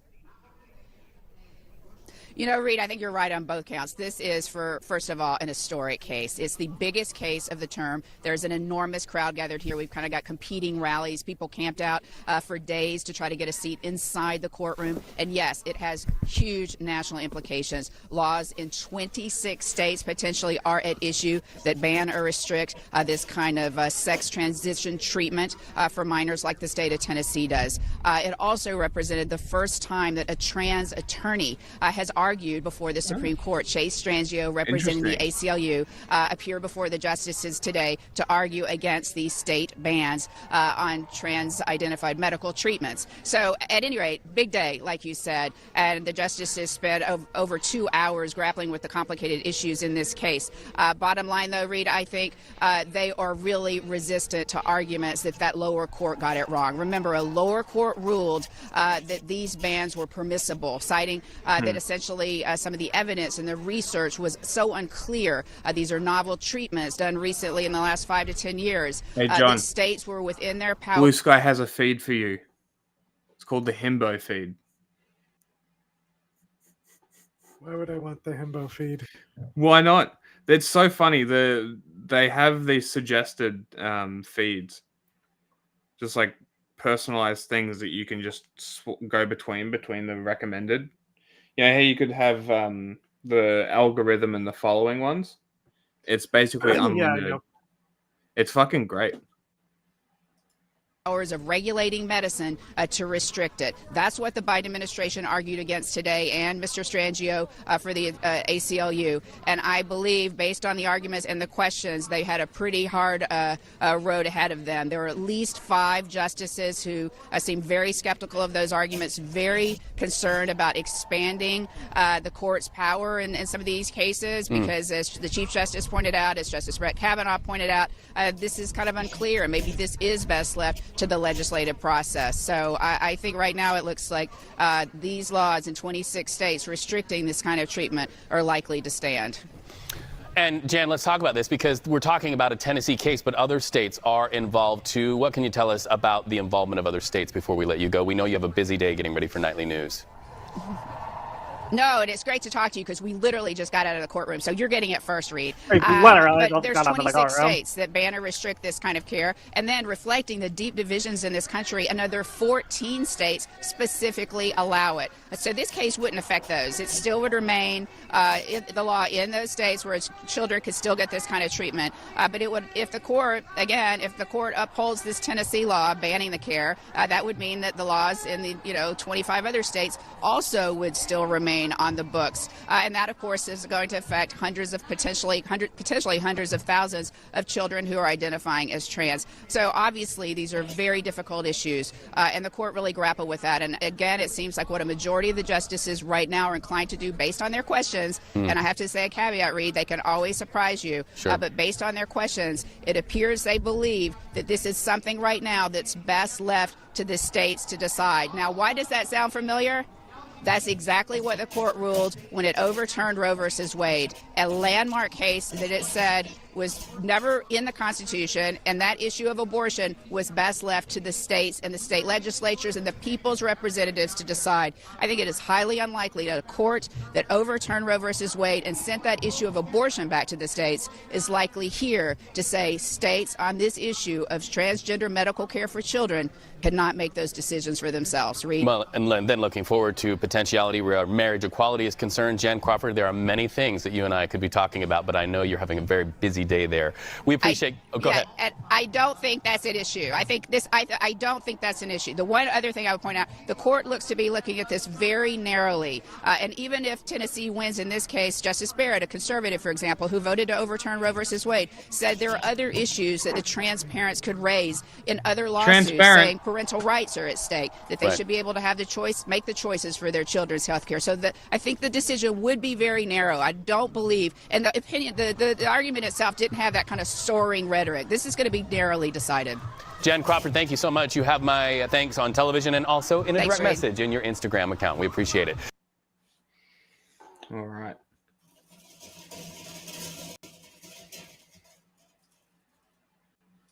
Korea hate the US. An irrational hatred for American freedoms? A crazy leader? Jealousy? Sadly, no. Let's fucking go. The answer lies in what they perceive to be decades of unprovoked US aggression that has left deep and lasting scars on the Korean peninsula. The arbitrary division of Korea in 1945 and the devastating US bombing campaigns that followed during the Korean War are not distant memories. The mass death at American hands shaped a collective memory and a strong spirit of resistance against foreign domination, especially the US. For North Korea, the hostility against the US and its allies is easily seen as a reasonable defensive posture, a refusal to submit to the US-dominated hegemonic world order that denies independence to nations unwilling to bend to foreign policy interests of the US. Back to the video in just a second. Let's hear from today's sponsor, Conflict of Nations. History has shown us how strategy, alliances, and bold decisions can change the course of a war. Now imagine stepping into the shoes of a commander in the heat of a modern global conflict. Can't just do... That's exactly... World of Tanks be advertising to anyone. Yeah. North Korea did nothing wrong. Now let's talk about World War III tanks. This video isn't a commentary on whether North Korea is a good or bad country, quote-unquote, whatever those labels mean. It's an exploration of why their perspective is the way it is, and any intellectually honest person would be interested in hearing the other side to see if it has merit. Let's continue. North Korea, officially called the Democratic People's Republic of Korea, occupies the northern half of the Korean peninsula. It's bordered by China, the Korean Bay, the Sea of Japan, and of course, South Korea. At 120,000 square kilometers in total area, the DPRK houses around 26 million people, with a significant portion residing in urban centers like the capital, Pyongyang. Yeah, okay.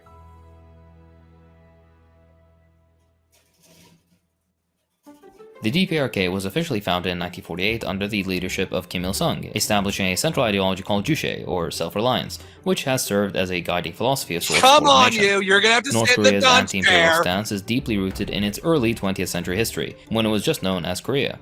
Long before the US was the imperialist enemy of North Korea, Japan brutally occupied the entire peninsula from 1910 to 1945, a period marked by severe repression, forced assimilation, and sex slavery, an issue of contention with Japan to this day.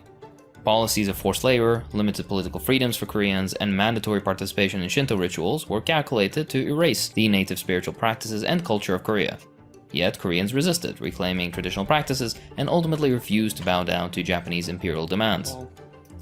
After World War II, Korea was arbitrarily divided by the US after realizing that a free and open democratic election would result in an overwhelming Communist Party victory, much like in Germany following World War II. South Korea.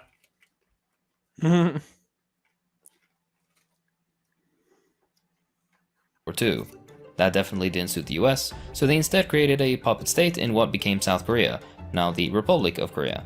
And while doing this under the guise of defending democracy and freedom, they would install a brutal dictator named Syngman Rhee, an anti-communist. Because Kim Il-sung wasn't installed by the Soviet Union. Definitely a... I'm pretty sure he was. He was like taught by the Soviets or like trained by the Soviets and stuff like that. I'm really not familiar with the Korean Revolution as much as I should be. But I'm pretty certain that Kim Il-sung was not there because he was a naturally good leader.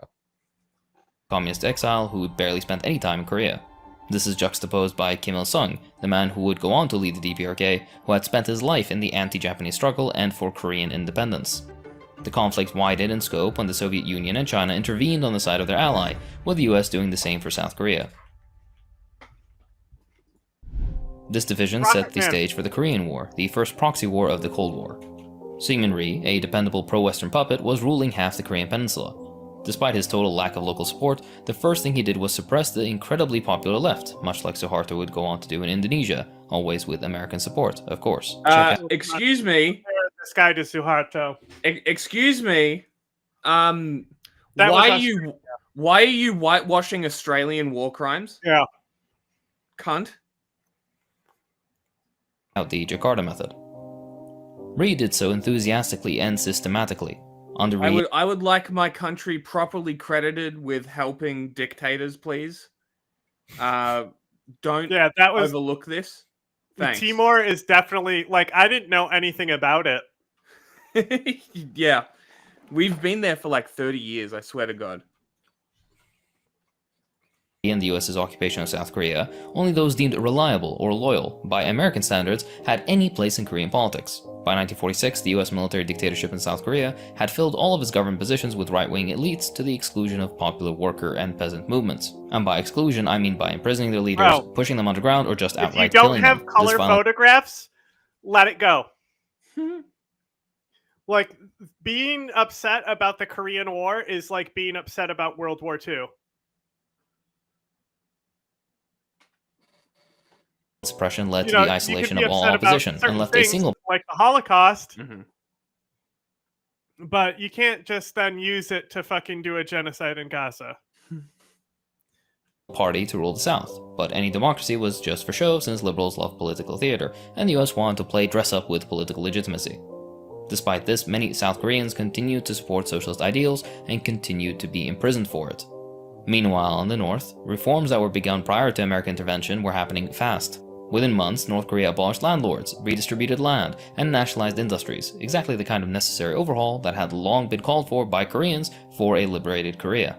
It is and was a formula that actually works to end poverty for the widest base of society. Unlike the violent repression in the South, the North's transformation was quick and efficient, creating a government aligned with... Literally everything. Korea, it's like, hey, what if we do communism and capitalism as bad as possible on this one peninsula? It really is that, isn't it? It seems like everything he's done was backed by the CCP. In 1931. Oh, the South Korean guy? No, the North Korean guy. Oh, well, why wouldn't it be? And in the 1930s, I imagine that the Chinese Communist Party was probably pretty backed by the USSR and doing the USSR's bidding. Well, the Sino-Soviet split happens much like... Later, way later. They're doing shit to each other in like the 60s and 70s. Yeah, like all that shit happens then. This is pre-revolution CCP. And this is what I'm saying, is I reckon that pre-revolution CCP was probably pretty funded by the USSR. Let's see. Local aspirations rooted in Korean culture. And like clockwork, anytime the US sees a project not aligned with its interests take root and begin to bear fruit, it tries to cut it down and turn it into wood chips. Here enters the Korean War, where over the next few years, American forces dropped an estimated 635,000 tons. The CCP was founded on July 20, 1921 with the help of the Far Eastern Bureau of the Russian Communist Party and Far Eastern Secretariat of the Communist International, according to the party's official account. Party's actual founding date was the 23rd of July 1921, the first National Congress. The founding National Congress was held between 23rd and 31st of July, with only 50 members at the beginning. So it seems, yeah. Pretty much what I suspected. This is just more Russian interests. But sure, let's herald Kim Il-sung as any different to South Korea and America. Okay. Tons of bombs across Korea. The majority. Bad. Yeah. I think a lot of people died, I'm pretty sure. Like a quarter of the population or something. They almost used nuclear weapons. that hitting the north, including 32,000 tons of napalm. More bombs hit Korea than Japan in World War II, which is quite a feat. The core history of the conflict is complicated, and who begun the war with what actions depends on which action you consider critical for sparking the conflict. Watch the following video for further detail, or check out the... If we're arguing who actually started the war, then it doesn't matter. Yeah. Yes, Pyongyang is a China puppet state. The only time that North Korea gets to do things without it being a puppet state is when it has enough resources for China to cut them off and then not be impacted. That's all. We're very aware of how North Korea works. Yes.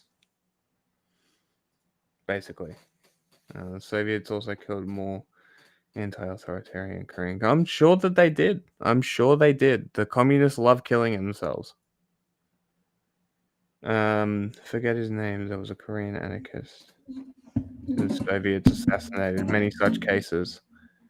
His name, last name was Choi. If I remember, I've heard of that before. You have to hit me with a source on that one. Pizza buffet in Pyongyang. Was it served cardboard? A fantastic work, Patriots, Traitors, and Empires, the story of Korea's struggle for freedom by Goans for a deeper dive. Anyway, the goal was obvious, to destroy North Korea's industrial capacity and to break the will of its people. Cities like Pyongyang were leveled to the point that civilians had to take refuge in caves to survive the onslaught. In fact, the total amount of destruction rendered practically every city of the north completely flattened. I made a video that covered this in further detail here. By 1952, North Korea was left in ruins. Bombings destroyed crucial infrastructure, creating massive shortages in food, housing, and basic supplies. Entire communities survived in caves, shanties, or improvised shelters. The destruction of hydroelectric dams led to widespread flooding, crippling agriculture even further. Fertilizer factories were among the many targeted, contributing to an agricultural crisis that left North Korea on the brink of famine. The toll from this collection of circumstances was utterly devastating. Approximately 2 million North Koreans had died, most of them civilians who fell victim to US bombs and starvation, in just a few short years. These strategic bombings weren't just meant to win a war, they were intended to systematically dismantle North Korea's ability to survive independently. As a result of this extensive bombing and napalming, only a small percentage of North Korea's agricultural land remains arable today. It's actually the U.S. His point is going to be like, only ended active North military Korea combat, is a puppet state, but it's the U.S.'s fault? Is that I where fucking we're going? hope so. I really hope so. Left the peninsula in limbo. No way South Korea refused to sign the armistice, but had other agreements with the US that halted Isn't it? their active military operations. The US later signed a mutual defense treaty with its loyal puppet South Korea, committing to a permanent military presence along the fortified 38th parallel, which remains one of the most militarized borders in the world today. The ongoing US presence has only deepened the divide. For North Koreans, the memory of the US invasion and the destruction it caused is an integral part of their identity. The systematic devastation of neighborhoods, infrastructure, and food supplies has been ingrained in North Korean consciousness as a proof of American aggression. That's not forgetting the 10 to 20 is the way it is because they're like, well, we've gone too far to turn back. Pretty much. 20% of the population that was killed as a result. Understanding this context is crucial. It's why North Korea sees the US as a central obstacle to peace, independence, and unification on the Korean Peninsula. And they happen to be correct. It's definitely not a propaganda point centralized so it can unify the country against a single enemy to justify the dictatorship of the Kim family and create a cult of personality. But what the fuck do I know? Correct about that point. It's definitely not just a cop out. Boy said Korea is great. Yeah, on their guided tour. Whatever haircut you want. Yeah, on their guided tour that they said that they literally couldn't film only the places that they were told that they can. Yeah, what a great place. The Korean War is only the beginning of the story. The United States went further and has waged a decades-long economic war that's made it increasingly difficult for the people living in North Korea to survive. One of the primary tools Okay, well, think of it like this way, right? If the Korean military was impressive during the Korean War, and the Russian military was impressive during World War II, and what we're seeing now of the Russian military, how's the North Korean military going to go? I'm going to say that they're pretty they don't have shoes. Yeah, I'm going to say that they're pretty dog shit. I don't think blowing smoke up North Korean shoe issue, the logistics they have where they can't even outfoot shoes. Like I don't think the marching maneuvers and the styles of marchings that they do. It's like a lot of stress and there's no proper footwear. Yeah, true. So I don't think blowing smoke up the arse of the North Korean military is advisable to anybody. But especially tankies. It doesn't matter because they have a nuclear weapon. Yeah, sure. Yeah. He's the rocket man. America uses to get their way is sanctions. These economic blockades are designed to cripple a nation, isolate it from the world, and bring about conditions of change favorable to American foreign policy, all while framing the oppression as a morally justified response to rogue behavior. You know, the Kim family like hoards all the wealth, right, Hakeem? You know that they literally steal the wealth from the peasants? That this is not a communist society? Sanctions is why they're poor. Yep. That's why. We have heard that 500,000 children have died. I mean, that's more children than died in Hiroshima. And you know, is the price worth it? I think this is a very hard choice, but we think the price is worth it. And all of this happens without any reflection that, at a certain point, sanctions just become collective punishment which should be against international law and is technically a war crime.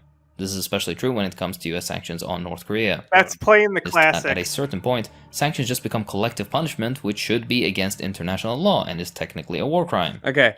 While I would agree on the collective punishment point, I don't agree that sanctions are collective punishment, because if the government is already spending all their money on military and irrelevant shit instead of the food and their people, then it's not collective punishment. You're literally punishing the government because the government funnels its corruption into its pocket. You see? You think that $4 billion that America let Iran get again was just like put into the military? I mean, they said they had measures to make sure. And we believe them, right? Like I said, it just freed up money elsewhere. Yes. But at the end of the day, that money is still going to have corruption taking bits off the top of it. Just like if you send $1 billion to China and you're a private organization, expect what you get to be worth about $100 million of R&D instead of $1 billion. Because all that money is going to get skimmed off the top and pocketed. This is just the reality of how these countries work. There's no regulations. Why the fuck wouldn't they? In fact, I'm pretty sure it's encouraged, more or less. Not explicitly encouraged, but encouraged. And again, why wouldn't it be? That way, everyone's implicated, and whenever the regime needs to get rid of you, they can just point to your corruption. Mm-hmm. Pretty easy. It's a good strategy, right? And then mouth you want to breathers like everyone in your crime. Yeah, and then mouth breathers like fucking Hakeem here come across what you're doing like an intellectual. Oh my god, this is the best thing I've ever seen. Let's not talk about the abductions and the most some of the highest levels of executions. I'm sure that if there was a proper study allowed to be done inside North Korea, they would probably top the per capita executions, even over Iran.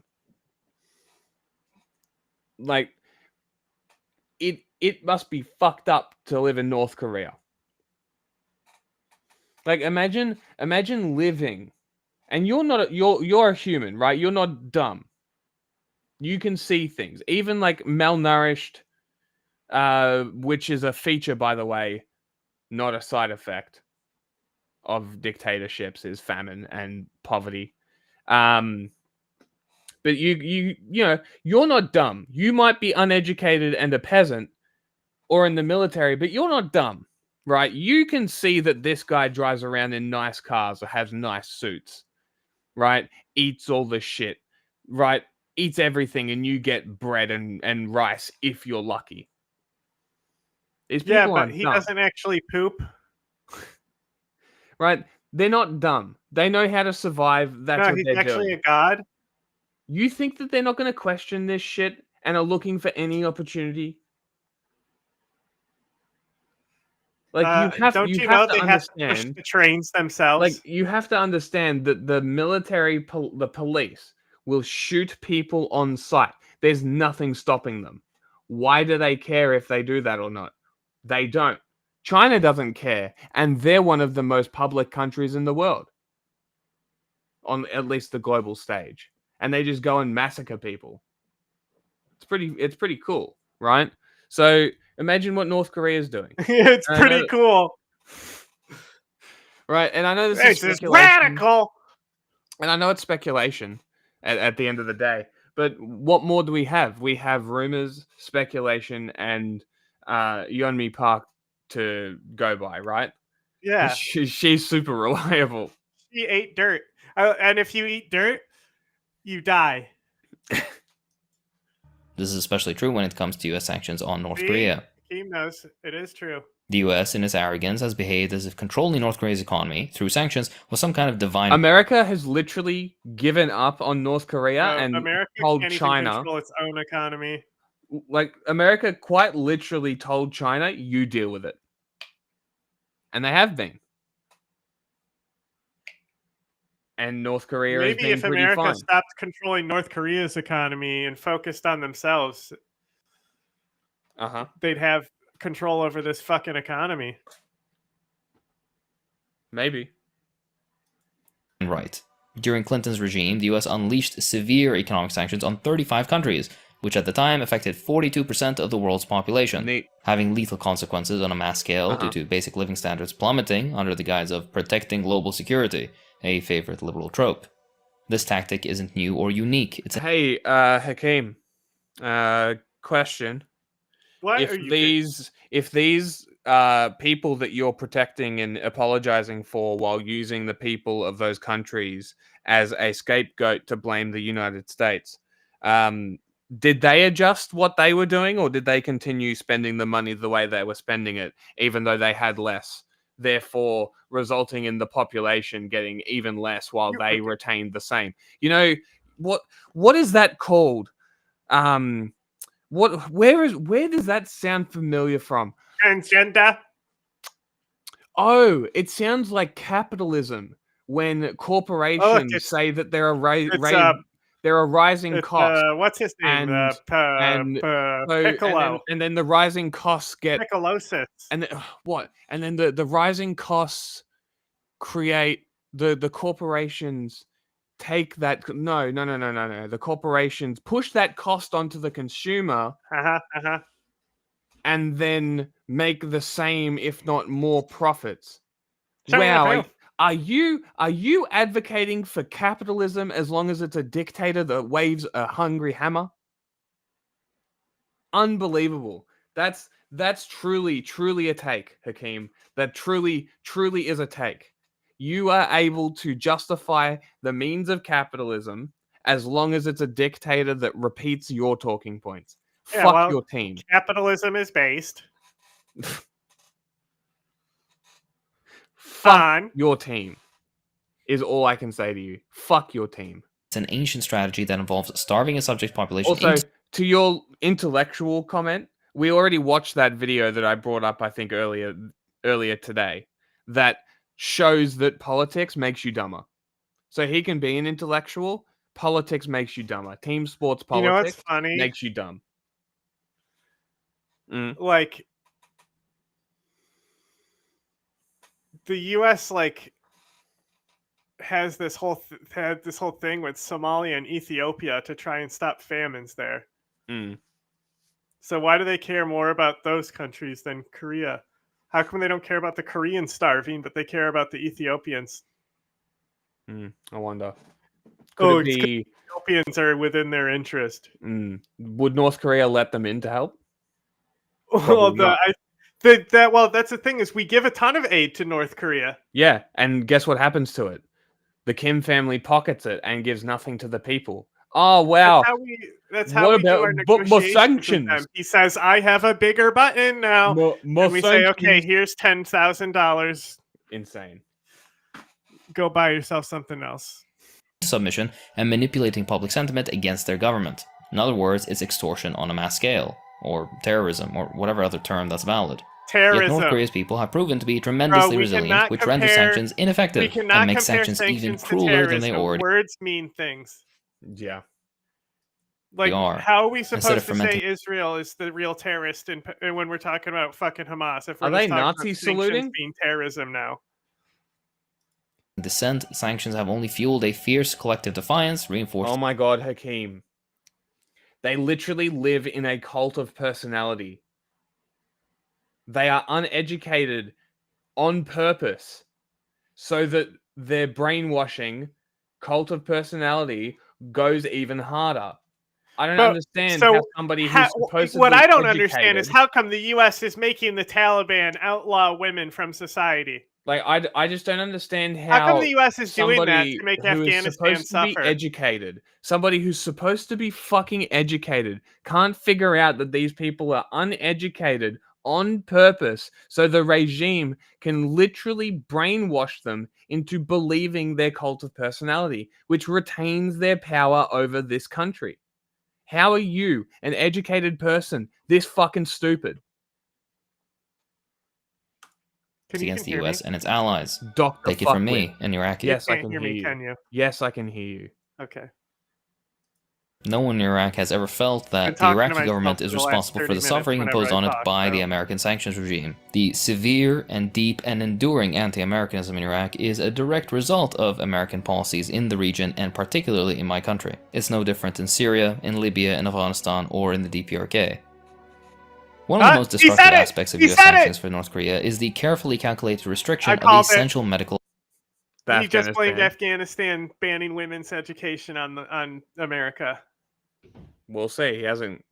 No, go back. He literally did it just there. No, I know he said it, but the context?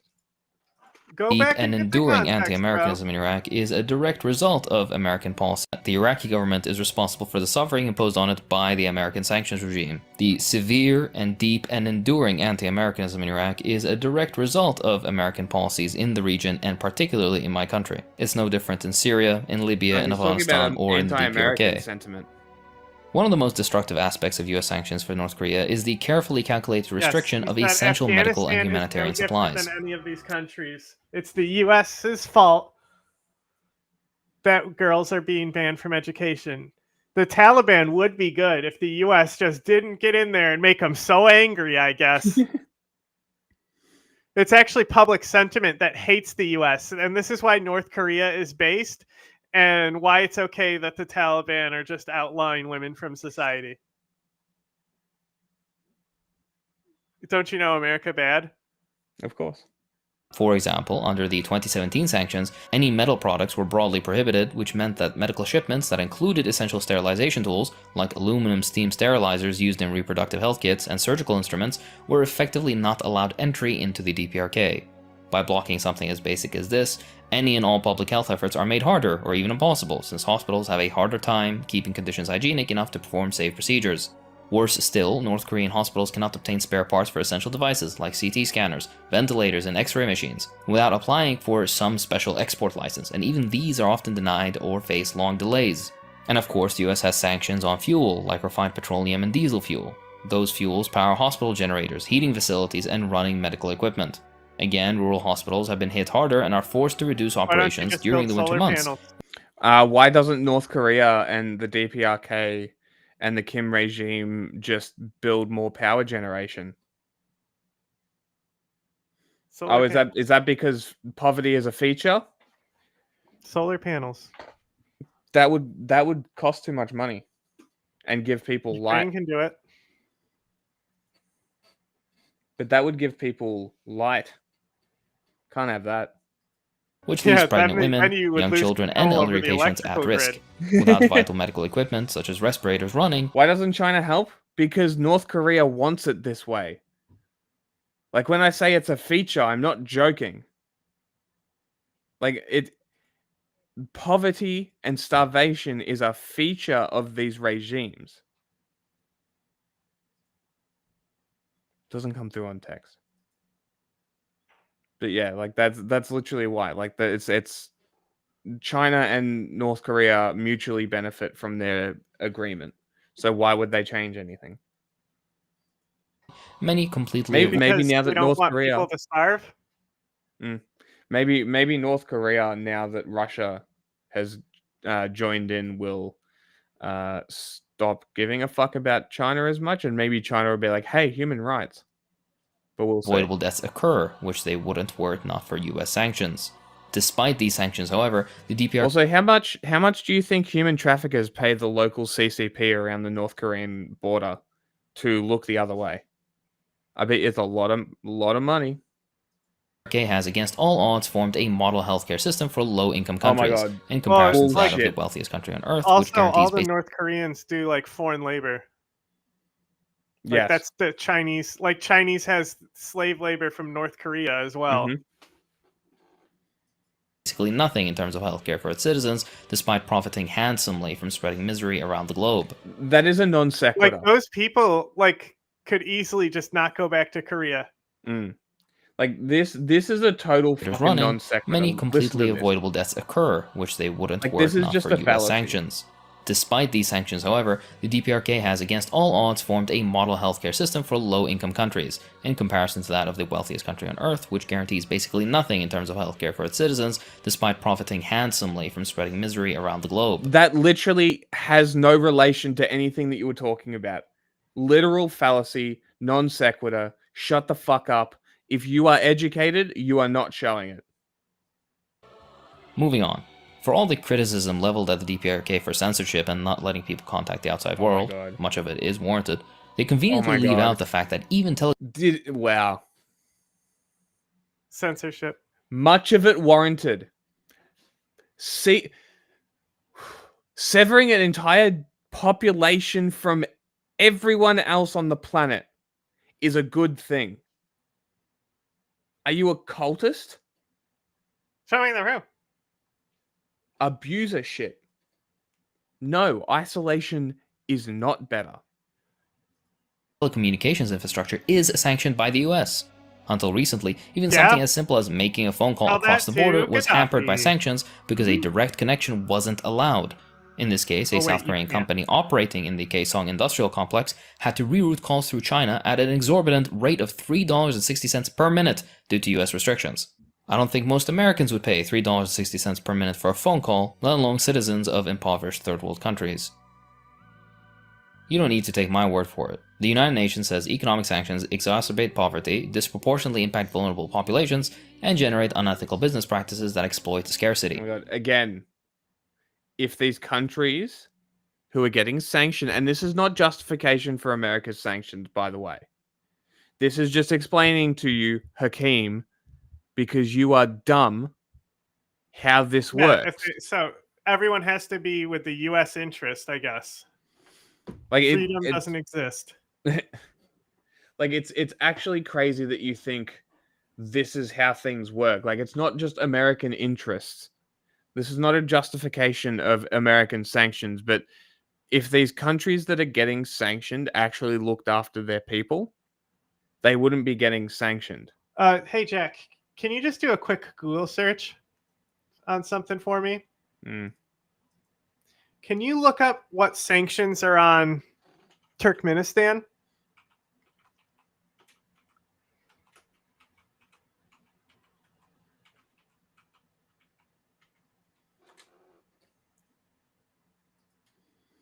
The US has not imposed sanctions on Turkmenistan due to a waiver Weird. that has been in place since 2014. What's been in place? A waiver.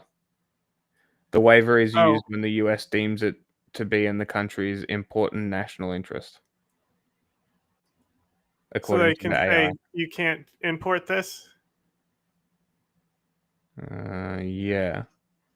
Okay, but the country's not suffering. No, there are no economic sanctions. Interference. There are no sanctions on Turkmenistan. Oh, it must. You know what it is? It's because North Korea is communist. Obviously.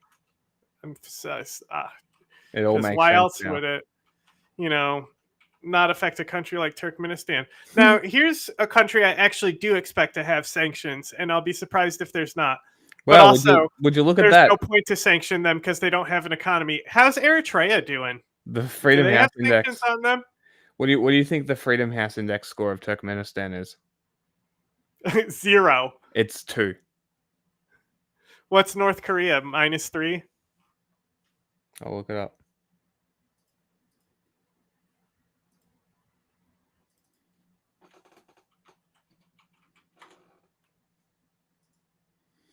North Korea is higher.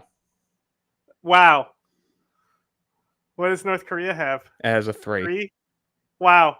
How's Eritrea doing? Let's see what Eritrea is.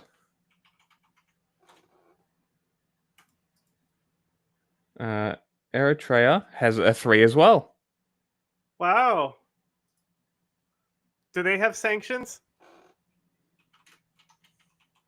Sounds like a bad place. They should be sanctioned, but also they don't have an economy, so what are you sanctioning?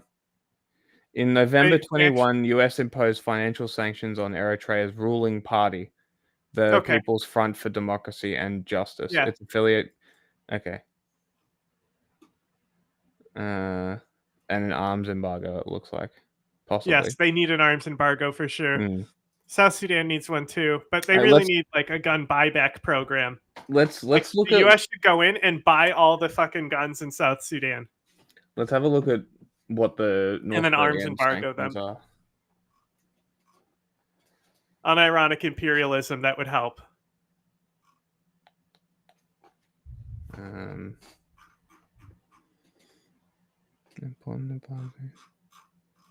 Why isn't a list of sanctions? Here we go. Because most of the time sanctions are targeted at people, not the countries. So no, sanctions really don't impact the country at all, actually, for the most part. But I would have to find out what the actual sanctions are, and what they may be UN sanctions too. Well, Eritrea is like a really bad country. I mean, like morally. I mean, it says here this is from the US State Department, by the way, right? But it says targeting financial cooperation between Russia and the DPRK. 5 entities and 1 individual in illicit payments between Russia and the DPRK. Right? People, not the country, right? Designating supporters of the DPRK weapons programs together with allies. Designated 8 nationals of the DPRK who are located in Russia. Wow, you mean they're targeting individuals? Crazy. Treasury sanctions. Actors financing the North Korean WMD program. In coordination with the Republic of Korea, the Treasury sanctioned 6 individuals and 2 entities in the UAE and Russia and China.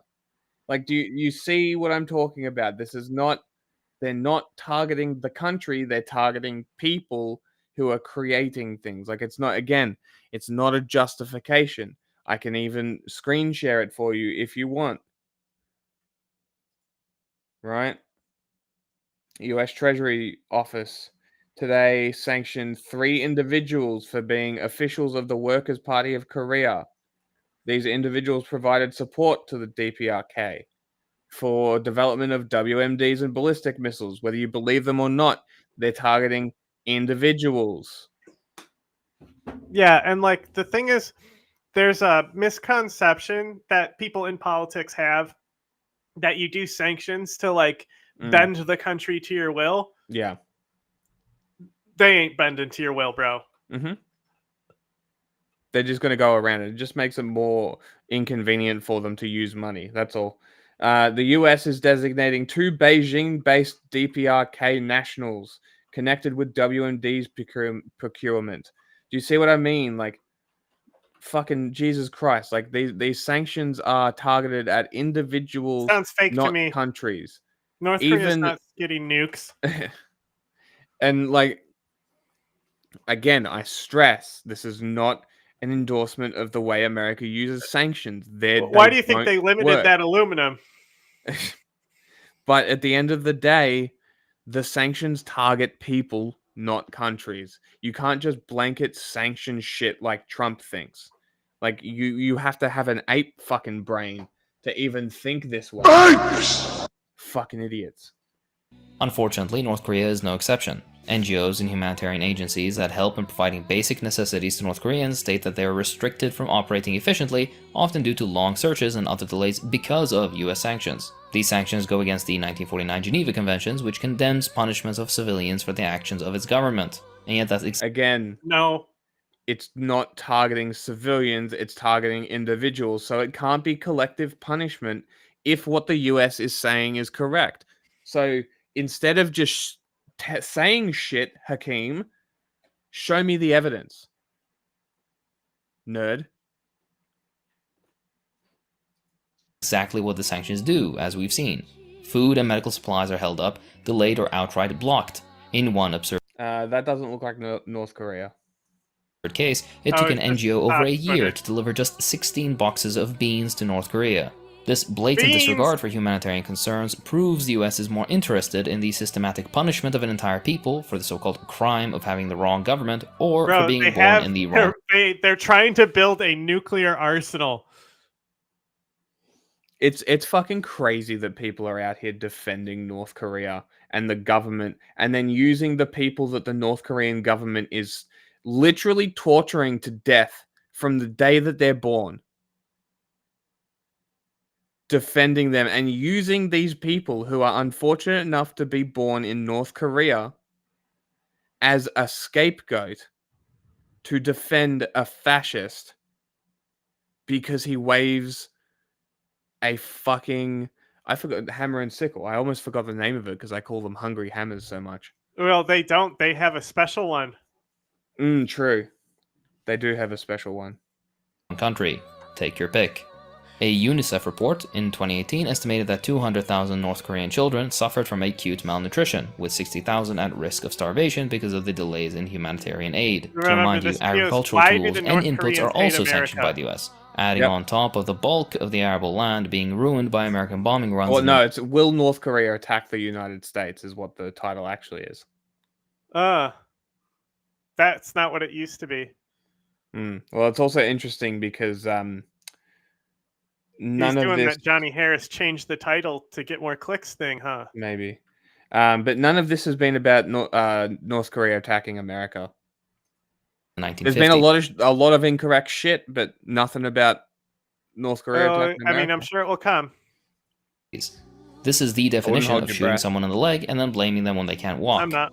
The fact that this suffering is largely ignored by the international community, never called out for being the crime that it is, only strengthens the DPR case. Let me just Google what happened with Kim Jong-il and why all those Koreans died in that famine, shall we? Let's do a live Google search. Yeah. It's because the U.S. made Santa put him on the naughty list. It's actually the U.S.'s fault. And you would think naughty list, at least they'll get the coal because they're short on energy. Famine stemmed from a variety of factors: economic mismanagement. But it just wasn't enough. Loss of Soviet support caused food production and import to decline rapidly. A series of floods and droughts exacerbated the crisis. For making Gorbachev come to power. All right, here we go. The Atlantic. Do we like the Atlantic? Probably not. Fuck the Atlantic. Who are you? Well, that doesn't matter because... I heard Hakeem is a doctor. Uh-huh. He has a PhD, I heard. Let's read. Do you have a certificate that says you don't have donkey brains? When North Korean dictator Kim Jong-il died of a coronary this weekend after 17 years in power, the homuncular tyrant left his country. This is great. Homuncular. Left his country much as he found it, poor and desperately hungry. Boy, this is slanted. Wait, this is from Reuters? There's no way. Yeah, I mean, it's not slanted. It's just talking about North Korea as it is. North Korea We're has gonna not grappled with a talk about food how crisis. fucking bad Eritrea is whenever we True. fucking talk about it. Okay, for the last 2 decades, North Korea has grappled with a food crisis upon food crisis, the result of dysfunctional government and its erratic leader. In 1994, the year Kim inherited North Korea's reins from his father, the country was in the midst of a severe agricultural decline. The newly minted despot transformed it into a famine that would claim as many as 3 million lives. Food shortages have plagued the country ever since. It begs the question, how did one man starve a nation of roughly 23 million people? The answer is by clinging to a broken economic system designed to do little but ensure his own survival. This is the Juche system that they're talking about. Agriculture has always been a dicey proposition in North Korea, where the cold mountainous terrain is short on high-quality farmland. A normal economy could cope by importing food, but by the 1980s, the North Korean government embarked on a radical self-sufficiency known as Juche. Farmers were expected to overcome Mother Nature and grow enough crops to feed their entire population. To do it, they relied on heaps of chemical fertilizer. But the crutch was yanked away in 1991 when the Soviet Union collapsed. So what you're telling me is that America had nothing to do with it. Let's find another article. Fertilizer. Also, that's kind of a Bolivarianism, you know? You can't just hope that Mm. it will run out. Yeah, just like you hope. can't use Hopes and prayers. use fertilizers. You can only overuse them so much before your ground is poisoned. Kim Jong-un is called for his country to prepare for another arduous march, using the phrase that has come to describe a disastrous famine in the 1990s. It wasn't clear if Kim was warning blah blah blah. Let's see. Okay, that was nothing.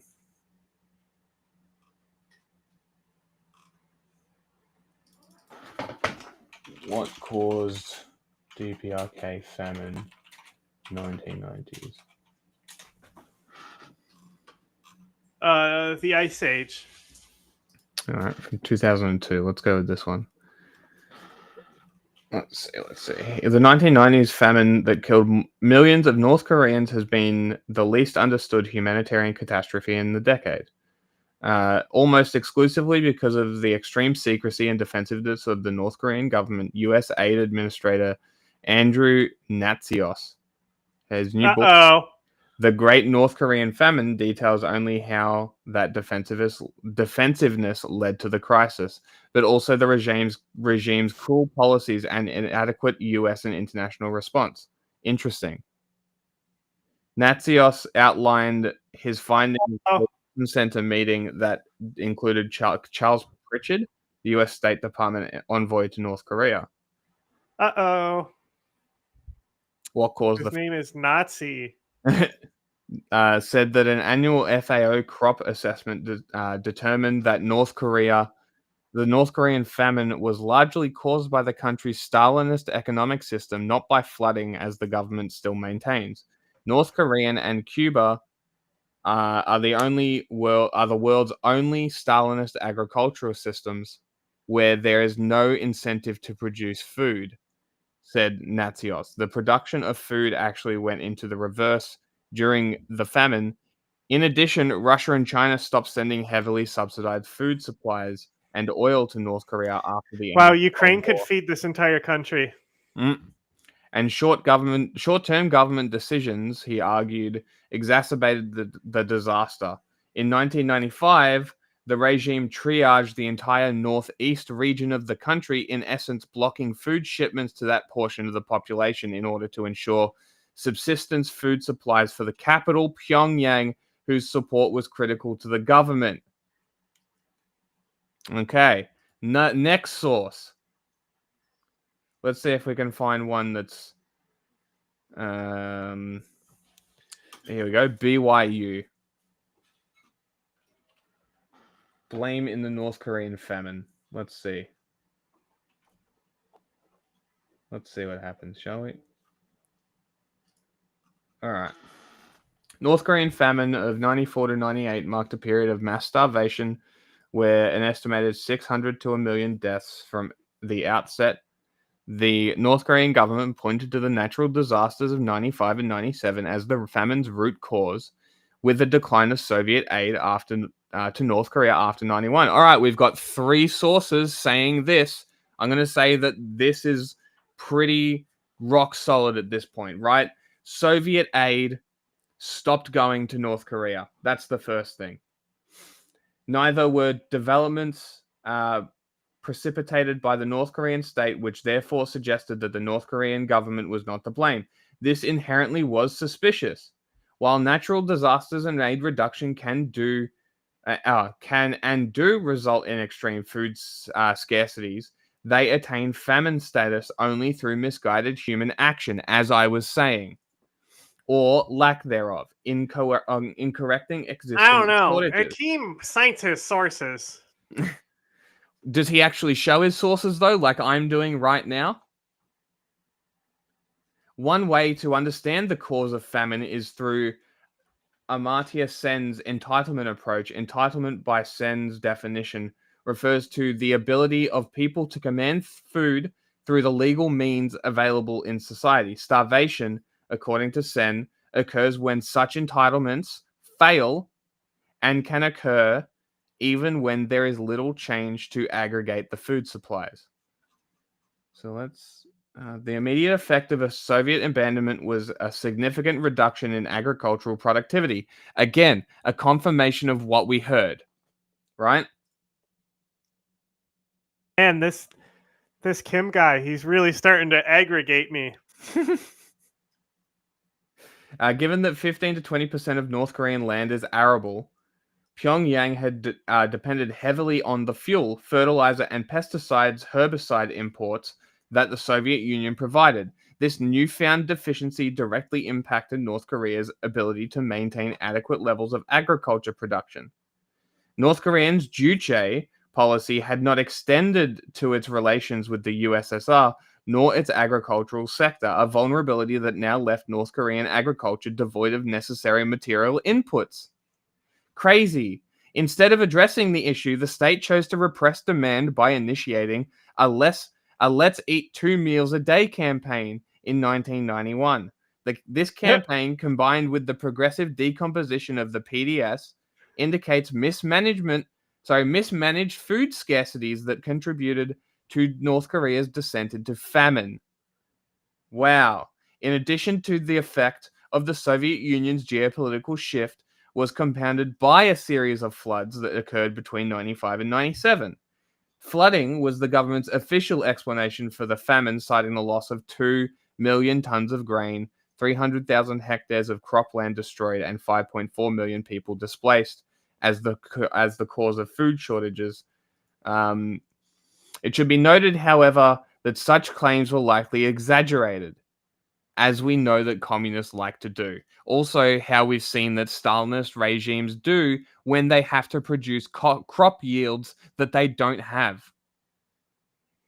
We saw this in the Great Leap Forward. Hey, you know what caused Chernobyl? Soviet incompetence? No, they literally lied about the numbers. Well, yes, that's true. They did. Regardless, North Korea experienced floods, 877 millimeters of precipitation recorded within 7 hours. Jesus fucking Christ. While similar occurrences in 96 destroyed an estimated 85% of the country's hydroelectric capacity. Jesus Christ. This then was significant not only for destroying the tunnels that housed the state's grain reserves, but also for leaving North Korea unable to generate electricity, a resource that the agricultural sector depended heavily on for irrigation, among other things. It is true, therefore, that flooding led to shortages in that existing food supply and reduced North Korea's ability to recover agriculturally. And this is not what we were ever contesting, right? These natural disasters happen, but your gross mismanagement and your shit policies are what caused this. Again, every single time you actually look into this, it's bad Soviet socialist policy that leads to this shit. And it's the same thing with capitalism. Every time you look into something like a famine, you look into mismanagement, and boom, you look at the heads, the capitalism or socialism, it's all piss poor management. That's all it ever is. And to blame it on other shit as a primary cause is like blaming COVID for everybody's death when it's just exacerbating existing fucking things. Like, sure, you can, but should you? It's up in the air, right? So who fucking knows? The decline in Soviet aid, PDS is a welfare system that nationalizes production and redistributes heavily subsidized basic necessities on the North Korean people, which includes grain and other foods, clothing, house appliances, seeds, and sprouts for collective farms. Okay. So the PDS's centrality initiated a collapse of the socioeconomic structures as the state increasingly prioritized the core class. Oh, wow. In a classless Soviet socialist society, the core class was protected while the others were starved to death. Wow. Why did US sanctions do this? A survey of 1,000 refugees carried out by Korean Buddhist sharing movement recorded 93% of the interviewees reporting that regular distributions of the PDS had stopped by 1996. Later in September 98, the Johns Hopkins School of Public Health surveyed 440 North Koreans, all of whom reported a similar decrease in rations in the 1990s. Anyway, I think I've proven my point that Hakeem is a fucking idiot, and to blame... Wow, grape! And to blame that, I just really wanted to hammer that in. I wanted to get multiple sources confirming that Hakeem is in fact incorrect and wrong. It is in fact this case and perspective against the U.S. But Jack, as they do you have a witnessed firsthand that you do not have donkey brains? the human cost of these cruel and pointless sanctions. If anyone truly cares, sanctions that we now know target individuals and organizations, not the country itself. Hang on, you don't even know about human rights what and donkey brains is.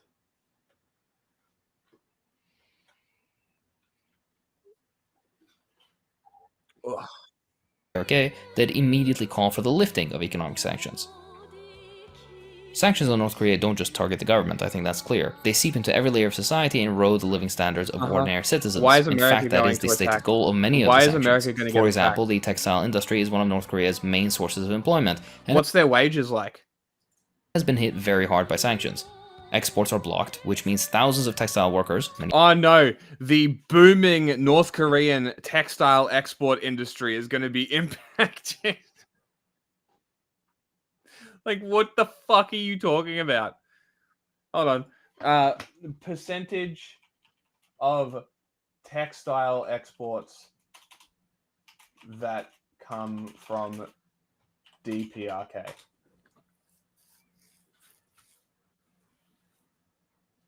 Where they signed this official certificate exonerating me of all donkey brains. Yeah, great. What does this have to do with anything? Oh, well, Dennis, if by your own admission, someone who has donkey brains could be considered reckless or moronic or idiotic, and my client Frank here has a state-issued certificate clearing him of having said donkey brains, then I ask you this. Do you have any such certificate? What? Well, we don't want a donkey on the road eating cereal. We know Frank's not a donkey. How do we know you're not a donkey brain man? Why would I have a certificate? You don't have a certificate? Oh, no. The burden of proof is not on me. Okay. There are about 15 large garment exporting enterprises in North Korea, operating several factories spread across the country, dozens of medium-sized companies, and 30 crochet or embroidery exporters. Massive industry, my dude. Massive fucking industry. Whoa. What's the population of North Korea? Man, we should really hone in on like 10,000 people. Many of whom are women, find themselves unemployed or with reduced income. As a result, many are forced... Brother. Average... Hold on. Are we ready? Average North Korean. I'm braced. Wage. Ready for it. The they don't have wages, you typical idiot. Salary. The typical wages. This is typical between 5 and 10,000 North Korean won per month, which translates to roughly $1 to $3 a month. Is this the hill you want to die on, Hakeem? You really want to talk about textile workers in North Korea and then blame the United States? Brother, the United States does not pay textile workers in North Korea. You need to talk to North Korea if you want to talk about wage theft in North Korea. Just like you need to talk to China if you want to talk about wage theft in China. You are a fucking idiot. Forced into black market activities to afford everyday necessities like food and clothing. Fishing is another critical industry and food resource nearly severed by sanctions, wiping out a sector that once provided a stable income for many coastal communities for centuries. No access to export markets means a cap on just how much they can catch and viably. A stable income for centuries. Do you know Korea's history? Korea was never stable. He did go over it.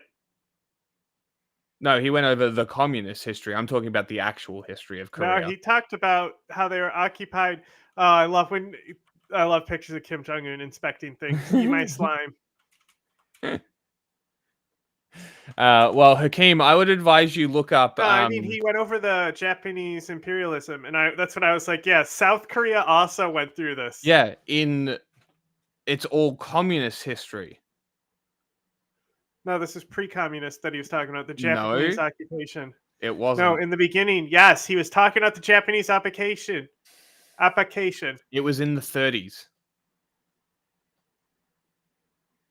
It was during Japan's rise that they took over Manchuria, which would have been North Korea, which is in the 30s, which is after the Korean Communist Party. I've literally been looking shit up the entire time. Party. Literally the entire time I've been looking shit up. But yeah, I advise Hakeem look into the history of Japan, Korea, and China, and then realize that there are no good guys here. But pop off. The communists benefit from. This destabilizes local economies along the coast, along with Whoever all downstream industries such as fish processors, transporters. They're all bad. We'll say that again. If they're all bad, then whoever is against the U.S. is who I like.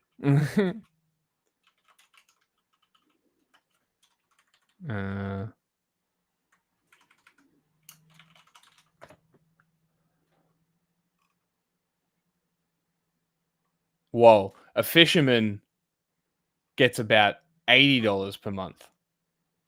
Whoa.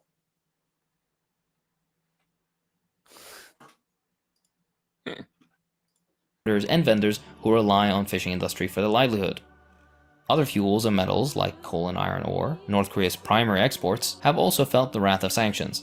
In 2018, China's imports of North Korean coal dropped by 88% due to international sanctions, which stripped North Korea of a major and badly needed source of income. By now, you should know the pattern.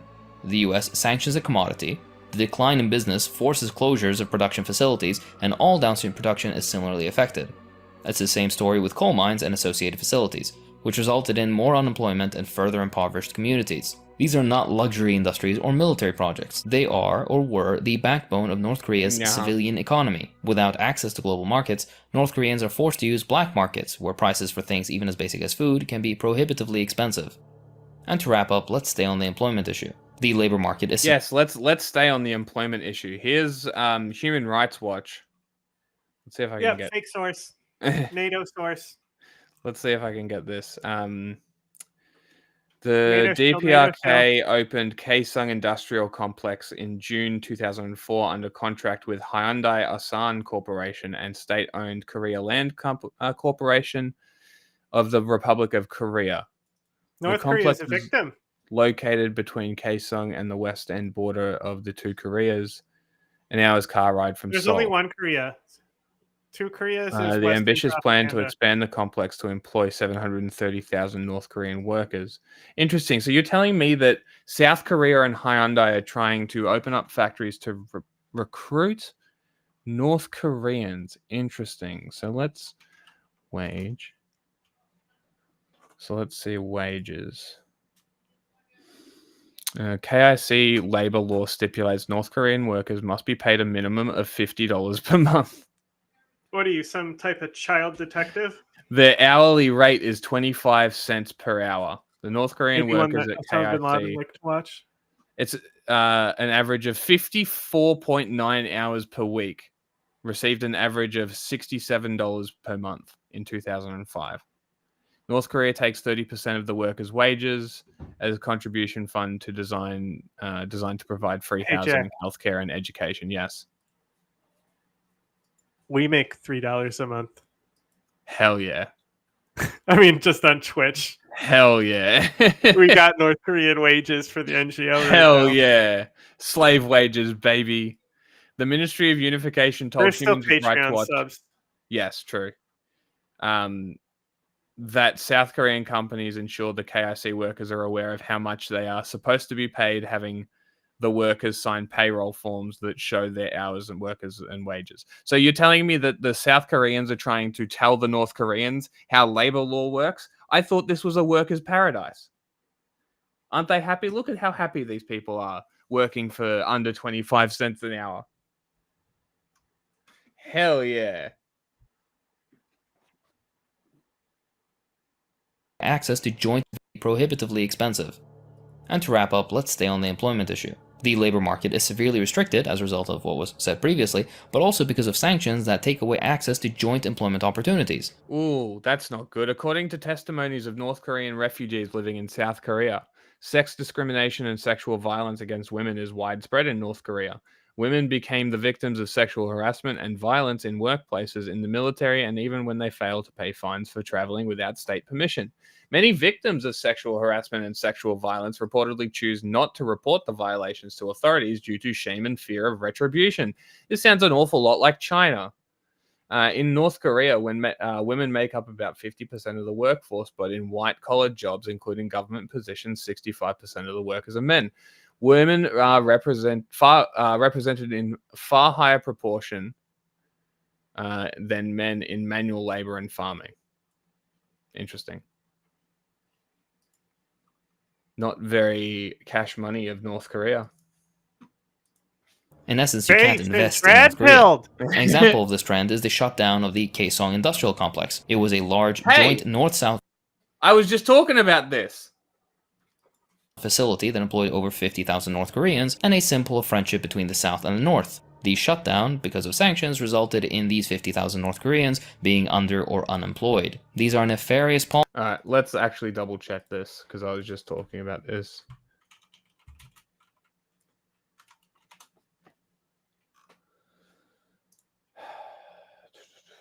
What the fuck?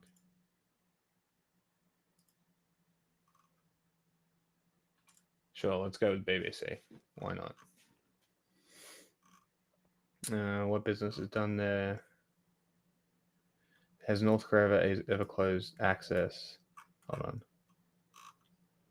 on. In April 2013, the North shut down the complex for more than 4 months after heightened tensions sparked military drills by Seoul and Washington. In 2009, North Korean authorities imposed a number of restrictions on the KIC after the US South Korean military drills. Entry into the KIC was shut for several days, and hundreds of South Korean Remember when workers North were Korea blew effectively up trapped. their own building to own South Korea? Pretty cool. That was For the so most funny. part, the KIC has continued to operate and expand despite frequent flare-ups and tensions. It was not shut down in 2010 despite two violent incidents. A South Korean naval vessel, the Cheon, was sunk in disputed waters, killing 46 sailors, says Seoul says a North Korean torpedo sank the ship. Late in 2010, North Korean artillery fired shells. Okay. That doesn't tell me anything. Stimson Center? Sure. Closed. Okay. Yeah, but is Hakeem going to talk about how North Korea is infiltrating South Korea's government? The complex, situated just north of the DMZ, was designed to host South Korean factories and manufacturers who employ North Korean workers. It operated for more than a decade despite ebbs and flows, while similar initiatives were susceptible to the broader political climate. Hold on. Did the US have sanctions on North Korea during the 2000s? Let's see. CFR? Let's go with CFR. Capitalist pig source. This should be fine. UN Security Council sanctions on North Korea. 2006, the UN Security Council Resolution 1718 condemned North Korea's first nuclear test and imposed sanctions. Okay, why didn't the sanctions close this down in 2005? In 2009, strengthens sanctions after North Korea's second nuclear explosion. Why didn't it shut down then? Condemns North Korea's satellite launch and proliferation activities. 13 North Korea, harsher sanctions. I'll fucking do it again. In 2013, imposes harsher sanctions. Why didn't it shut down then, Hakeem? I'm confused. You told me that it shut down because of sanctions, and it. I'll fucking do it again. Hold on, let me find out when it's actually closed. When did the Kaesong Industrial look up how North Korea blew up its own building to own the libs? I know, we covered this. But it's funny. It's a funny video. I'll shit my own pants. Like, way to go, North Korea. On 10th of February 2016, it was temporarily closed by the government and all staff recalled by Park Geun-hye administration, although the former South Korean president signaled his desire to reopen and expand it in 2017. So it closed in 2016. So if it closed in 2016, why didn't it close on these sanctions from nuclear tests? Why did it only close just then? I'm curious. If sanctions are what did it, why? If it's sanctions that closed it, why did they say that they wanted to reopen it? Like, you see how this doesn't fucking make sense? You see how this is just a really dumb video? Capitalism doesn't make sense. Policies aimed at maximizing misery. I spent what 20 minutes here Googling shit. How easy is this? This is pretty easily Googleable. Like, this is pretty easily Googleable. How fucking easy is this? And I'm destroying his entire video just by Googling shit in the background. The interests of American capital. The United States has likewise I'm still wondering, why is North Korea going to attack America? Kept a military stranglehold on the Korean Peninsula for decades, with roughly 28,000 troops stationed at a few large bases across South Korea meant to counter any potential aggression from the north. This isn't a temporary deployment, and it's extremely expensive, for South Korea, of course. The US isn't altruistic even to its allies. In a recent deal, South Korea agreed to pay over $1.1 billion, with further increases capped at 5% per year, to host the US military presence, a price pushed by the Biden administration to solidify a deal before any possible disruption from the second Trump administration. This new agreement lasts until 2030 to make absolutely sure that it survives past Trump into whatever administration follows him. For North Korea, these forces are there as a threat, obviously. It's the most technically sophisticated military on Earth and its local ally, stationed across the border against your sanctioned and small country. It can be nothing else. Anyway, each year, the US and South Korea carry out joint military so-called exercises, training in everything from missile defense to simulated invasion drills.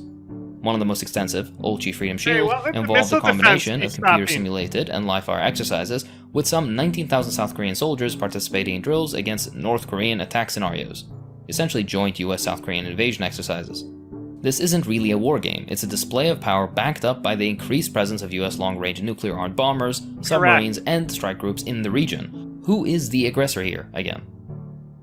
North Korea has responded predictably, positioning their nuclear program as an essential deterrent against American aggression. If Iraq had done the same, then we would still be an independent country, and without the excess of 1 million deaths caused by the illegal American invasion. Despite official US claims that regime change isn't the objective, statements and strategies of several US regimes suggest otherwise. North Korea watched other states like Libya dismantle their defenses only to face regime change at the hands of the US. If the DPRK were to disarm, it would likely face a similar fate, being exposed to an aggressive enemy. Gaddafi. Al-Qaeda, yes. Who was the other guy? North Korea has display of power by 19,000 in everything from missile defense to simulated invasion direction and small country. The most range isn't the objective. Statements and strategies of several US regimes suggest otherwise. North Korea watched other states like Libya dismantle their defenses only to face regime change. Yeah, I like heralding the guy that raped his guards. I like really enjoy pedestaling a dude who made his personal security all women so he could have unrelenting access to rape them. What defenses did Gaddafi have? So like he had some HD gas, stuff like that, right? But like these rounds have shelf lives, right? So Gaddafi decided that he would do this posturing of disarming these expired shells instead of renewing the program. Yeah. Which was a good idea. It was better for his interest. True. So he didn't renew it, and what? He got killed for it. Mustard gas has a really short shelf life, I'm pretty sure. You'd have to Google that one. I mean, at the hands of the US. If the kind of rot faster. DPRK were to disarm, it would likely face a similar fate, being exposed to an aggressive enemy that has historically favored extreme and unrelenting force over diplomacy. So, we should really view North Korea's nuclear deterrent more as a survival strategy against an American military presence than the unhinged musings of a psychopath. Likewise, and more importantly, they offered to stop nuclear testing entirely for a pledge that the US wouldn't attack. The US ignored the memo, of course. This is one of the many extended olive branches from the north that have gone ignored. Super patience. Western media's portrayal of DPRK as a rogue state is a framing used by imperialist powers to vilify nations that defy their hegemony, and also serve as a source of circular logic that itself assumes the US wouldn't lie about something like that for political gain, despite that literally being the point. In this narrative, North Korea is depicted as a dangerous, irrational actor, a threat to global and regional stability, and an obstacle to progress. Progress as defined and measured by what is most profitable to Western capital interests, interestingly enough. Let's not forget the trillions of dollars worth of rare earth metals under North Korean soil. We even made a video on that you can check out here. Few analysts or policymakers attempt to actually understand how the DPRK perceives American aggression, preferring to push a simplistic, cartoonish, and unserious one-sided image of the nation as a villain beyond redemption. This framing is used to block or at least slow down any... They learned, they tested it out on North Korea first, and then they brought it home to us. You didn't even know that, genuine did resolution. I didn't know. You didn't find that in your fucking capitalist sources, did you? Which makes sure the crisis continues to serve US imperial interests. However, if we strip away the nonsense, North Korea is being punished because it refuses to submit to globalized exploitation by Western powers, which makes it the ultimate enemy. Nonsense stripper. No nonsense is described ever as here. reclusive. Keep in mind, the title is "Will North Korea attack the United States?" Have we had that answer yet? I mean, North Korea isolated, but no mention is made of the sanctions which hold that torpedo. So that end as their explicit purpose. Seems to me, yes. Yet the nation persists, defying expectations of collapse, relying on defense and small concessions extracted from the international community, too cowardly to defy the US. This is such cope. North Korea has been collapsed since it was founded. What are you talking about? It's like you have a bunch of cards on the floor, and some of the cards are on top of the other cards. So it's technically not a complete collapse. Some of the cards are off the ground. What do we think about this thing? This unfinished building that they built in Pyongyang. I think about that shit way too much, honestly.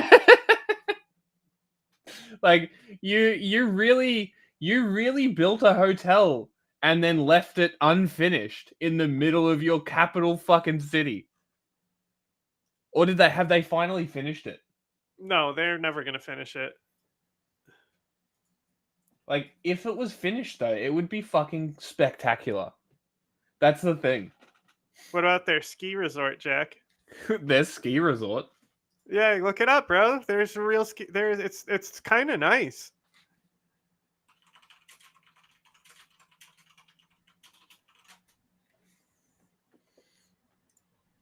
This one? There's only one. Oh my god. Ski and snowboard North Korea. Kim Jong-il birthday special. I'm howling. That's great. See, it's not bad.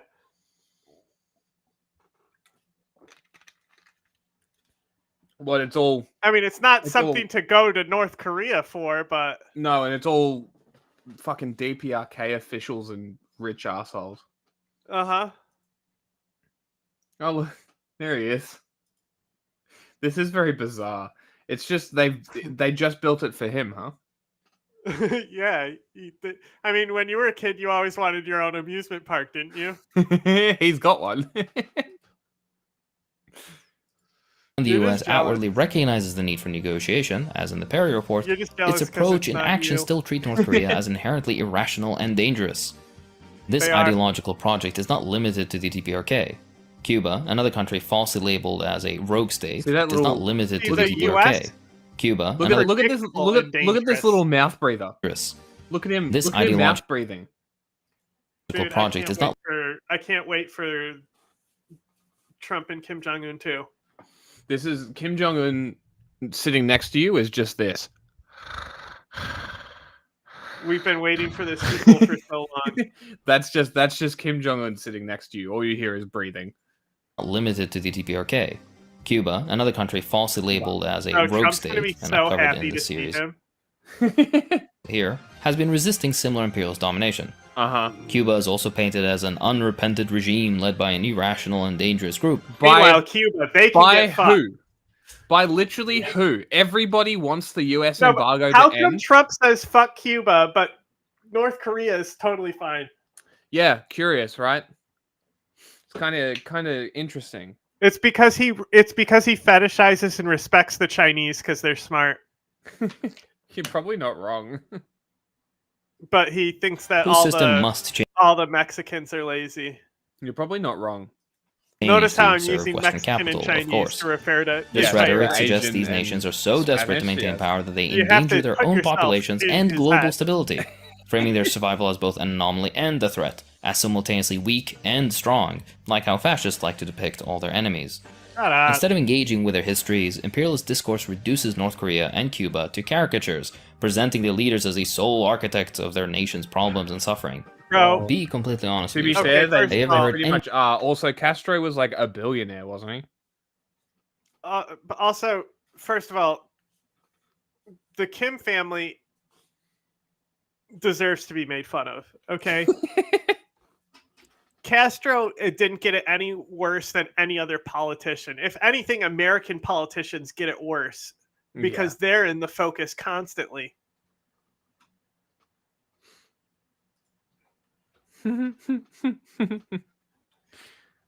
Okay, that's great. That's good feedback. Actually, I'm curious. What about it, or is this sarcasm? I'm curious. I'm just curious.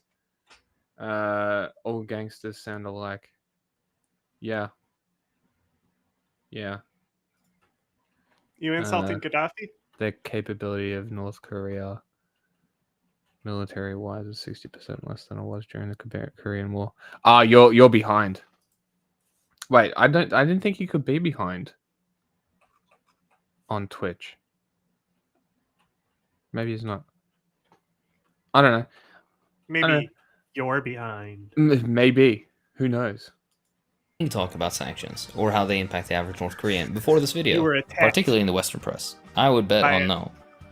However, propaganda against the DPRK extends to more than just this. The US and its allies have also and continue to conduct direct campaigns, From propaganda leaflet bombs in the Korean War to balloons filled with anti-regime messages and US dollars sent from South Korea, not the balloons. attempts at undermining the country are ceaseless. Bro, That's aside from all these silliest claims that you see shared all over with no sources The as well. poop balloons. Why you send me the Hyrax? Oh, because they're great. No, he's talking about the propaganda balloons that Korea sends to North Korea. North Korea's response is dropping the poop to those balloons. South Korea sent the balloons first. Let's be clear. Yes, that's right. The activists were trying to send media to them, if I recall correctly. Yeah, and like also calling Kim's wife a slut and shit. Yeah. That's the renegade path.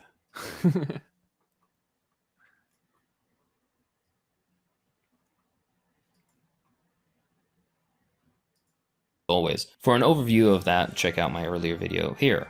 Done. For further details on defectors and why their stories so frequently fall apart, check out another video here. That's some low-hanging fruit. Like that is some low-hanging fruit. Why don't you talk about all the defectors and talk about how most of their stories don't fall apart and how they just go about living their life because all they wanted to do was leave the fucking country. Yomi Park, the daughter of a drug dealer. Yeah. I'm actually not 100% sure on the her whole story, like the actual story. North Korea's identity in the 20th and 21st centuries has largely been shaped by a history of defiance against foreign domination, and much of the latter against the US in particular.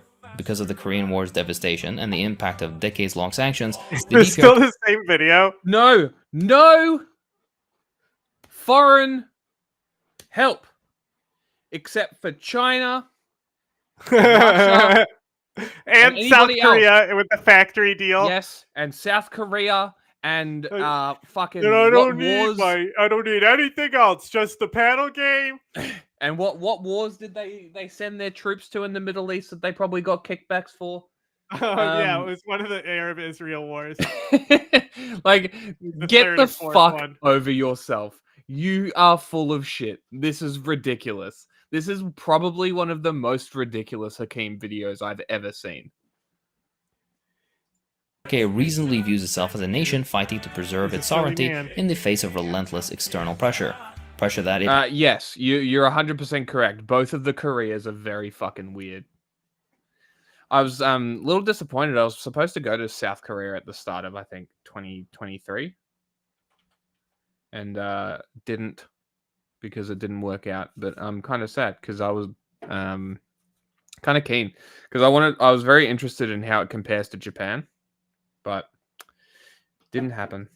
Actually does face, as I've shown in this video. You've shown the examples nothing. Of Libya, Syria, Iraq, and Afghanistan go far in illustrating that point and just how bad things can get. Like you have literally shown nothing. Everything you've said, I've torn to shreds.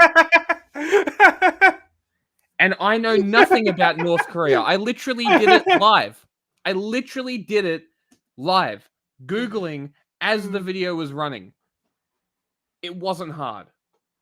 You've literally told us nothing. In fact, you've told us less than nothing. This is a second thought video regurgitated by your voice. This is that bad of a video. This is awful. When the US gets its will, even though North Koreans are highly resistant. Really published this like, yeah, this is a great video. Like, Jesus, like what the fuck is happening? Brilliant. We cannot ignore the incalculable human cost of the conflict. Entire generations have lived in fear under the shadow of war, economic devastation, and systemic fear.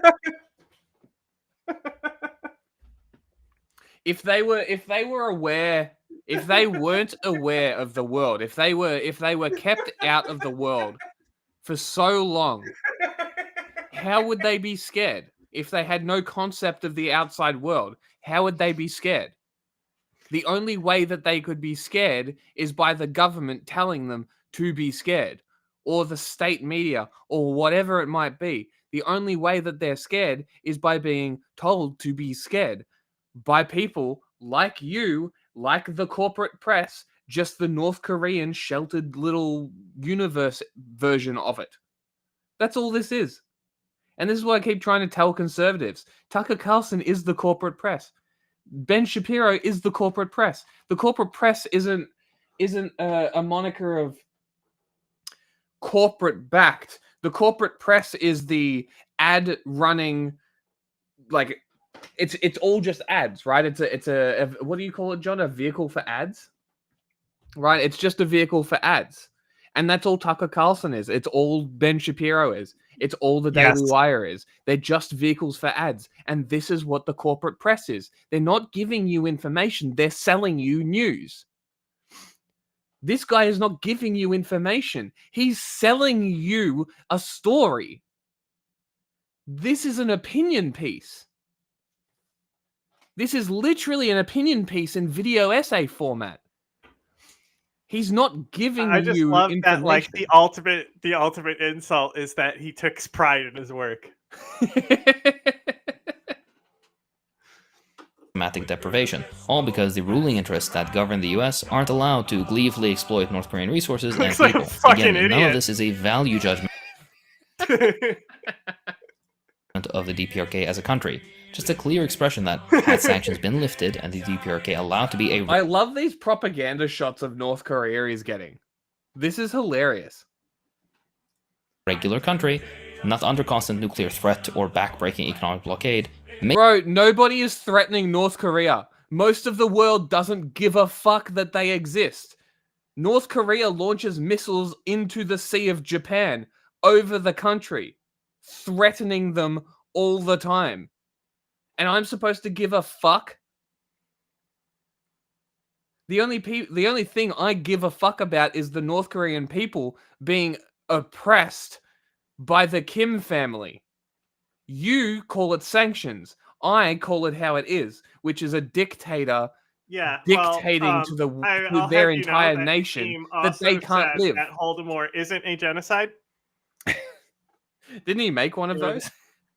Yeah. It was totally one of those videos. Maybe they'd be able to be more open, internationally involved.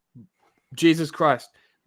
The people have no control. North Korea is closed because of the state.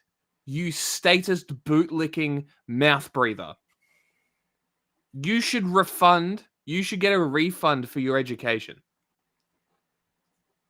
And cooperative. A better world is possible. That's all for this time. If you enjoy what I do, then please... Dog shit.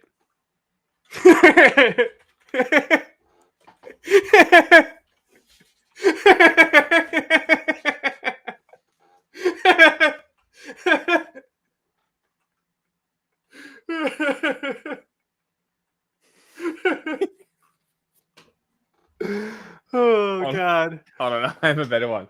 Dog shit. Turn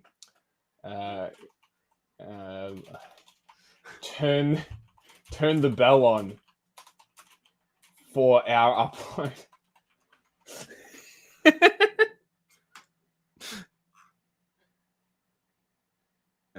Let's go. What? This one next. First time in the history of the world, the weather forecast in Elvish, Taamati.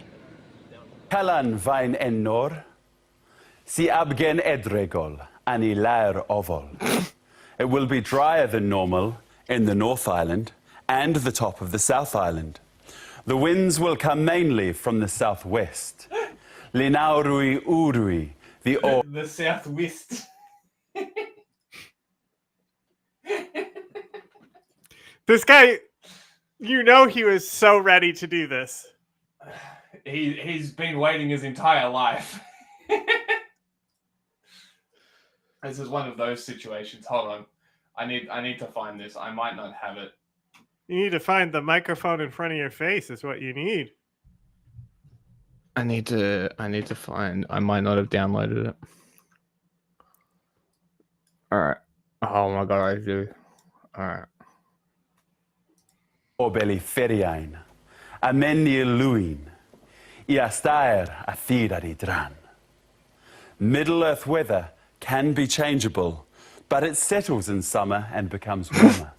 It's a moderate climate, but Why top are you gay? temperatures can reach 30 degrees. There's some rain in the south, and it's cooler. But overall, the weather is looking spectacular for most of summer. It will be the perfect time to cycle along the Queenstown trails. Sex is only for children. Fiarvain indur, ahastvaira randirath.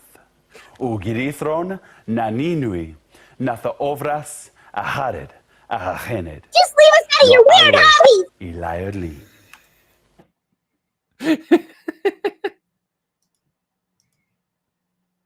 I don't know what this is. Did you put you put this on here, right? You sent Yeah, this? I said, hey, this looks like garbage. I'll fucking put it on the.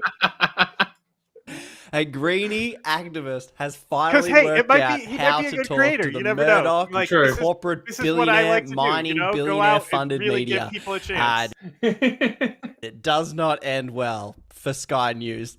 Watch this. I already hate it. I have no idea who this newsreader is, but you can completely tell off the bat. She has her talking points. When you're she has her message, That's and only. she does not. What are you talking about? His intro had a nuclear explosion, and I said, you can't use those. Those are for Americans only. If you want to have nuclear privileges in your culture to put it in your fucking shitty intro, maybe drop some nukes. You called Check him your British? privilege. Huh? You called him British. Oh, is he Australian? This is the most obvious. It's the most obvious Same Australian accent I've ever heard. Nah, same thing though. I'm They're almost the certain same he's people. putting it on. One China. Not do so well. Let's watch. Oi, if you could just give us a quick sub, I'm trying to... Whoa! Protesters from Rising, who blockaded Why one was of the that world's in the other largest ear? coal ports I in don't know. Newcastle. Joining me now is one of the protesters from Rising Tide, Zach Schofield. Why Zach, is his thanks so mouth much for open? your time.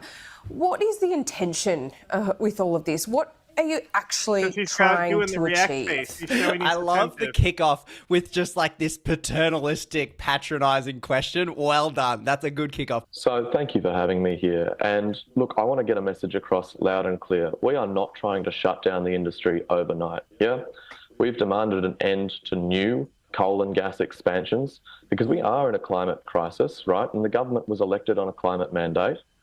And there's a very simple fix here, which is to stop expanding an industry which contributes No, to I climate got a better breakdown. one. But He's got a video from friendly Geordies.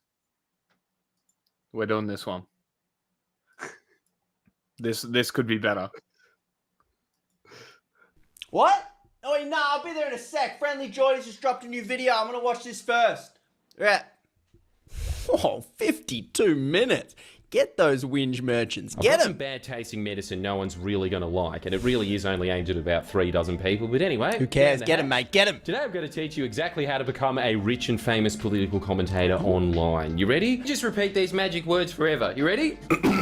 Everything the government does sucks. You got that? Everything. Got it. No matter who it is or what they do. There's always some country to island hop to that's better in that one specific area you're Geordies complaining about. is making a video about selling out your politics. Qatar gets more money for its resources. What the fuck? Pretty funny, right? Even though we export a lot We'll see what happens. more gas than Qatar collects 20 times more 20. tax on gas than we do. 20 times. Singapore, mate, do you have a housing crisis? What do you mean, like people not being able to afford houses? Yeah, no, we've got a home ownership rate of like 90%. But keep in mind, I do live in Newcastle, so that needs to be expensive. I'm from I feel like What that's is a bit- happening? I feel like that's a bit of a. Is this a Black Mirror episode? I don't know. I'm just gonna let it run. What, you think all Newies just full of bogans, do ya? What? Carry on. The reason I'm telling you all of this is because you'll notice that a lot of these upstarts, they start out by copying me. And within about 6 months, you'll see them switch over to the I care about policy over party.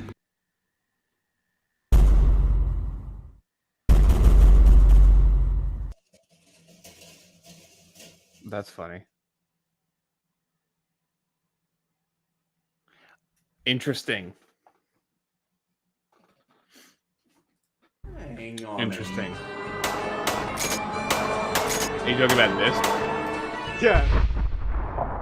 So drop some nukes if there's you want no the privilege direct to use a evidence nuke that there. that video is talking about me. Nothing. I mean, nothing there's a lot of Australia stereotyping, a does lot of broad brushes, and a justifies lot. anything like I'm dropping the biggest bomb, True. ultimate bomb. We have big bomb here. They're on your planes, but we have them here. The ultimate truth. A lot of caricatures. Maybe I could fit into some of them, but definitely not all of them. Smart move, not naming any of the YouTubers or Instagrammers who you are slamming in there, because having such a great, well-built platform like Friendly Jordies does, any airtime is good airtime. So, well played, sir. But let's say he'd seen some of my videos and I was lumped into that very stereotypical broad brush, demonized caricature of what consists of any and all critique of the government of the day, which is Labor and the policy. I genuinely think he saw our housing video. Because do you remember he said something in a video which was like a kind of... I mean, we did tag him in it. How often, like, you have to think about how often videos are actually made about him. Probably not that often. Honestly, like that side of politics, people don't really like, especially Australian, especially Friendly Jordies. Most people wouldn't. They'd be scared because all he does is just like this It's belligerent... not like he would watch the entire thing. But like he does this like belligerent bullying tactic bullshit, right? Which is fine against politicians and public figures. But if somebody was to make a video and he actually bit and made a response, that's all it would be. It would just be unrelenting bullying. And on top of the fact that he's got millions of people following him who basically worship his fucking every step and still call him a journalist despite the fact that he's not and never has been. And his entire venture on YouTube has been vindictive and personal. Look at everything that he's done. The only thing that he hasn't done that wasn't personal was the two things that I give him major credit on. The cotton in New South Wales and Papua New Guinea.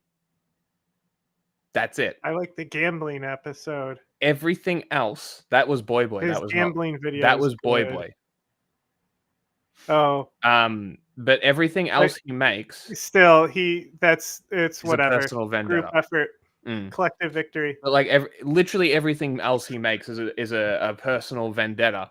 It's somebody who slighted him or has made fun of him, and because he's got this massive platform, he thinks that he can just like make these videos and say whatever he wants and not be called out for it. He's also got big friends in government. He's well connected within Labor, right? I don't know how nobody's made this fucking connection before. The guy is a fucking Labor agent.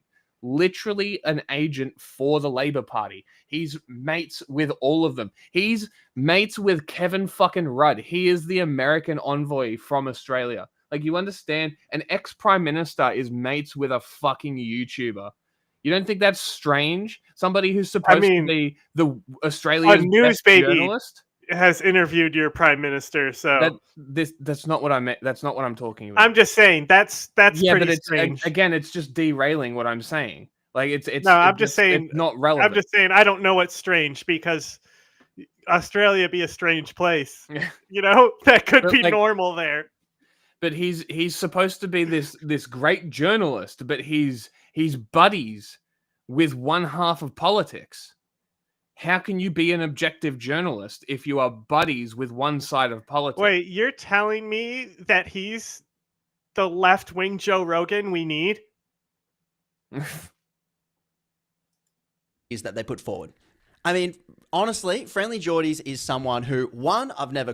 I just don't give a fuck about debates. Because at the end of the day, if you're debating someone, they're not listening. Debate who? Jordies? Like, they literally aren't listening. If you are there to debate them and all they're doing is standing on their points, you aren't going to get anywhere because they are not listening to you. Neither are the people who like them. Neither are the people who like you. Plus, debates are some of the most pointless. I can't debate. I'm just going to bully them. Yeah, like it's. I really just have no patience. then Like, I'll just instantly start being like, this person needs to be like bullied. It just takes over. It's not a conducive platform to help people gain information. I'm not a nice person.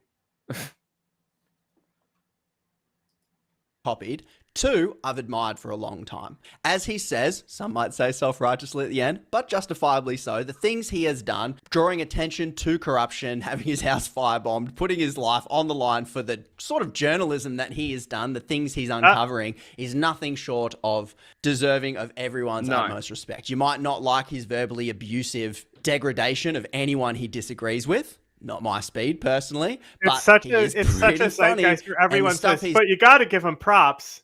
It's literally that's like pop culture things. Yeah. Yes. You know, done. That's I think like everyone should. You're like how you keep up with celebrities, so you have something to talk with people at work. Definitely respect, and I hope he keeps doing exactly what he's doing, because what he's doing, he's bloody good at it. How old was this video? 4 weeks ago. Okay, so this video was 4 weeks old. Let's just quickly look up the Friendly Geordies YouTube channel for a second, because I'm just going to prove a point here. I'm here. Let's have a look at how many political videos he's made since Labour won.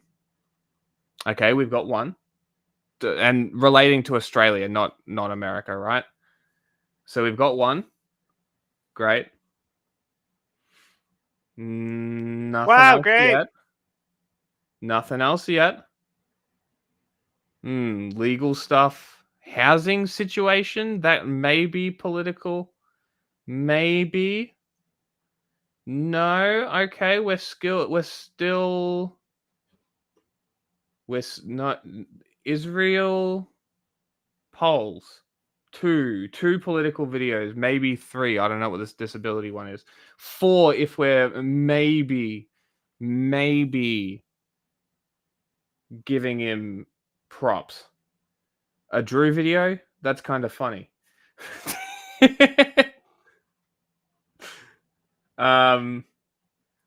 Still, like, man, that's a very glaring lack of political videos. Because he did our show. What? I said Drew is cooler than Geordie's because he did our show. That's true. But isn't it funny how once his party gets in control, it's now like a distinct lack of political journalism videos? Isn't it funny? Isn't it funny how that works? I don't know. Just an observation I made. But I could be very wrong here. They could all be political. He's a very political person, you know. Here's what I would say to anyone who looks at what I do and diminishes it down to pointless clickbait whinging. I mean, you can see it that way. I can definitely understand that. And I'm actually kind of curious, because I reckon this guy's probably pretty like middle of the road, normie, kind of leave people the fuck alone type. Maybe a little bit swinging to the right. Not bloody wrong. It does get the clicks. A lot of his critique in that video is dead bang on. There is a contingent of disaffected people who have lost trust in politics and politicians, and then they go to the cynical broad. What? It's because, okay, this is actually a very interesting question. Why do I think right-wing media needs help? Because they don't understand who they're attacking. Like, you notice how I can pick these people apart. John can pick these people apart.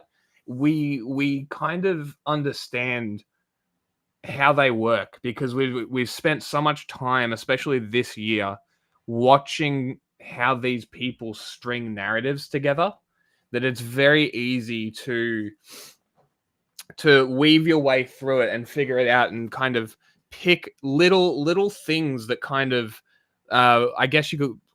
I'm sure, like if I was trying to signal to someone, you would call it a dog whistle, right?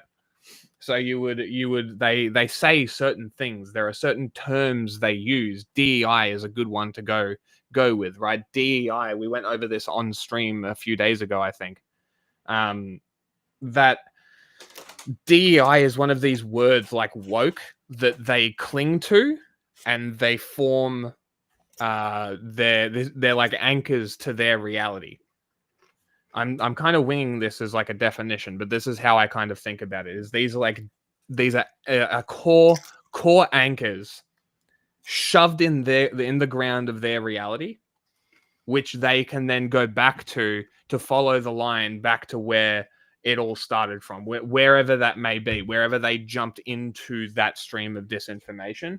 That was you their see that first guy anchor. saying having sex with your wife is gay? What, Andrew Tate? Mm-mm. No, I didn't. But like that's how I see it, and you can track these points. You can track major events, major stories that kind of blew up. A big one is the Algerian boxer from the Olympics. It makes zero sense why this is a story, why anybody gives a fuck. But for some reason, it keeps coming up. And you know what's even funnier? More Plates, More Dates did something on it. And like he said, literally reading from the article, this report in 2023 was a joint venture between the hospital and the Kremlin. And we're supposed to just like believe that this report is a legitimate report. Mm-hmm. Like, what is happening? Is it this one? I like my suitcase. No. Show me your genitals. Like, you should have said, "I like my suitcase" when that guy was taking hammers from the briefcase. But it's like Click that link I just sent you. Go to the clip that they're showing in it. It's just so insane. You're gonna love this. Like it's just so crazy. We'll play it afterwards. No. It's a short clip.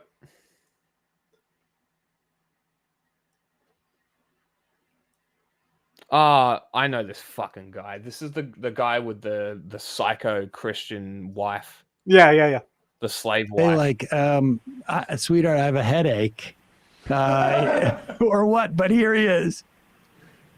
No birth control, nothing, because I'm not going to have gay sex. And like gay sex is more than just like another man and a man. It's just like the idea of looking at sex as such a materialistic thing and just like, oh, well, like we just have an orgasm and that's fun or whatever. No, like, dude, sex is about having children. It's about... These people are fucking weird, dude. These people are weird. Bro said fucking your wife is gay. Like, I've encountered this chick on fucking no. Do not have any sympathy for this dumb fucking idiot. She is as bad as this fucking guy. She is. Bro, haven't you seen they taught their child to say the N-word? They what? Like a baby. Like to get its first word to be the N-word. That's what they're trying to do. And then they posted it like they were proud of it. Wow. Incredible. That's these guys. Yep. Cool. Very cool. Pretty cool. Okay, now having we know babies. But yeah, no sympathy for these fucking morons. No, go back there.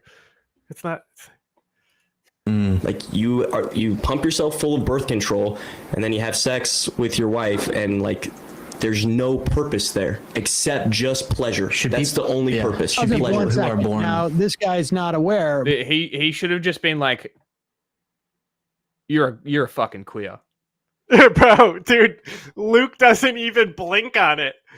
He just goes. He's an NPC. His follow-up That's is why. so funny. Like it's crazy. How do you not just be like, "You're a pussy"? The fact that Luke is ready with a follow-up question after hearing something that stupid is the best part. Only had gay sex in my entire life, apparently. All right, go back just a little bit. What is this guy? This guy's like 17? He looks like a child. Look up some bio. Well, like, we just have an orgasm and that's fun or whatever. No, like, dude, sex is about having children. It's about having babies. Like, you pump yourself full of birth control, and then you have sex with your wife, and like, there's no purpose there. I don't understand how these people gain followings. and how these people are genuinely like seriously following these I'm people. telling you, like, there's got to be a tipping point coming, bro. Like, how dead set fucking retarded can you Steven get? Crowder was like this not that long ago, and Amy Schumer was dunking on him and was cool in that situation. Okay? Except just pleasure. That's the only purpose. Should people pleasure. who are born like infertile have sex?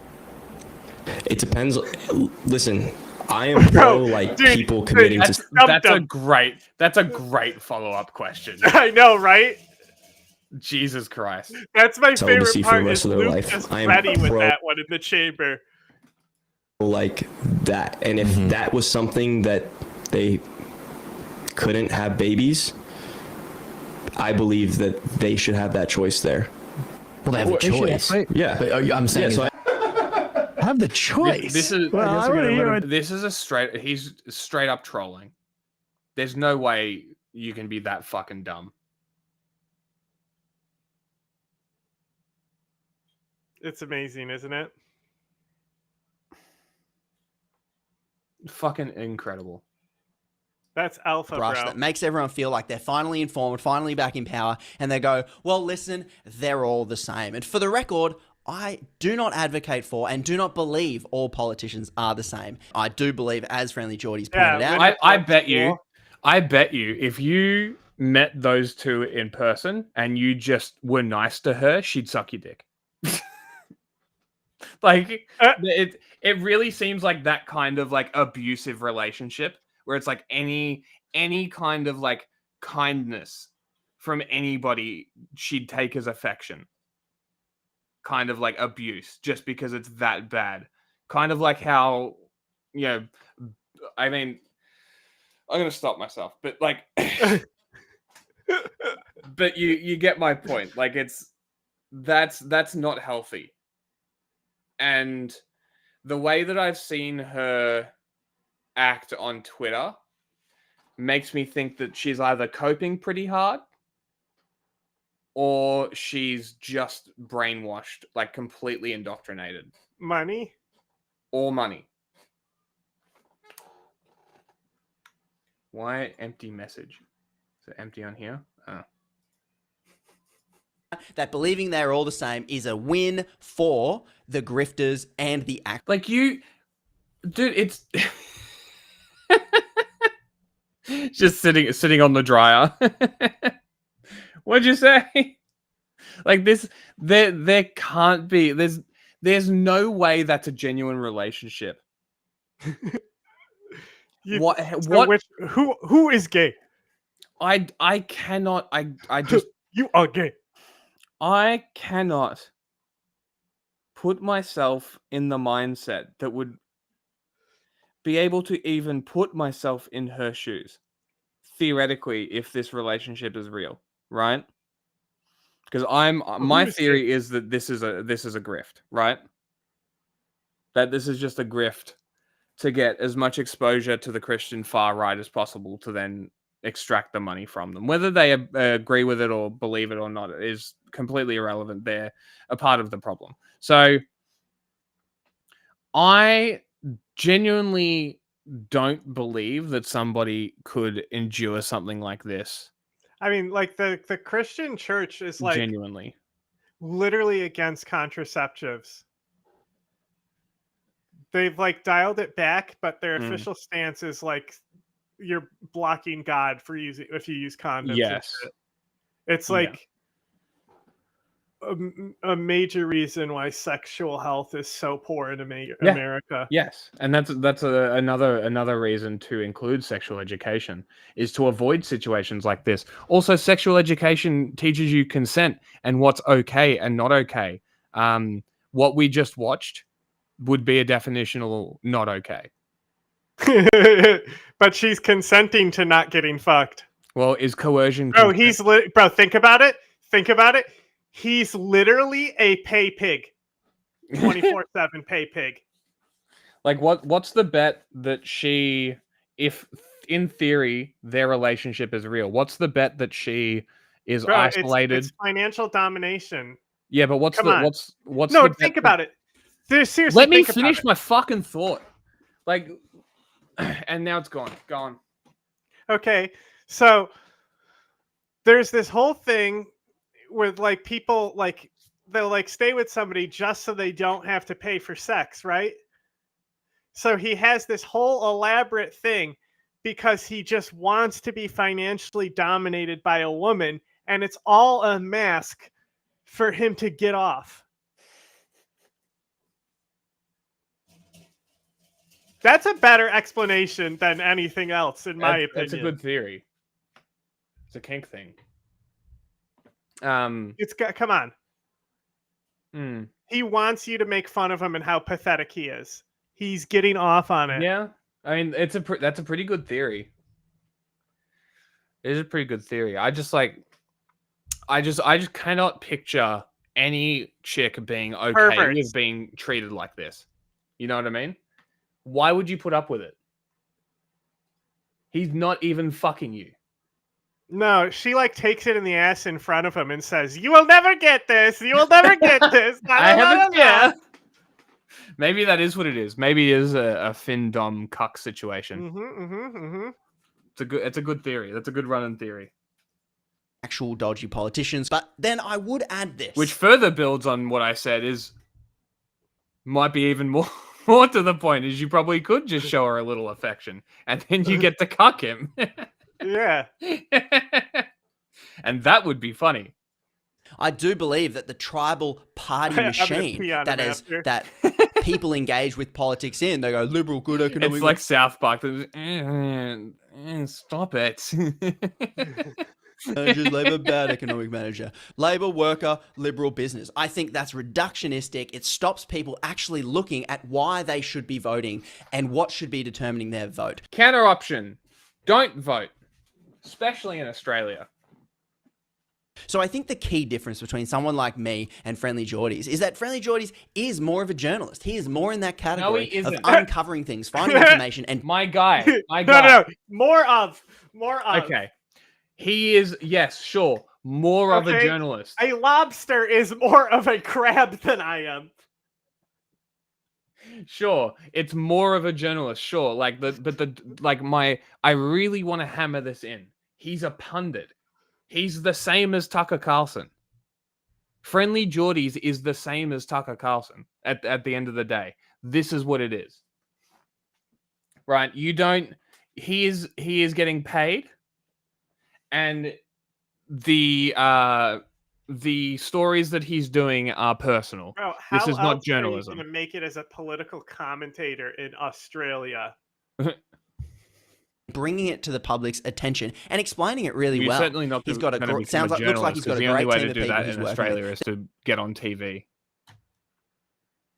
The difference is, one, it's just me. What I do, despite what old mate YouTube commenters so confidently put in the comment, this is how BS rumors start. Although Punters is a marketing student, like the comment.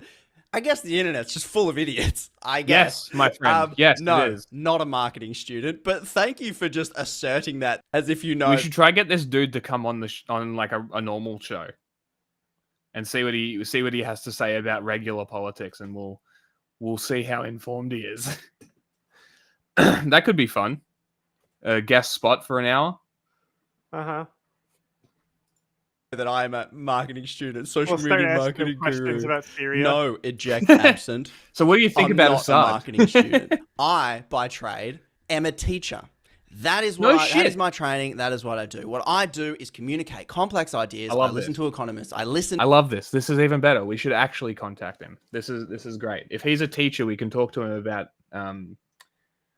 the fucking media literacy stuff that we want to do. I could do. To political commentators and thinkers, and I go, how can I understand this, and how can I explain it to people who don't have the time to be sinking into so this? Heavy. How do I get my head around it? So a lot of what I'm doing, agree or disagree I'm just with like my Neil approach, deGrasse is Tyson. trying to draw focus to what I believe people should be focusing on when they think about politics. I don't think they should be going, I'm a Labour man, I'm a Liberal man, and I go with them no matter what. I think politics is at its best when it's transparent, and I think politics is at its best I like this when guy. punters know what policy would benefit them and how to identify which party is pushing for that policy. I can't disagree with that.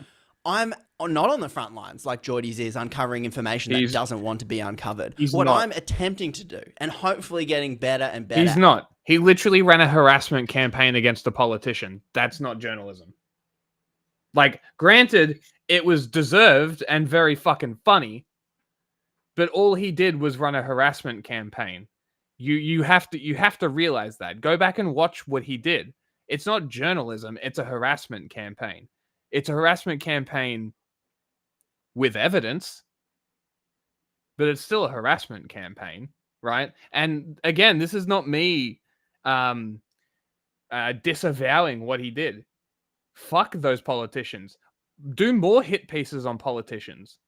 You know, that's always what I've said. I've said do Labour now. Do Daniel Andrews, but you're not going to because he's Labour and you don't want to shit on Labour and his future job prospects in the military and industrial complex and shit, right? Can't threaten that. He might get a big job in a China factory, making big bucks, stealing wages. Like making China the plates.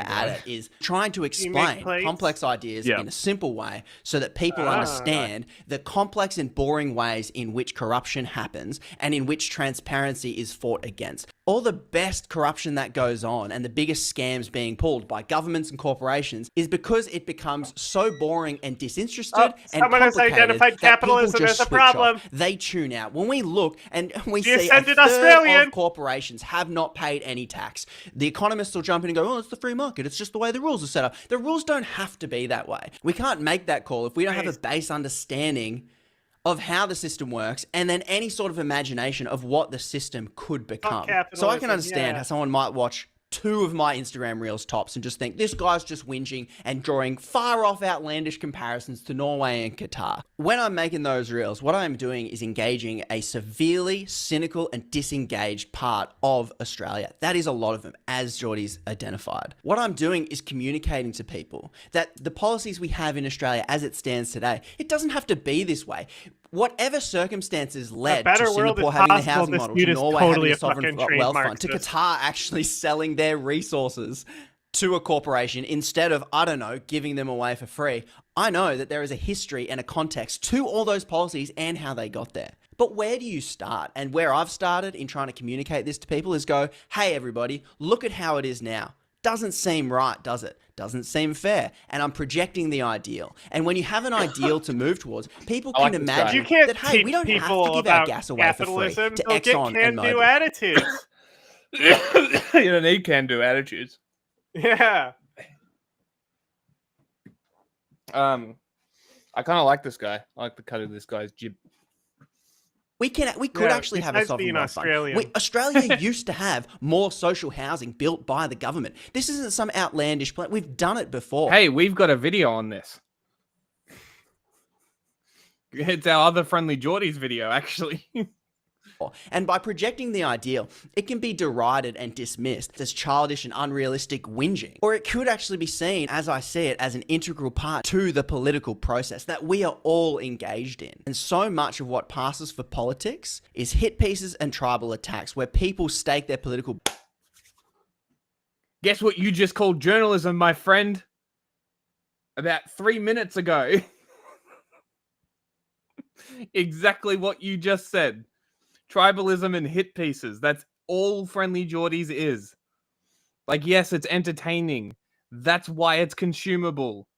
But if this was just an article written by a journalist, it wouldn't have the flair. It wouldn't have the language. It wouldn't have the memes. It wouldn't have the marketing. It would just be another political corruption story and nothing would have happened. John Barilaro would still be sitting in government, as would fucking Gladys Berejiklian and all of these politicians that Friendly Geordies took down out of his vindictive, one-sided attack articles. That's all they were. That's it. And again, I'm not against this.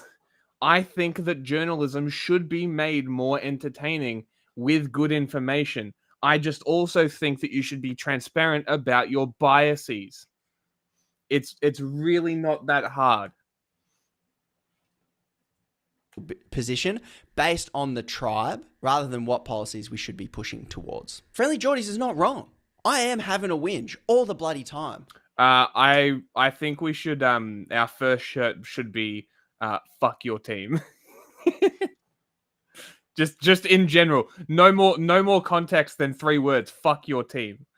Yeah, because that's good for like sports events. It's too, good you for know? everything. And then we just have 5th gen on the back of it, something like that, embroidered. I don't know, but something like that, or maybe like multiple like different flags or something like that. Some kind of small graphic on the titty. I don't Lena know. Khan. But as he notes, so is he. So is everyone that talks about politics. Because the art of politics is to see something that isn't working right now and go, oh, this sucks. I'm going to whinge about this until someone changes it. Because a lot of the things in society, you can't actually Like I joke pull saying, up by your it's going to bootstraps be and fix easier it yourself. because we can just complain about Trump. Like I make that joke. I mean, it's true. Look, you watch how many fucking libs are gonna take off The now thing because is they like just whinge about Trump. like already like how much do we want to fucking talk about the fucking sex offender? We've known he's a sex offender for weeks now. Mm-hmm. You know, the reason why I only talked about it today is because finally someone was getting switched out. Yes, yeah. Like that's all. Like that's why we don't waste our time. Why bother? But like, dude, it's like everything is so awful right now because it's like I said, like the Pod Save America boys. Yeah. It's like multiple times a week it has to be about how Trump's cabinet picks are disastrous. Yeah. And some cope about the election. You need to come together with other people and organize and go, how do we collectively fix this? And that the process by which that happens is whinging. It's called critique. It's called looking at policy and finding out how it can be better. So when the Australia Institute or when Swollen Pickles or whoever critiques a Labour policy or a Liberal policy or any political party's policy, I think you can see it as an attack on the political party and trying to tear them down, and then the other team might win. But I actually look at it as an integral part of developing good policy. If you have a solid critique of a policy that the Labour Party have put in, I want to hear that. And if the critique is fair, then I want to see that policy. Those are my favorite amended. people. The end goal. You know, they didn't watch the video. They just came to the comments to say mega. Yeah. It's hilarious. Like, cool. Yeah, great, good one. I mean, it's the equivalent of them thinking sharing and liking is one prayer. Yeah. It's all I can think of when they do that is that meme of like people huddled in a circle and someone comes in and yells something, and all it is just one person with a big thumb right at them, and then goes that's back what you're to doing talking. To that one chatter. We just kept going, okay. That was very funny. Policy. They were just saying like the most okay things of all time. Like, I know, it was so mundane. Like, at least put effort into your trolling. Come on. For this superfluous third of the population, yes, this channel's going to feed us our only need in life, which for some reason is feel like we're smarter than literally everyone in Canberra. And yeah, so you can be as cynical as you want about fair critique on policy and just accuse it as a self-righteous dog whistle. Fine, like whatever. The main thing I care about when I engage in politics is building the infrastructure of democracy. These are the issues that I'm really focusing on, which is why I focus on corporate corruption, political corruption, and I'm pushing governments to practice what they preach. When Albo said... I mean, pushing governments is a bit rich. I mean, 100,000 views. Hang on, I want to hear what he has to say about Anthony's elbows. That's fine, I'll go back. But I'm like, I'm not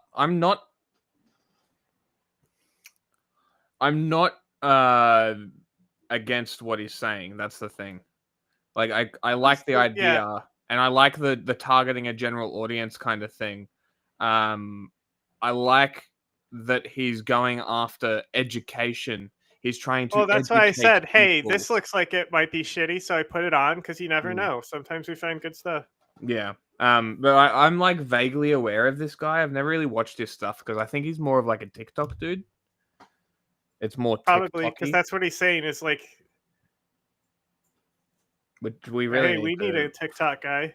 God damn. Yes, we do. But yeah, so I think it's more that. But I don't know. I kind of like this idea, and the fact he's a teacher is kind of interesting as well. We'll see. Of democracy. These are the issues that I'm really focusing on, which is why I focus on corporate corruption, political corruption, and I'm pushing governments to practice what they preach. When Albo says we need to stop prosecuting whistleblowers, yet continues prosecuting whistleblowers, I'm going to have a problem with that. He might have done some really good stuff, but on this, he's not beyond criticism. So I will just criticize until people aren't put in jail when the Albanese government... Yeah, and that's what my critique of Friendly Geordies is. He doesn't critique fucking Labour. And if Labour is in power, he doesn't make political videos, as we displayed earlier in the fucking stream. Like it's classic team sports. It's like you don't say anything while your dudes are in power, but you whinge while they're not. Like it's exactly what happens in America. It's Jill Stein every fucking 4 years. That's all it is. It just fucks off and hides for 4 years. She's the anti-genocide candidate. Continues to fight blokes like Rex Patrick on political transparency and continues to pick up the causes that the Liberal Party began to keep government secrets hidden, I'm going to critique that. And people can look at me like the enemy of whichever government team that they are supporting. Yeah, now but you in get actual it, fact, man. I think Labor and Albo want me to do what I'm doing because I'm attempting to build societal permission structures where people understand this stuff on a basic enough level so that the corporate Murdoch propaganda machine can't come along and make people afraid of the very policy that everyone stands to benefit from, which is why I focus on oil and gas. And the bugger... Like, can we stop just putting this on fucking Murdoch, please? Like, yes, he's a major part of it here. Yes, he's got major control over most opinions of the old people in the country. No, he's not the major cause of all your problems. Like, Jesus Christ, you could easily put in the work to supply information to the areas that are affected by this, but you don't. You rather whinge and say, oh, why is the Murdoch press so controlling in this area? Why does nothing work? Why don't we fucking break up the monopoly, you fucking idiots? Like, holy shit, petition to break up the monopoly. Use antitrust laws. I don't understand. Oh, they have so much control. Break it the fuck up. Fuck Murdoch. Oh, but he's from Australia. Who gives a shit? He lives in America. All his family is dead and don't live fucking here. He grew up down the fucking road from me. You think I give a shit? Fuck this guy. Like, break his shit up. I don't understand why Australia is so scared of antitrust. Smash the monopoly. It's very simple. All you have to do is break the monopoly, and it's game over for it. And then information can free flow into regional societies, or we get an information desert, which will be an even more fun fucking scenario, because that's probably what would happen, because Australia is run by fucking morons. Like, Jesus. All royalties that we get for all of our resources, gas especially. Because Labor, yes, are the party who have actually tried to get a good price for our resources. Stephen Miles in Queensland, to his credit, upped the coal resources, and like Friendly Geordies points out, that is probably the reason why he lost. And Julia Gillard got booted. The mining industry came after her after she tried to put in the mining tax. I understand that, but why did that happen? Because the average Aussie punter didn't understand the difference between a royalty and a tax. And in this example, this is where I sit. And maybe I'm failing at it. I don't know. This is just what I'm trying to do. No, you know what the problem is? He genuinely is not on any side. He is a genuine swing voter, right? If we're using American terms. So my theory is that this guy, in a genuine manner, makes videos to educate people, truly looking at it from an objective perspective. Just like he said, I genuinely believe this guy. I have no reason to distrust him at this point, right? And I mean, I don't know. Like this is the thing. How do we not know that he's just talking shit? We don't. But I'm telling you, this is like the attitude. The attitude just reminds me. 2-in-1 it's appliances don't exist. Educator attitudes is just like inherently Like trustworthy. it's always like worse versions of the two individual appliances. You can't buy 2-in-1 appliances, you know? Mm. If it's a washer and dryer, it's going to be worse than a washer and a separate dryer. I mean, that's true. Like, how do you do washing and drying? Those are opposite things, you know? So like true. any like, hey, it's a multi-function appliance. No, it's not. No, it's not. Don't lie to me. It does everything kind of shitty. I'm doing my best to hold But you'll say politicians funny, fuck accountable you. no matter what color they're wearing, because politicians actually want it to. If I can encourage people to just simply not just vote the way their parents voted, or not just vote based on team tribalism. It's good advice, sir. It's good fucking advice. To vote with this much information to say, this is the issue I care about. And I can see a voting record from a politician, so I'm going to vote for the politician who actually represents my values. Not just speaks about the values that sounds really good, but actually practices what they preach. So personally, I'm not going to dismiss people for having a whinge, because I think that's just what politics is. That's what the political conversation is. It's a bunch of people having a whinge about how things need to be better. And then politicians are listening to us have that whinge and go, you know what? We could do this policy and that might improve it. And you can stop whinging about that and whinge about something else. And I think there is room within politics for different people to be doing different things. And I think we are all necessary. Friendly Jordies and I would disagree on a whole lot of stuff, but I think where he sits in the political ecosystem is invaluable, and I wouldn't want him sitting anywhere else. I watch his videos all the time to remind me about the good stuff that the Labor government has been doing. And that makes me feel Oh my god. a lot better. Because yeah, just vote. You are getting biased information, my dude. Yeah, that's what he's saying. Like you are when watching... I want to have a biased view of something, I like to watch his videos. Yeah, but he's saying, oh, when the government's doing good stuff. I'm saying, how do you know it's good when he's a liar? A notorious liar. Well, I mean, he's a teacher. He researched the good stuff. Focusing on the negatives might make you cynical and disengaged. So yeah, my platform isn't as big. I'm nowhere near as popular. I don't have a team of researchers and people being able to uncover really important stuff. I am objectively not having as big of an impact as Friendly Jordies has had over the last 10 years. And nothing but respect to him. And if Friendly Jordies is up for it, I would love to have him. Crazy. A regular Johnny Harris, huh?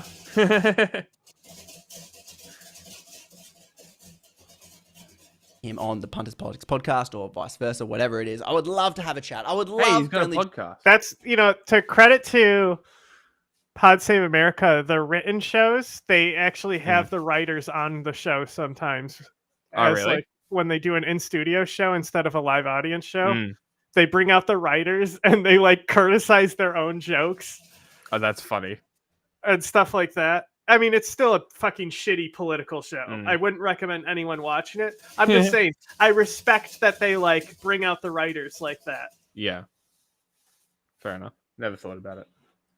Jordies to convince me to be a Labor diehard as much as he is. I would love to hear his pitch on why I should do nothing but spruik how great Labor is. I'm open for it, and I'm open for that conversation. And so, yeah, his video is a little bit navel-gazing, a little bit all about me. Here's what I'm trying to do. Listen, that's what I'm trying to do. Whether I'm nailing it or not, you'll bloody let me know. We got it. I'm thankful for the Aussie punters who support me over on Patreon, because, yeah, I couldn't do this. If at least some punters didn't think what I was doing was valuable, I think this guy is totally gettable. You subscribe, like the video. I fucking will. Can I get it? Yes, you can. Just type, can I get it? I'm going to change to the other profile. Famous political commentator online. So just can I get it? Can I get a? Oh yeah.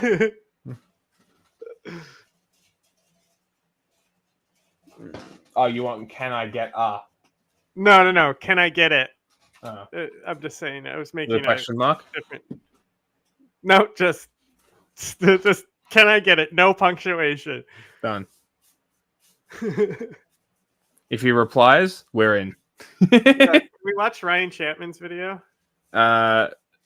No, Okay. because it's 50 minutes and it's at 6 hours. Holy shit. Which is the end. The end. 50 minutes. Do. What about that Hyrax video? Sure. I'm pretty sure you guys watched it the other day. Nah, it's a different one. And in this It's just gonna have some of the same. Your weird hobbies. Yeah. You know, there's only a limited amount of Hyraxing that can go on. Mm-hmm. You know, not a lot of people know about them. You're not getting a lot of Hyrax clips.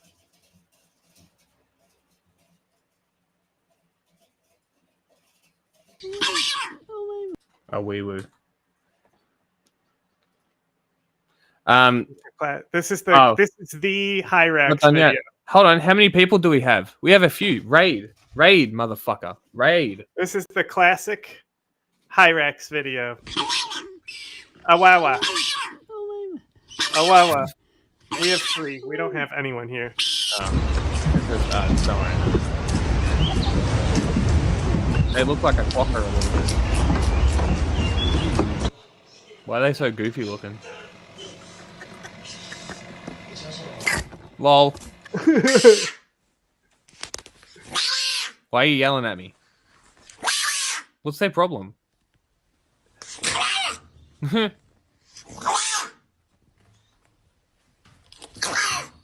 What's its problem? It's got a wawa.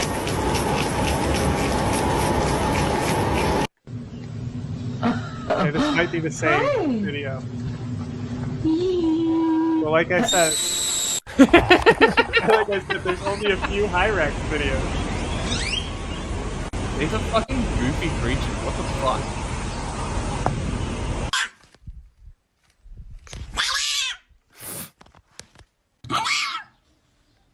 I love that they all make the same weird noise.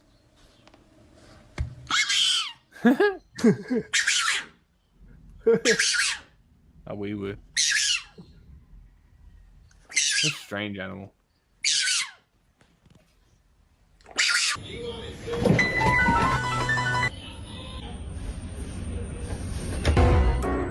So you can tell that they're a rock rodent. Yeah. Even though they're not a rodent. Just that the way that it came down the fridge and it wedged itself. Mm. Clearly natural rock climber. Yeah. Yeah, see, it even had copyright music like last time. It is the same video. Alright. End time. Goodbye. Goodbye. Wawa. A wee woo.